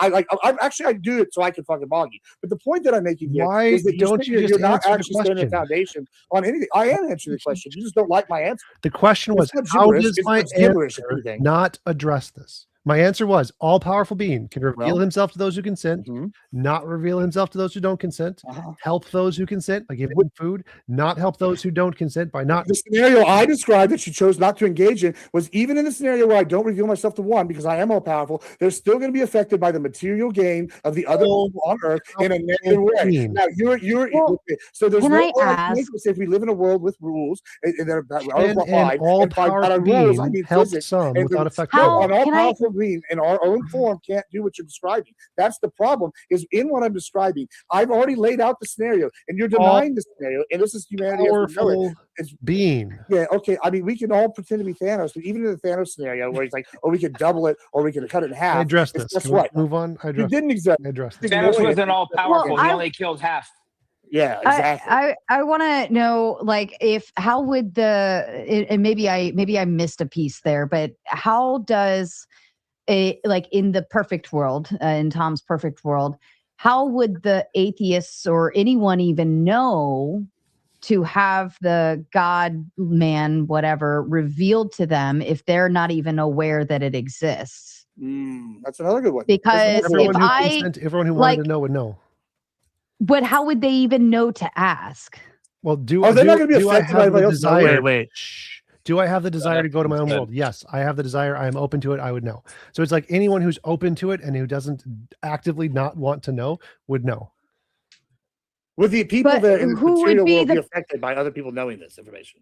Who? Yes or no? Well, I guess my Oh, question is how. I mean, if everybody goes off to this perfect world, and like let's pretend our world doesn't even exist, because then there's consciousness being just like generated on its own, right? Like at what point do you lose sight of the real world and what our belief systems and cultures and society is if everybody's off at the beach drinking margaritas and doesn't know to ask? I don't understand your question. So everyone literally owns their own planet that they exist in the best of all possible. Right. So, Yeah, the world revolves Right. how do around they me. not I know like? that. They can choose to learn about human society if they want to, and if they don't, there's nothing lost. But how would they know to even ask about what they don't even know exists? Like if they know they don't know everything, and they say, "I want to discover stuff." How do I discover stuff? Like what's the exact same way you do? Hold on. Even under what you're saying, you're proving my point. You're proving my point. the You already problem- said earlier, if they're indirectly affected by something, that's immoral. All if they don't- powerful they- being. Right, I understand that. Like, listen. So if they are, you already admitted, if they're affected by the material gains of this all-powerful being, of that indirectly, that would be immoral. Therefore, that all-powerful being couldn't be moral because he's immorally hurt somebody, despite them knowing. And if they do know it, they don't. All powerful being can help someone without affecting the others. It's part of being all powerful. You're arguing faith right now, and when you're arguing morality is objective, you either believe in a higher power or you don't. And if you don't believe in one, then this doesn't apply. But if you do believe in one, so like you're basically just proving my point. I think we all, Gibbs, I Almost think we all targeted them. agree that the best of all possible worlds that he's describing, no one thinks that exists. We all understand that no one here thinks that Sure, Sean. actually exists. Okay, just making sure. Well, but No, hold I on can though. explain the Hold difference on. in the Let me ask. Maybe I'm on the right track. I don't know. But if I say, Tom, okay, I would like to discover whatever from the real world, right? But I didn't consent to knowing that there was an all-powerful God. But then that information was revealed to me by me asking to discover about the other world. I didn't consent to all of that other shit. I didn't consent to know that there's pain. I didn't consent to know that there's suffering. I didn't consent to know that there's horrible things, right? All I said was I want to discover more, or whatever verse of verbatim you, or whatever wording you would like to use. But again, how do I know I don't know, or know what I don't know? And how do I know what to ask specifically so that I'm not affected by the all-powerful person, that God thing that might exist? How do I know to not consent to that if I don't believe it, or if I think it might be harmful later? Because once I know, then I'm affected. Well, Garden there's of Eden. three parts to that. One is that once you know, you could just revoke your consent to know and it would be gone. So no, you wouldn't be permanently effective. Two is that if you have a desire to know something, but there's certain things you don't want to know, whatever you desire to know would be open to you, but you wouldn't literally know everything. Most atheists would probably just say, I just want to know everything, know the fundamental truth regardless. And that's most likely what would happen. So the answer is pretty simple. If you only desire to know some things and there's certain things you wouldn't want to know, you would only know the things that you consent to knowing. If you want to know everything, you would know everything. And if there's something you learned unintentionally, had unintentional consequences, you could forget it later. That second one, I have. Well, how do atheists even know they're atheists? We don't believe in a God. But no, I mean, in this perfect world, if you're just a generated consciousness or whatever, how do you even know you're an atheist? You would be You God. That's the don't- point, I think. So in the best possible worlds, there isn't a God, or God would just be a No, being you like would be anyone else. God. No, but TJump, Sort you of. would be a God. Well, no. of So your no own one would be a God. No one, reality. because God by definition has all control over all other agents, and no one would have control over any other agent. No, I mean you would have your own control over But that would your not. own You would not be reality. a God because you would not have control over other agents. So that's the difference. That's Over why you others. wouldn't Ah, be a okay. God. Nah. But in this case, there would be no God in the Christian sense. If there was like a Christian God, he'd just be another individual consciousness with his own world, and that's it. And so if you existed in this world, you would be whatever you wanted to be. You would believe in whatever you wanted to believe in. And so if you didn't believe in a God, you would be an atheist. Like there is a common hub where everyone can go and mingle, like a online space, and you can learn things from other people just like you would anywhere else. So if you wanted to learn about another world, you could just go to the common hub and talk to people like anyone else. So if you want to learn about something, you would learn about it the exact same way you do here. Go on Twitter. As long as we still have Thanksgiving, I mean, sign me up. I want to explore a place we haven't been. This is something I don't believe we've covered quite yet. Does your morality, objective morality, transfer also to animals? Yes, Are all human conscious beings? agents, yes. Okay, perfect. Humans are also animals, by the way. Okay. Okay, I have a perfect. Wait, let him finish. spin to Shush, this. shush. Let him finish. Oh, I'm sorry. I thought you were done, Clay. I'm sorry. He's just started. I do have a follow. So the leech. Yeah. The leech requires. It is parasitic. It Biology. requires non-consensual feeding. No, so it does not logically require non-consensual feeding. It is only biologically designed by some awful designer to need that. But if we could create the best of all possible worlds, No, I'm we not. wouldn't need that. No. Don't fall on Christianity. Don't fall on Christianity. In your world, there is no God. Yep. Stop that shit now. You've been doing it all fucking night. It's fun to poke fun at your silly ideology. Your silly ass bullshit can't fly when it comes to the leech. The leech What about the requires leech? non-consensual feeding. Explain why it is that transfers also immoral. to animals when not all animals follow your stupidity. So animals are immoral. That's how. So I it guess so don't it fuck doesn't it. transfer to animals. No, it does transfer to animals. So all conscious agents are moral agents who deserve their own world. So leeches should be made intelligent as humans and conscious as humans to be They able to have aren't. their own world. That's right. Sir, they are not. Which is immoral. That's what we. The tiger, the lion, the bears. Oh my! You know what they do? They require non-consensual feeding. My man, it does not because transfer. we don't live in the best of all possible worlds. This was covered. But it's not We already addressed God. this. Remember, you I didn't keep say anything about falling God. on God. I didn't say Yes, anything you about God. do. We Yes, don't live keep in the going best of all possible worlds. So we this live world is in immoral. this reality, my man. Right? And the reality that I you already believe it addressed is this naturistic bullshit. Wait, I got a morality question for everybody. Okay, now follow the train of thought. Is torturing an innocent child for fun objectively wrong? Yes, and then Pastor Guy's going to say no. Well, yeah, I agree. Yes, torturing an innocent child for fun, objectively wrong. Okay, I have a question for. Well, let someone answer. Well, hold on. No, it's not objectively wrong. Okay, everyone answer. No. We have a yes, no, two. Why yes, is it one no. not objectively wrong? That's my Because question. Apparently, the person doing it thought that it was okay. Oh, because it's subjective based on No, perspective.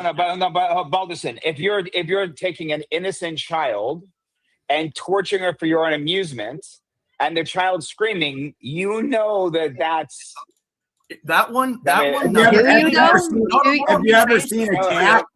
No, he changed the scenario. It was a child first, and then it became an innocent child. No. He said innocent at first. No. That's why I asked. Look, is torturing an innocent child for fun objectively wrong? So, regardless of you lived 500 years ago, 500 years from now, is it objectively wrong? Yes or no? That's the question. It's yes, not because you. No, he Are did. you? I Into said the yes. scenario is innocent. In other words, it's not Innocent justified. child. So it's already built upon objective reasoning. So then morality has objectivity. There is an No, objective reasoning morality. has objectivity. The reasoning is based off But if moral you- what? Principles. If you're using reason- if you're using upon objective reasoning to make moral claims, then by definition that would just be an objective moral claim. It would be an objective moral claim based on reasoning. Okay. So that's yes, or is that no? He's just Yeah, asking, your do you answer believe should in be yes objective then, morality? right? That's all he's asking. Do you believe in objective morality? That's all he's asking. Well, because this is a good one to see where people are really at. Because I just don't. Because anyone, in my opinion, this is my opinion now. This is not a question. Anyone who would say no because I'm like, there's something fucking wrong with that person, and that's Moses' law was to stone that person. So that's where I came to the idea of the concept of the potentiality of certain, at least one place where you can pick one scenario that objectively the overwhelming majority of people would agree this is objectively a true statement that this is wrong. An innocent child for fun, wrong, and everyone. And there'll be, of course, in all times there'll be a few people going, well, I don't know. What if I'm enjoying? And those are your Satanists. So while everybody, I'm sure it's not the right or wrong of the situation that I'm disagreeing. It's the objective and subjective. You see, for it to be objective, it has to be absent mind. And mind is the only thing that's applying good and evil. Without mind, it's just a thing that happened. It's just an observation. But it's not. Well, there's two minds involved. There's two consciousness. There's the innocent child that's being tortured. There's no mind involved in objective. No mind. Right. No. Well, the morality being a fact or not a fact is the question. So obviously the child would clearly say it's being wrong, right? They're the innocent child being tortured for fun. But most people would say this is wrong and would stop it. But there would be at least one person that would make an excuse of why it's not objectively wrong, not wrong at all. So is that an objective or a subjective truth? If we keep adding the two things together, saying not wrong there's at a difference all between and saying it's not objective. Hold on. Yeah, No, what Ben's trying to say is you're saying, is it objectively wrong? But what Ben is saying is the question should be, is it objective or subjective?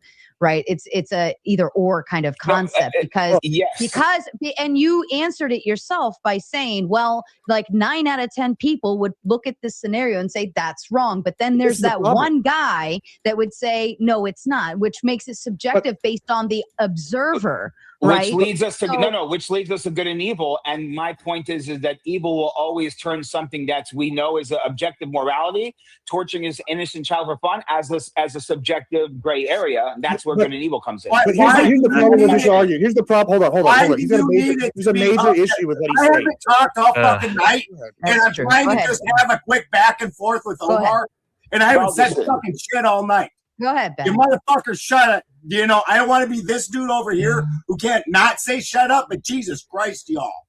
Go ahead, Ben. Why can't you accept that you have decided that it's a bad thing? Society has decided it's a bad thing. It doesn't need to be objective. Why is it you can't take the responsibility for having made that choice? That you decided you're a good person because you don't do that to little kids. Why do you need it to be objective for it to be? Yes. You're the one. My question is I think that's the perfect question. That's the perfect scenario that we can actually fine tune whether morality is objective or subjective. Like if you piece that exact scenario, I think that I haven't thought of a better one, by the way. Maybe a newborn baby, but you could say newborn baby. What if it had this? What if it had that? I'm talking about a child who has the ability to walk, talk, etc. So, voice if something hurts or not, etc. Right? So I just think that's the perfect, like, foundational, concrete thing that we can step on to start and see if objective morality is objective or subjective. I think that would be so. If you deem it as objective, you deem it objective because you're probably most likely your religion, right? Because Christianity says there is an objective morality, therefore this is bad, right? And you would base it off of that belief system. But just like you said, there's some satanic douchebag out there who obviously doesn't believe God or doesn't believe in objective morality or good things or whatever. So that person would deem it as subjective because of that concept. So you guys are agreeing, you're just agreeing on different terms. Well, I was But posing a really good question to get shit popping. That's all. That was my. But I got. I was But here's just your trying to problem get- with your question. Here's your problem. Okay, this you keep saying this one thing. You say like the majority, 9 out of 10 agrees, and the one guy's evil. Okay, what happens when the majority thinks something else, right? And I'm going to give an example, right? Central and South Americans up until 1492, and at the time of 1492, outnumbered Europeans drastically. So they outnumbered all the Christians basically in the world by like about 20, 30 million, arguably, right? And so when we're sitting here looking at this, they vastly disagree with what their perception of morality was. They believed in child sacrifice in the Incan Empire. They believed in sacrifice in general in the Aztecs. Now, they actually outnumber the Christians and the Muslims and all these people. So here's the thing, right? If you're going to say it's by the majority and they objectively come to this conclusion, then we're living in a world where we're actually fighting the objective reality, and child slavery and child murder and child torture is actually the moral correct thing, because they came to this conclusion on their own, distinct of a European and Eastern or Western influence. And so that way, that means that we're actually being immoral by not torturing children. Do you see the problem with your argument? No. I see what you're. Well, that's not the problem with my argument. I understand what you're saying. My question is, so I got you, but that's the difference between justice and raw power. So if you're saying that whoever's in power creates the justice, and justice is whatever they say is morality, then there's no difference between morality and power. And I'm saying that doesn't. When you have two souls, I'm disagreeing. I'm saying that if you take anyone at any time, the reason why they were sacrificing was for the greater good. You give your child up for the sacrifice, and hopefully if we kill enough children, it'll rain, right? They didn't just do it for no reason. They thought they had a very good reason. Vikings would choose to sacrifice yourself every 4 years, I believe, right, Balderson? What was it? For every 6 years, whatever it was. Not objective then, right? No. If they're doing it for the greater good, then morality is different everywhere. It was their free will of an adult. We're not talking about free will of adults. We're talking about children. Every 7 years, and that's really kind of a Hollywood story. It's a very weird thing. I don't really understand it. There's actually only one reference in all the literature that actually directly refers to human sacrifice like that in the mythology literature.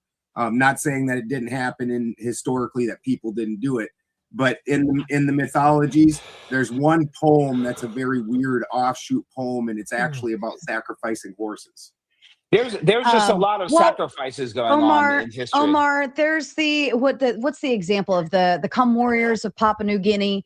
Okay, this one we've heard a lot. It's a Andrew Wilson talking point, and it's an exact example that reflects what you're talking about. So the Come Warriors of Papua New Guinea basically pump the men pump the young boys with their thingamaboppers. I'm trying to not use certain words here, but I think is it in the rear end and then in the mouth or something like that, and they have to swallow the stuff and I don't know, some kind of weird fucked up shit, right? Fucked up.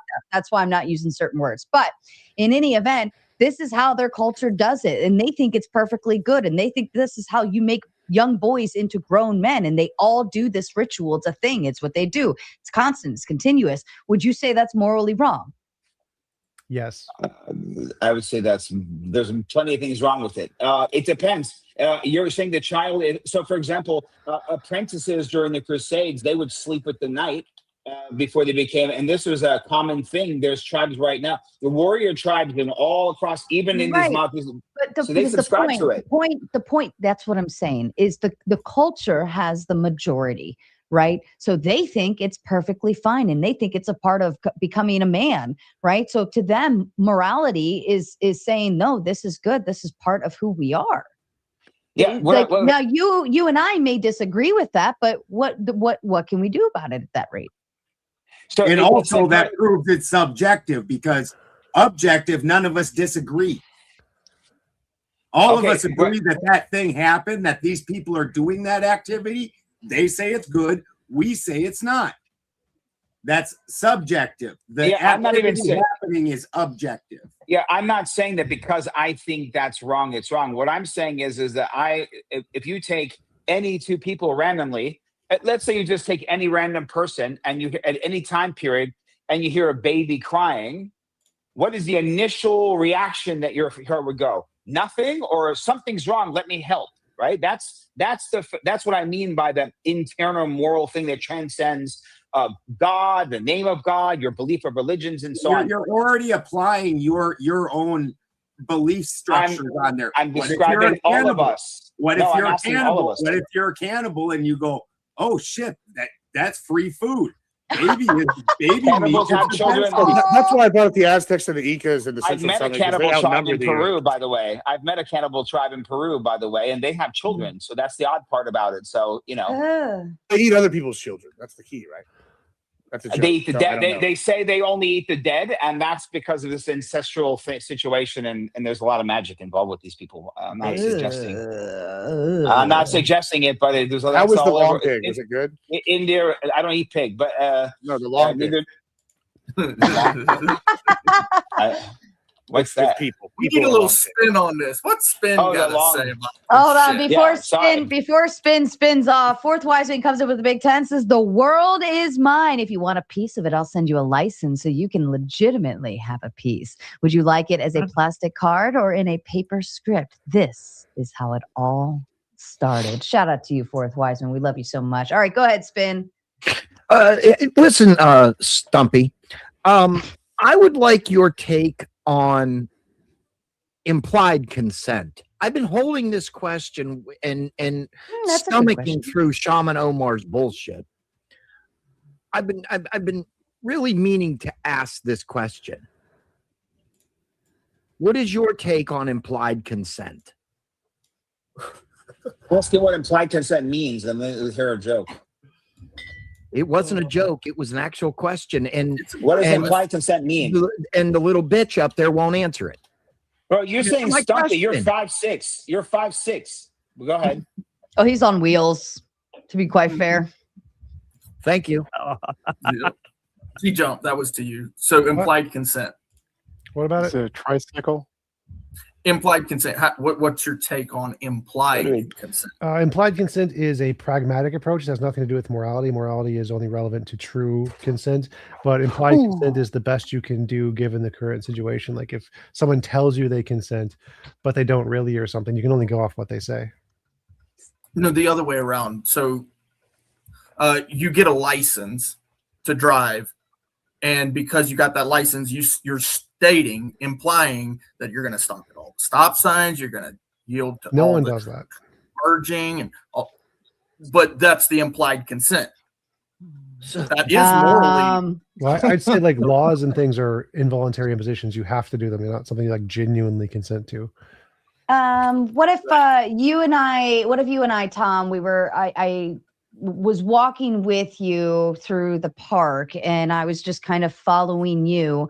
And then upon following you, you took me into a cave and then bad things started happening, right? Would my implied consent would be that I followed you in there, assuming that whatever was going to happen in there was good. Like I'm following you, all is good. If you don't actively consent, anything that happens to you is immoral. There's no implied consent is purely pragmatic. Objectively, you have to consent, like fully agreement consent for it to have any moral value.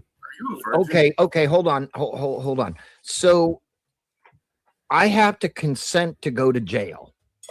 For it to be moral, yeah. How fucking stupid are you, bro? Seriously. That's pretty basic philosophy. Like, you have to be pretty dumb It's not to not understand that. philosophy, it's a fact. Well, but even at that though, morality is not like necessarily built into the legal system. You know what I mean? So just because we do it and apply it doesn't mean it has to be on moral grounding. Okay.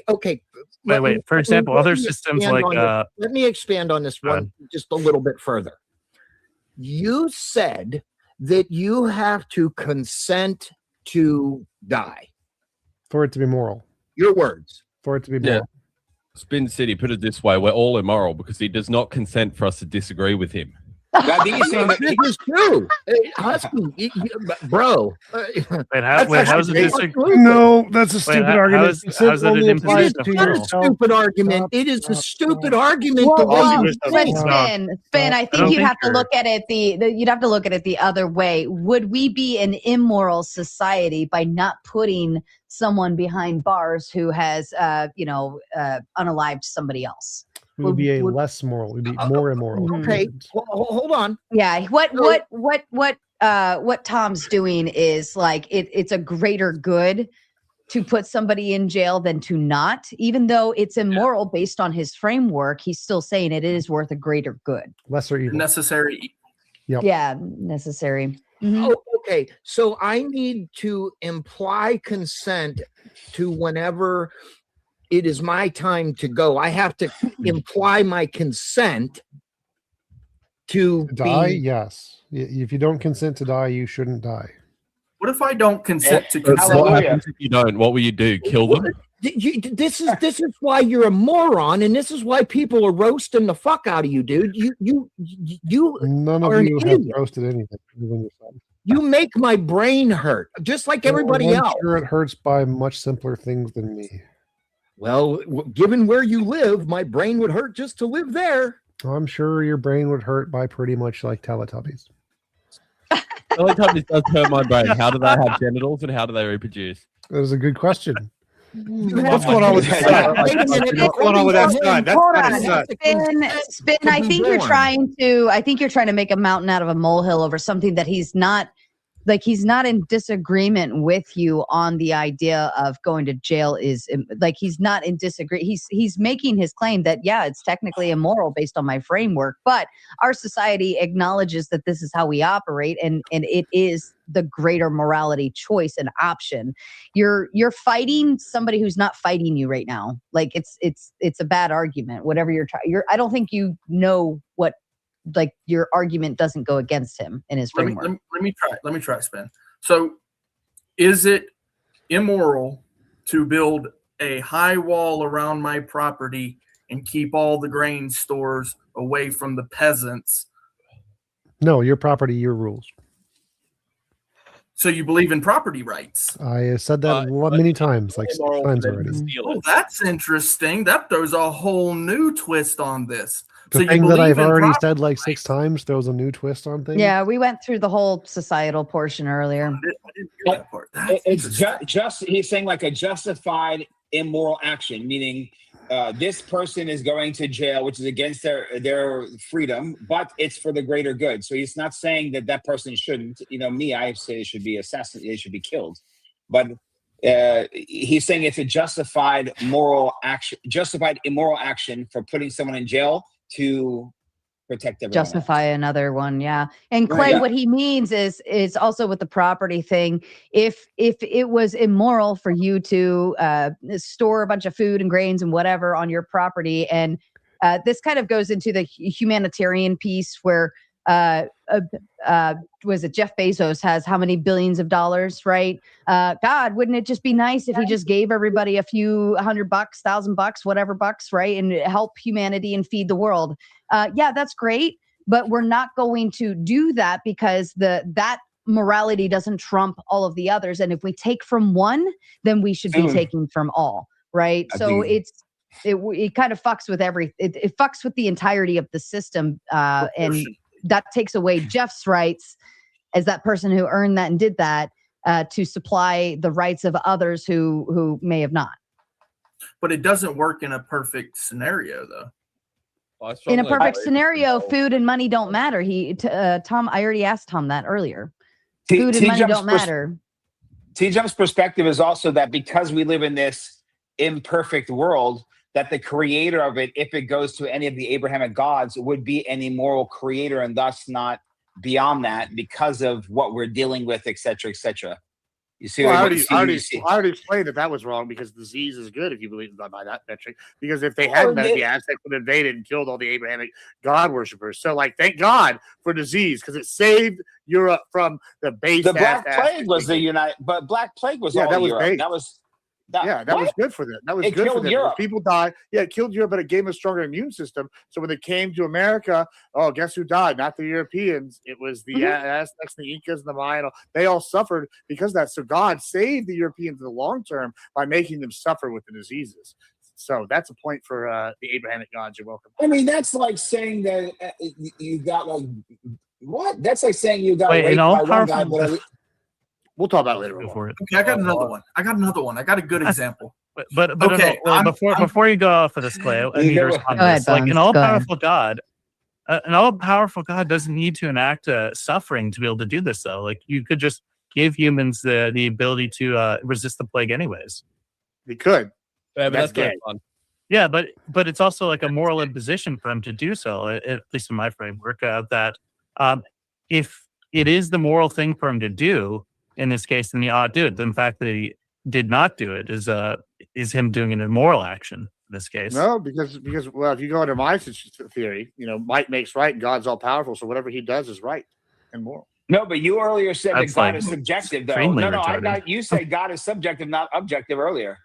Right, I did say that because if I don't believe in God and then everything's objective, right? And even if I do believe in God, God is almighty and might makes right and everything. So the only objective morality is might makes right. And that really kind of defeats all y'all's things. So I would agree with my the problem with might makes right is that it's just an absurd framework. I can beat you up, therefore I'm right, right? So if we do a boxing match and I beat you up, you have to agree. By the way, let's go. Set it up, bro. Yeah, I would actually set say it you're up. right then. In that Set case. it I would, up. no joke. I'd be like, he won. He was right. I was wrong. Set it up. Hey, Bones, let me apologize to Bones real quick. Bones, I apologize, man. You just talked like that. Balderson was right. I told you were reading a script earlier. I apologize. I retract that statement. I'll say he's right. Bones he's a Yeah, regular here. We love Bones. No, I retract what I said. And as a kind reminder to the audience, backstage, I've got poor Effigy still hanging back there. And I'm pretty sure he is Tom's likely only ally on this panel. Omar's kind of in that territory, but he's playing the fence right now. Re-examination sitting back there. He's asking the chat to put him back up as well. Joseph is backstage and dashed in as well. So choose wisely, ladies and gentlemen. But if you want a panel shakeup, you are more than welcome to do so with a measly $10 to boot somebody else. And anybody panel squatting or somebody that just annoys the shit out of you, feel free to dump them. All right. So go ahead. Back to you guys. Okay, so I have a scenario. I've traveled a very long distance across the desert. I'm extremely thirsty. I'm exhausted. I am going to die. If I don't get some, I find that there is a bottle with a few drops left. A man, actually it's a child. A child meets me at the same location, same exact scenario. He's been traveling a long distance across the desert. He's exhausted. He needs that water to survive. Who gets the water? It is moral for you to give him the water. It would be moral for him to give you the water. So you're morally fucked. No, either of those would be moral. So like if you sacrifice yourself and give the water to him, that would be a moral action. Would it be moral for me to take the water and drink it? If it's not owned by anyone, it would be amoral for you to drink it. And would it be moral for him to? It would be amoral, yes. So this whole scenario leans on this really just is whatever we decide. If he decides that he's going to fight me for it, or if I decide that I'm going to fight him for it, this might be a death scenario where yes, that would be immoral. But Clay, is the fight taking place? Is the fight taking place on when you're walking on grass? No, there's no grass. It's a desert. No. Okay. It's a desert. Then you're not killing grass, so you haven't committed a moral act. Continue. Real quick, back to pregnancy. Let's say you didn't abort the child. If you can say that on YouTube. Let's say you just before they were born, you removed both their arms so that when they were born, they had no arms. Is that morally acceptable or no? That would be immoral. So like imposing Why? constraints on a child, a conscious entity would be immoral. So you can end their life, but you can't take away their arms. If they consent to it, you can take away their arms. Also, wait, What? Is it just right before they're born? So even specifically about abortion, I would say that aborting a child when it's conscious is immoral. It's a conscious agent, so killing it would be immoral. But it's a justified immoral action to protect the sanctity of the mother. So I would agree it's immoral to abort a living conscious entity, and it would also be immoral to take its arms off. Sure, yes. But in the case of when he was on when the woman was on a starvation strike, I never a hunger said that strike. wasn't immoral. I don't know why you keep going back to that. So that would also be immoral. Okay, I thought you said that. I thought you said that the nature of putting the baby inside the woman was immoral. I thought that's what you said. Well, that's a different thing. So that causing pregnancy without consent is immoral. So like if someone but that was not the scenario. Right. That's why I didn't talk about it just then. But you brought that up. Okay, I just wanted to clarify. So removing arms is bad. Killing them might not be bad. Okay, real quick though. No, so if they're conscious, What? killing them is always bad. If they're conscious, it's always bad to kill them. But if they're not conscious and you remove the arms before the consciousness, then it's fine to give the birth later without arms because at the time you took the arms off, they had no consciousness. No, because you've imposed a constraint on them before they were conscious. They're still imposing a constraint on their body, so that would still be bad. Okay. So even though the will is not there, that the will is irrelevant because the constraint came before will. Well, no. So the creating a will isn't bad because you haven't imposed anything. But if you're applying constraints on that will, Consent. like damaging the body to once the will is then created to limit its abilities, that would definitely be immoral. So like, So are you saying there's a way a body ought be? Like there's an Uh, actual solid ontology to humanity that's immutable? well, yeah, it ought to be free for the conscious being to choose itself. That's what it. So ought that's to prescriptive. There's an ought be. No, I there. remember we already covered that you could have moral facts without oughts, but you can add oughts to any moral fact.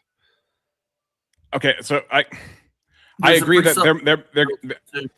well, I'm trying to get my arms, no pun intended, around what's going on here because if we're talking about will here, then I want to know at what stage will has play on this. For example, let's say you have let's say there's a guy who's a PDF file and he's just alone in his room and he's thinking PDF thoughts all the time, just drooling, slobbering in his room, being that kind of guy, right? And there's no actual victim. Did he do something immoral? No, there is no thought crime. Thought crime is not a thing. There's no victim. Okay. What if he? Okay, let's move But on. also, from earlier, then it just sounds like that your morality in this instance does not stem from imposing on something's will, because you said that when you're removing the baby or the arms from the baby before they had before they were a conscious being, then it wouldn't have a will to impose upon them. So it can't be the case that it's immoral under Well, your so the view. immorality is implying restrictions to a consciousness, not the creation of the conscious. It doesn't matter if you it's imply not those but restrictions. You've already or, demonstrated. You've already said that it wasn't conscious. No, it doesn't matter when you apply the restrictions. If you're applying restrictions to a consciousness after it's created, that's immoral. Just the act of creation isn't immoral, but applying restrictions is. So like if you're going to, I don't know, glue sticks to the baby's back or whatever, that would also be immoral. It doesn't matter if it's before or after it's born. So let's work off of that. Let's say that the mother knows, in this case, that the baby's going to miscarry before they're ever a conscious being. Does that make it immoral then to remove their arms and mess with their limbs, No, so if long as that it'll the never baby's be still alive conscious, before they're then it won't affect miscarried? anything. So yeah, if you know for a fact it'll never be conscious, then it wouldn't be moral or immoral. But how do you know? I don't know. That was he asked. The hypothetical said he would know. That's what I'm asking. But how do you I've know? got, I've got a question. That you would the know knowledge that of they good- aren't going to be conscious. Is attaching the knowledge of good and evil into a single fruit immoral? Or should they have been two different fruits? Well, the fruits aren't conscious agents. You can do whatever you want to the fruit. No, but we had to find out about both to eat one. I mean, Is that moral or immoral? It was immoral to force them to be alive without that knowledge in the first place. Well, but then what about kids? Wait, Yeah, it's immoral to Sorry, create again, human I missed beings the or question. conscious entities Oh, without full knowledge. Like that shouldn't be a thing. What was the question, Omar? I'm sorry. But then how? So if they didn't have the knowledge of good and evil, then you can hold on, put the knowledge of good and evil. God is all powerful. He can snap you into existence with full knowledge. You don't need to eat apples. You don't need to start as kids. Yeah, but we're not talking about necessity because earlier didn't you say something about not consenting to knowledge that you don't want, even if you're not aware that you don't want it? Sure. We're talking Genesis, 6 billion people on Earth. So if they're not even aware that they want it or Hold don't on, want hold it, if they're not even aware that they want it or don't want it, how is that immoral? I thought you said Because a conscious being must start with a certain minimum level of ability to consent. That's like a requirement. Well, no, is this an example of you attaching an ought to something or not? Because when you say you can attach ought to something, does that mean all moral facts can exist without oughts, but you can add oughts to any moral fact? Oughts when you say you can ought, does that mean you can add oughts? Does that mean that the oughts exist when you add them, or they're all fictional? They're all fictional. So if we want, so there's no reason we ought to work towards the best possible world. It's just there is a best possible world, and we can work to it if we want to, but we don't have to. We can go for the worst possible world, and it's not actually violating anything to work towards the worst possible world. Well, it'd be violating truth. That's what it'd be violating. What would that matter? What gives value to truth then? Well, whether you care, I don't care if you care or not. No, I'm talking about objectively. If we're talking about if something's good or bad, we're making a value claim. So like you are being immoral if you do immoral things. Whether you care, whether you think it matters, I mean, it doesn't matter. It's irrelevant. What matters is the objective fact. You are doing immoral things.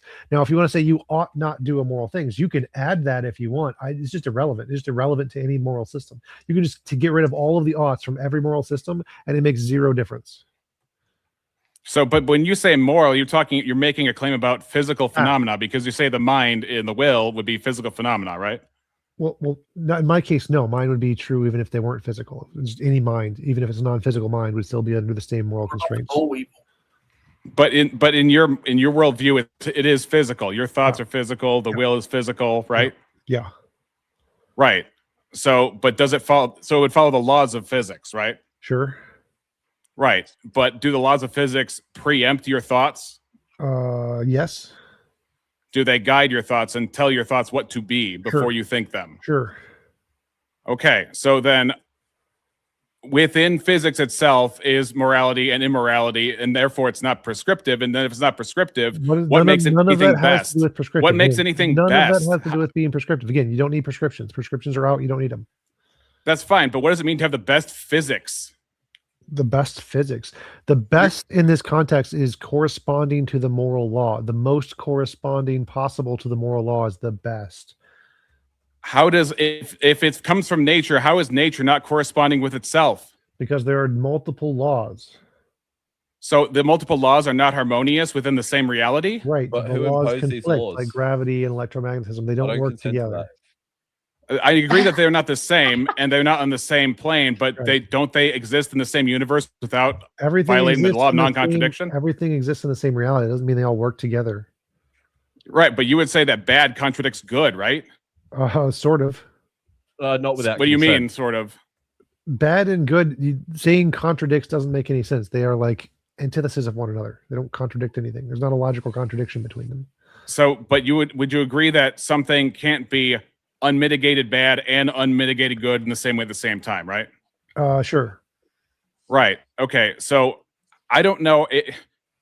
I don't understand how you can say it's not prescriptive and yet we should. You never need the word prescriptive in morality. It's just throw that in the trash can. It's just garbage. You don't need it ever for any reason. You don't need it for nothing. So if I say we should stop teaching, let's say that every school. Anytime you ever say teaching should or prescribe, you can just say it is moral that X. And you can just get rid of you should do. Actually say it is moral that X. Anytime for any sentence ever used in any moral system where it ever says you should do or you ought do or we should think, just replace it with it is moral that X. Problem solved. You never need ought. You never need prescription. Those words are just not relevant to any morality ever. Then if things just are what they are, how can you determine what a best universe is if you're talking about moral law? Because law sounds prescriptive. And some things don't correspond to the moral law. Some things correspond to it, which are moral. Some things don't correspond to it, which are not moral. It's very simple. This is extremely simple. Who should survive? Is it the guy with the crabs or the guy without the crabs? I don't even know what that means. Both of them should die.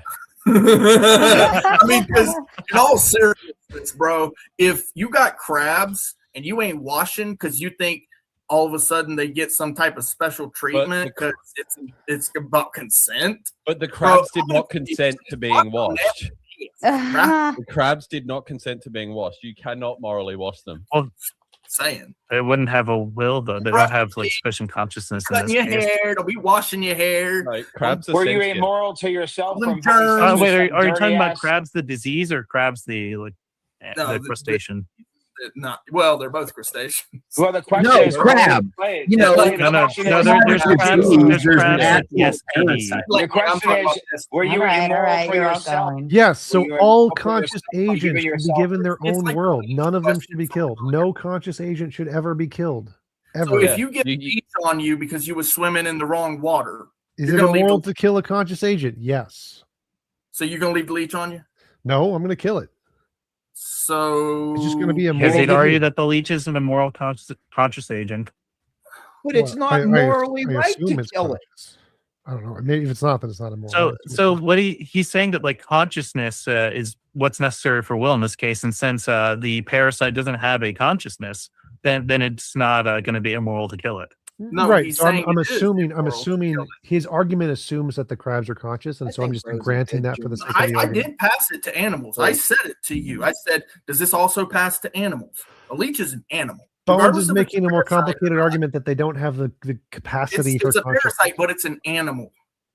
Let's be and clear. You said, and I quote, "It is not morally right to kill animals." I'm not disagreeing with that. Like, this is what are you talking about? Argument, okay? So who should survive? Should it be the agent that is everyone teaching? should survive. Every In conscious Admiral, agent should in Admiral survive. Gibbs's reality, if they don't have an American Social Security number, they're already a lesser agent. Well, hold on. Illegal. I find that factually correct. And this goes to like dogs, pets, right? So dogs are like slaves to us, essentially. They is have immoral. no idea that they are slaves, Which but is immoral. they Yes. are, right? When you say that they have to consent to that, dogs don't consent to living Right, which is outside. But immoral. guess what? There's some outside dogs. Right. They which just is want immoral.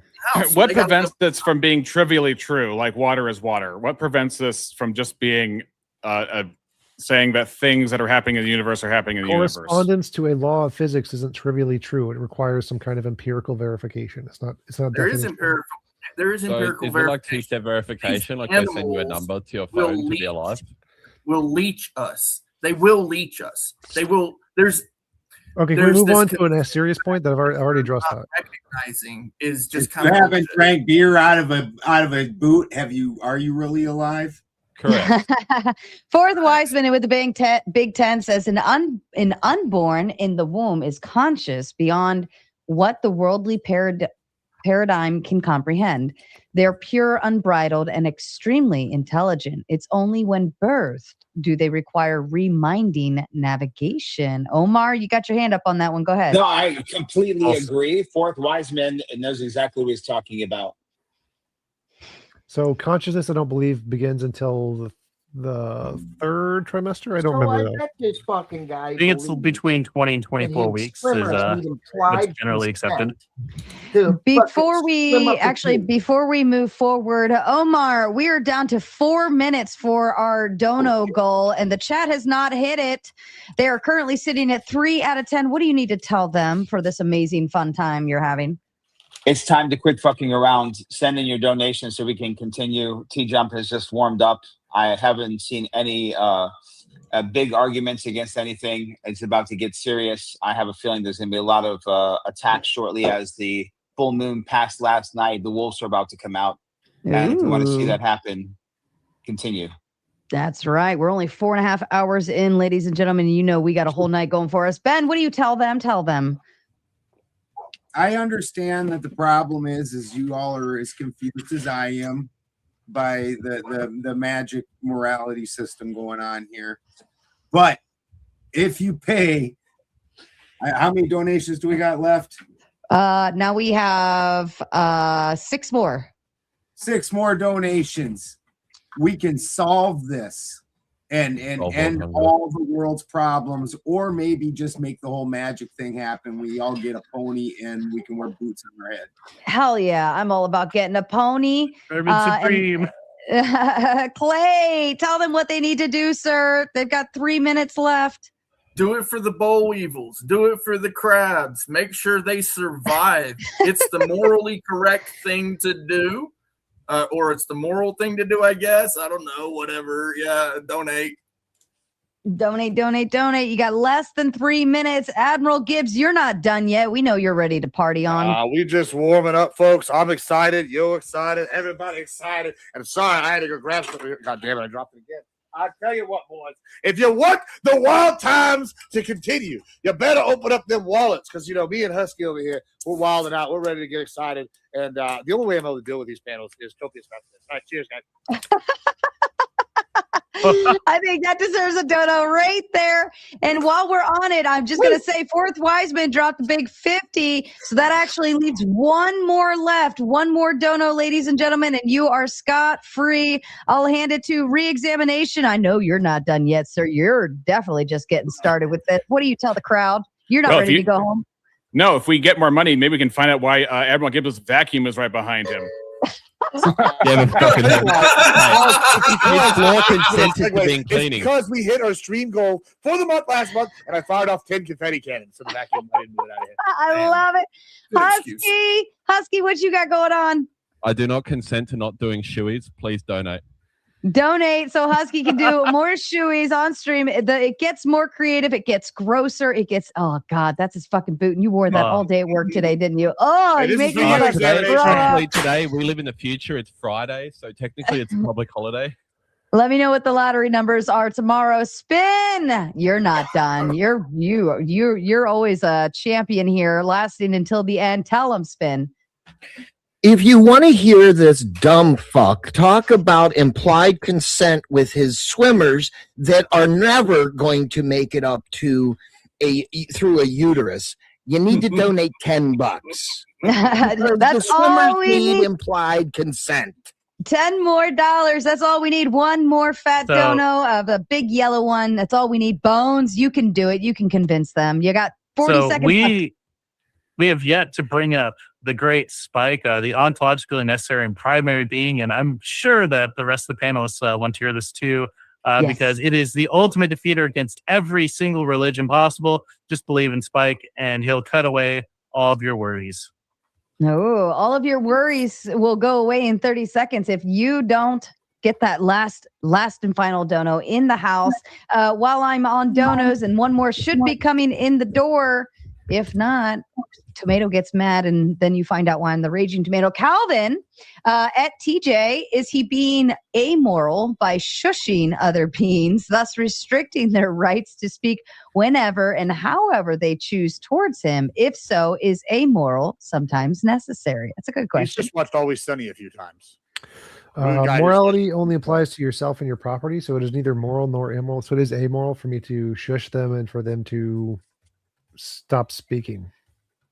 Panel, what say you? That they might have a free will, desire to speak, and you're impinging on that. That's what I've said. Reality. Any moment Fair where I'm enough. not speaking is an imposition against my will. I will say There that. you I go. think that you're wrong, and I do not consent to being wrong. So you can't say I'm wrong. There I you don't go. consent. Fourth wise man, of course, helped the panel and the audience out. Everybody, that is my second favorite color, dropped onto the chat. You know I love my second favorite color as well as my first favorite color. So that means tomatoes in the chat in regards to fourth wise man. Everybody say your thank yous. He says, top it off, folks. I can't stay much longer. And of course, Spin City he just couldn't let that $10 get in the way of his panel time. Wiseman and I own the panel now. Yes, we've got the fourth Wiseman owns this channel, bitches. Here you go. This is fourth Wiseman's channel now. Well, I own this channel, and I say that fourth Wiseman now owns you. You do not have consent. And of course, Texas Bully Mom wanted to try to make sure she got that last one in the door. I will count it as a win. Ladies and gentlemen, give yourselves a big round of applause in the chat. Tomatoes everywhere. Hit that goal if you're a membership person. We love you. Bing, bing. Thank you. And as a reminder, I've got Effigy, Aunt, Joseph, and Dashton hanging out backstage. If you want us to do any panel switch-ups, you are more than welcome to. All right, back to you guys. All my voters, yes, I'm nice to be owned. Yes, I'm asking. Sorry. Go ahead, Clay. Lions and tigers and bears. I still haven't heard something valid on this. Survival. You really kind of just don't have an answer for that. When it comes to who should survive, is it me or the little boy who we meet in the sand that we should what? One of us has to drink. Well, no, he did, because he kind of utilized the trolley concept, but also said it's still better for society. Right now, even though an act may be immoral, it is still for the greater good of society to do X, Y, or Z. So he did, like, he is saying, I think if I'm hearing you correctly, Tom, like, yeah, if you're going to eat meat, yeah, it might be immoral, but if that's for your survival, then it is still for the greater good. Did I get that right? I think so. Tom? Okay. Okay. But it falls down to necessary into the ground and chug the water. If it falls down to necessary evil, what you're telling me is that evil is part of the good. No part of that did I say. Mm-mm. He that would be called Satanism. No, so He's saying Satanism there's is actually there's mitigations. Hold up. Satanism is actually like just secular humanism for the most part. So there's not actually anything wrong with pretty much every version of Satanism. It's a weird belief. How about raping children? Is that not wrong? That's wrong. It's not a part of words. It's wrong under Sorry. secular humanism. Sorry. I'm amateur on this. You got a bit emotional there. Sorry. No, Have we talked I don't about? You're allowed to say words like in life. Before I go over remember retreaded earlier ground. when I say like do bad things Yeah. to kids, right? Like we Yeah, have to no, work no. around it on purpose. It's- Re-examination. Go ahead. Well, I was just gonna say I came in late, so forgive me for for going over retreaded ground because I came in late and I was trying to familiarize myself with your views. Did we already cover parenting and subverting, going over kids' will for the greater good of like parenting? You would say that it's still wrong to tell kids what to do as parents, but ultimately it would be for their greater good by the projection that we've made of what that would end up being if we just say, no, you got to do what I say because I care about you and I know better. Yeah, so in many cases, we force kids to do things for their own good. So, like stopping them from running into the streets, which is a justified immoral action. But a lot of things in parenting are just straight up immoral, like stopping them from playing or making them go to bed early. There's a lot of things that are just you shouldn't do.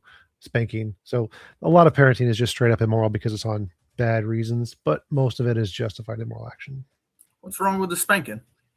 I'm gonna beat all y'all asses. The science shows that it causes psychological harm with no psychological benefit. Not when Sarah does it. I do see psychological benefit. You won't fucking do that again. Actually, is the true. opposite is usually the case. Well, I don't know, can't be wrong. and I mean, and I know it's anecdotal, but I'll never forget when my daughter, she was what, like 3 years old, and I think she had a crayon and she was getting ready to color on the wall, and I looked at her and I said, "No, you're not going to color on the wall." And she gave me like that shit-eating grin and like, "Yes, the fuck, I'm going to do it."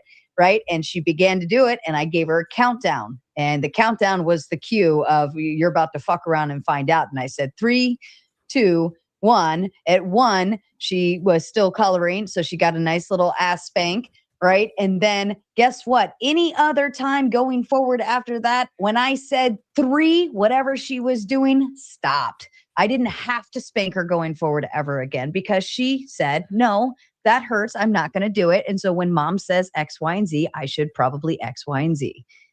So it is total, do you but think that it's She good fucked around and got to the equal level of find out. yeah. But do you think that it's moral to have someone's actions be stopped by the fear of them getting hurt by someone else?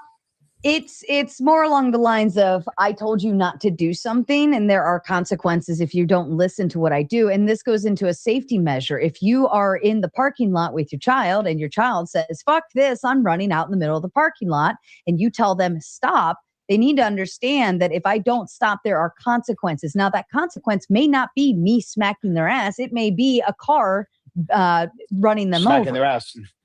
So they have to know I'm telling you something because there are potential consequences that could be even greater than a spanking. So here's the thing. If there was a way to get the same result without physically harming the child or causing them fear, would it be moral to still spank them if you could have done the same goal with a less harmful action? Absolutely If not. you because could- they're going to immorally make you have to tell them 50 times when you could just spank Right. them once. But we've That's already not- seen this. that's We've not already true. seen this They don't test. mean We've 50 seen times. we've seen gentle parenting bullshit, and it's nothing but little assholes running around now, and kids that have absolutely no respect for adults. Yeah. Which peer-reviewed papers are you kids going have off fucking of? Have you been to traffic LA? cones and shit. Have you been to LA? So the overwhelming consensus This of isn't gentle parenting. The overwhelming consensus of modern psychological and developmental research indicates that spanking is ineffective for long-term behavior modification and is consistently linked to increased aggression, mental health issues, and antisocial behavior in children. While it may achieve immediate compliance through fear, it fails to teach self-regulation and often replicates the very behaviors it seeks to suppress. Scientifically, the evidence shows that spanking is counterproductive and doesn't work, and there's Then better how do you better- explain me? Pseudo-scientific. Long. I want to know how many fucking scientists there had kids and has dealt with kids and been around kids. Because oh my God, like, I mean, being a parent, you're around kids all the time and you can tell which ones don't get their butts spanked. And I'm not saying beating them and abusing them, right? I'm just talking like a little smack on the tush. You're not putting red marks on them. You're not like to the definition of where CPS is getting called, but I mean, you know the difference between parents who are gentle parenting their kids because their kids are assholes and they're spoiled little fuckers and they're disrespectful to everyone in the room. And then there are parents who, you know, their kid's not going to push any fucking limit with them, You're and they're going to confusing listen. Discipline with spanking. So you're confusing parents who don't do discipline and who are just bad at it with parents who spank. So like you can have obedient children by actually learning how to be good at parenting without having to spank them, and it's not the kind of parenting You didn't get interviewed. Those motherfuckers with discipline. They The say motherfuckers dumb with shit like discipline that all didn't the get time. into your little study because you know what they were taught by their They're parents. amazing. Those fucking retards up in high society who are doing all these fucking studies. I think you should have been spanked I'm sorry, more. Clay. Did you ever read the Listen to me, study? my man. Listen to me, Wait, my have man. you ever read the study, Clay? That shit right there is He hasn't read the exactly study. why Oh, they he don't hasn't read participate anything. I don't in think he those can read. stupid Oh, I agree. I He has not read think you've got to anything. Listen, confuse. Linda. How Those is spanking kids not gentle didn't parenting? participate You're in both that talking. study And how do you know this? because I'm fucking one of them, stupid. I don't Oh, so you haven't You're read one the, of the so you kids didn't, in so the you study? haven't read the study. So I you have no clue. definitely got some You have no clue. discipline. Yeah, I got some So discipline. you have no, You know so what? you have I'm no a- clue. I'm The a answer is you have decent no fucking clue. person for it, So right? Clay, you have no clue what the study says because you have. Yeah, I do. I know exactly what the study says, bro. Okay, what's the name of the study? What's Wait, what's the name of the study? And it's the same Wait, fucking what's bullshit what's studies that the you're name doing. of the study? Traveling through Wait, the fucking what's the internet, name of the into study? the fucking libraries for how How about we long do now? our own studies? It's psychology, it's sociology. Oh, the scientists told us that this is Clay better. hasn't read the study. Instead of He's not listening to engaging with the study. I'm so parents sorry. who are Clay, actually doing We could While probably you- we could while you probably have your figure list out out. on panel who has been spanked in their life and who hasn't. And usually it's the ones that have respect for authority or respect for others. Fuck your study. I don't even give a fuck. And half these studies that come out, I have very little faith in a lot of them. I know that a lot of there's a lot of debates about whether studies are even solid and who's running them and who's funding them and yada yada yada yada. I just have very little hope. But even at that, if you're a parent, you know which kids, and you know what, you know how I know, when my kids come home and other people, like let's say he's at a friend's house and their parents talk to me and they tell me that he's such a good kid, he's so respectful, XYZ, because that motherfucker knows, don't fuck around and find out. You don't have to beat them to a pulp. You just have to do it a couple times to let them know, listen, we're not going to do this. You will respect adults. And again, I will say it, and I would put my life on it. Gentle parenting is absolute work. I've never ever seen it work. I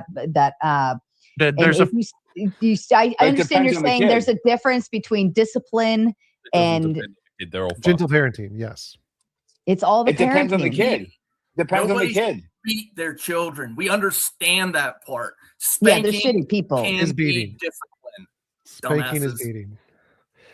You're also Oh, applying a you false need a good dichotomy fucking between knock to gentle the goddamn parent head is what and the fuck you need. spanking your That's children. retarded. There's obviously other There- styles of parenting that isn't just Bro, you gentle can So parenting. my do the question, other my thing. question, never spank. hold up, Sometimes, listen, dumbass hold up. motherfuckers. So, Sometimes. hold up. Hold on, Clay. So my question for Sarah would be: is do you think that it's impossible for parents to adequately discipline their kids without spanking, so that they're the ones who other parents are saying, "Oh, your kids are so good"? Do you think it's just impossible that can't happen? I don't think Absolutely. it's likely that you could get away unless you have a kid that's like a mute and doesn't do anything because they're like just kind of hang there and they're not very active and they don't know, usually there's some other things in the way of them fucking around to find out, right? But I would put money on the idea that most parents who have kids who are respectful towards authority more than likely have spanked their kids at least a few times in their life. So you disagree Not with the other way study of around. 160,000 kids who shows that the vast majority of them, that they're the most adherent to social standards, don't get spanked? You'd say, no, they're wrong. That 160,000. I want to know what they're I wrong. want to know what kids. state. I want to know what 160,000. state. Yeah, I wanna know what where did they state pull this and what from? country that Are Yeah, they all the- Mormons? The study is called California. Gershoff and Grogan Kaler meta-analysis 2016. I you wanna look cannot at it. trust anything with that big a fucking name, bro. What That- Do you have a link to it that you could drop in the back? I know people probably want to pull it. They sound Swedish to me, and I don't want my kids to be Swedish. Is there a chat thingy No in the StreamYard somewhere? Yeah, that I the can- private is a private chat Oh, button private over chat. there. You could put anything back there. While you're doing Did I that, put it in the right Calvin. place? Yes, you got it. Wait, did I already read this one? Let's just Oh, say no, yes. I didn't. I apologize. It's new. Hold on. I apologize, Calvin. I didn't see this come up so soon. TJ says you confirmed justified immorality as it relates to disciplining children.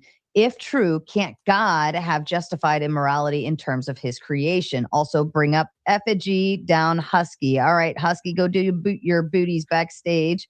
And poor effigy been hanging back there. He's like Tom's only ally here, I think. All right, and I'll leave it to you to answer the question. Hold up. So a justified immoral action is a action that you have to do because you don't have the power to do a less immoral action. So like in the case of the trolley problem, when you flip the switch to kill the 1 instead of the 5, it's only justified because you can't snap your fingers and save all 6 of them. If you're an all-powerful being who can snap their fingers and save all 6 of them, there's no such thing as a justified immoral action. You're an all-powerful being. So no, God does not have any justified immoral actions because he's an all-powerful being. So he doesn't limited to doing one immoral action. He can solve them all with the snap of his fingers. Yeah, but the one that you saved was an SAer. They're people too, all conscious agents. But all of the ones that didn't get saved are not SAers. They're not criminals at all. So all-powerful God should save literally every conscious agent and give them their own world and make it physically impossible for anyone to harm anyone without consent. That's the moral thing to do if you're an all-powerful being. Oh my God, you don't even live in reality. You Sorry, believe in again, I was Magic late. Daddy, who talks about- Define justification for me. How does justification work? My belief, Or but it's not morality?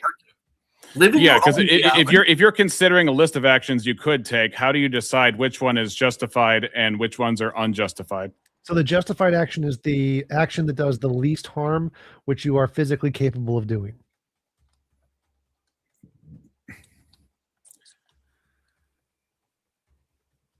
I understand what you said. It's just very hard for me to think about using a moral guidepost and not calling it or referring to it as prescriptive. I'm just stuck on that. You'll have to bear with me. Again, but so any moral fact, you can say it without prescription and you can say it with prescription. It's like a two sides of the same coin, heads or tails.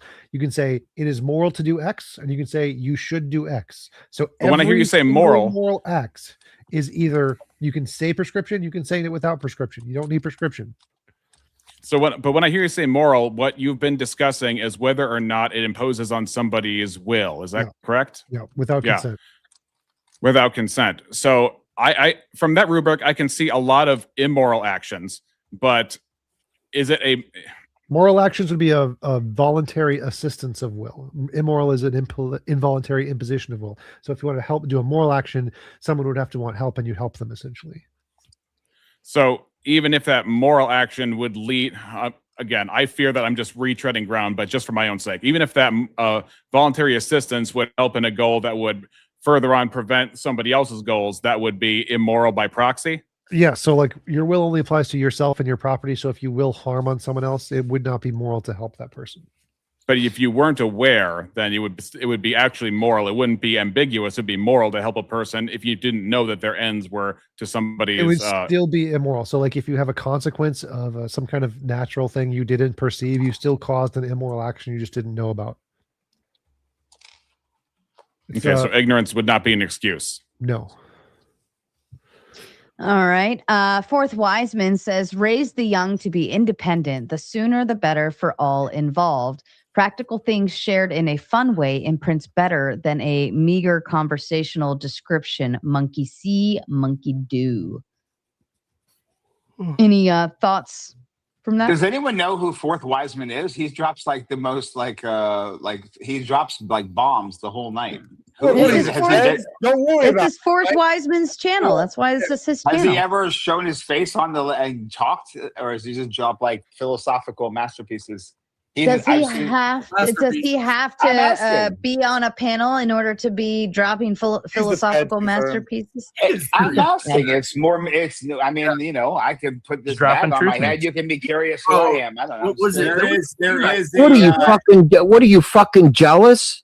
Oh my God, you're so weird, bro. What are you? No, You wanna- seriously, are you He's fucking not- jealous? Hold on, Spin. You took it completely the wrong way. He's just retarded. That's saying- why. You guys. All right, real quick, T-Jump. Would you say that? Hold on. Sorry, examination. 1 second. Spin. God, I can't even gave him- praise the man. I gave him a Goddamn. compliment. Do you not understand as a compliment?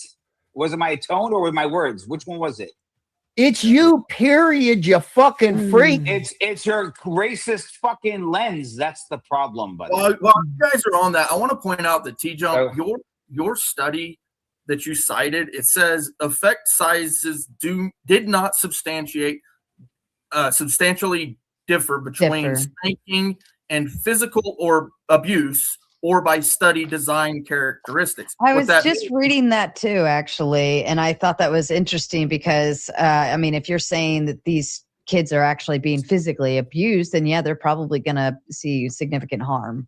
Right, and it makes sense because they asked the children and not adults about when they were a child. These were studies done on What does this children have to do with my point? who essentially do children lie?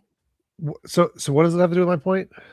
Your Well, studies- okay. Here's how we could say it, right? To me, if I were to spank a child right now, and I know that my hand didn't turn red, the child's butt didn't turn red, it like didn't even hurt my hand to hit them, but to that child, it because it's a shock. It's a shocking moment for them. Like, oh my God, it's a wake up call, right? To them, they may think, oh my God, she hurt me. She hurt me. This was terrible. So to them, it could be on a scale of 1 to 10, right? The point was that you can have better outcomes by not spanking. Whether the spanking was hard or super hard, I don't care. The point was that not spanking has better outcomes. That's the only. So whether that they differentiated between spanking and spanking hard, I don't care. You're just making an inference based on your feeling. Sarah, was that not my point? My point was that you can have better outcomes with kids without spanking, and I said that spanking is abuse. I literally said both of those things earlier. Yeah, you said that. We heard it 1,000 times already, and it's bullshit. It's still bullshit. Every time you say it. Whether effects. You tried to cite a study. Also, Literally Clay, you're not even like there's reading no it difference properly. between the spanking or the physical abuse in the study. Yeah, the effect Children size don't didn't know the change. That just means difference. that the effect sizes are going to be roughly the same between physical abuse and spanking. Children don't know the difference. No, you can't read the fucking study. Children. You can't read. Why are we letting the literature read shit? Okay. It's a good argument, Bones. I like your point argument. would be that the adults In don't no know the way does difference. that mean that. I'm an adult. I know Clay, what the so fuck your it means. misinterpretation of the If study you're is not an asshole, argument, by the way. because The you fact did that like something works stupid, against you. he It has to works something. against you. What are the can I ask I'm trying to like actually read the fucking I see just an abstract, similar articles, references. I'm trying to actually get to Do you have a PubMed account? No. You Real don't quick, actually have to have T-Jump. a PubMed account because there's a 1 second. There's a full text link. If you look to the right of the title, there's a free text on PubMed as well. Oh, thank you. And it's a full text. Okay. I guess my question would be what are the what was I looking for? The detrimental child outcomes. Like what is deemed as detrimental? Like what I read those earlier. I can find it again. Remember, I read that quote specifically about what they were. Okay. The most effective alternatives. No, that's not it. Was the overwhelming consensus of modern psychological and developmental research indicates that spanking is ineffective for long-term behavioral modifications and is consistently linked to increased aggression, mental health issues, and antisocial behavior in children. Words. Yes, those are words that I can read because I'm reading them like I don't think you read any fucking thing that makes any goddamn Hey, sense. Clay, you got called out for misinterpreting the abstract. I don't know Bro, why you I'm want to looking talk at about the other people not being able to read when you read it yourself word can't for fucking word. read. What are you talking about? I read it word for word. Clay, you're You retarded. have a problem Stop, with the stop words I hyping up read. to make retarded points. I You make read the yourself look words dumber. word for word. You have a You problem make with the yourself words I look read. dumber every time you Your type fucking up. So shut the abstract. fuck I'll up. read it again for you since you can't understand Yeah, it. please hang yourself on this. Please hang yourself on this again. Do it. Yes. Substantially Do different it. between spanking and physical abuse or So by Clay, study Clay. design characteristics. So what does that mean, Clay? Can you tell That us what means that that means? children were being interviewed, and the children being interviewed don't know the difference between spanking and physical abuse. That's literally what it's talking about. Because you interviewed children. Children fucking lie, dude. They don't know what the fuck they're talking about. The reality is that not all spanking is abuse. And you think it is because you're a fucking retard. Let me ask you something. Which part of the study is that I right? do, wait, Clay. I do grant that you're a child because you can't Clay, understand. chill. When was the last I do time grant that. you got All right, into let's just let these two do this. Yeah, please. All right. So, Yes. When was so the Clay, last time you got time into to have a fight? another lesson, Clay. So got time to have you. another I've lesson, got Clay. you. This time it's in. Hey, listen. It's in English right now. So It's a question. So wait, When no, was no. the last time that you got into a physical fight? What does this have to do with the study? I'm When so was the curious. last time you got into a physical fight or So had what to does this have to defend do with the yourself? study? When was the So last what time does you got this- into a physical what fight? This is does this obfuscate. Just like the to child doesn't know do the with difference the between study?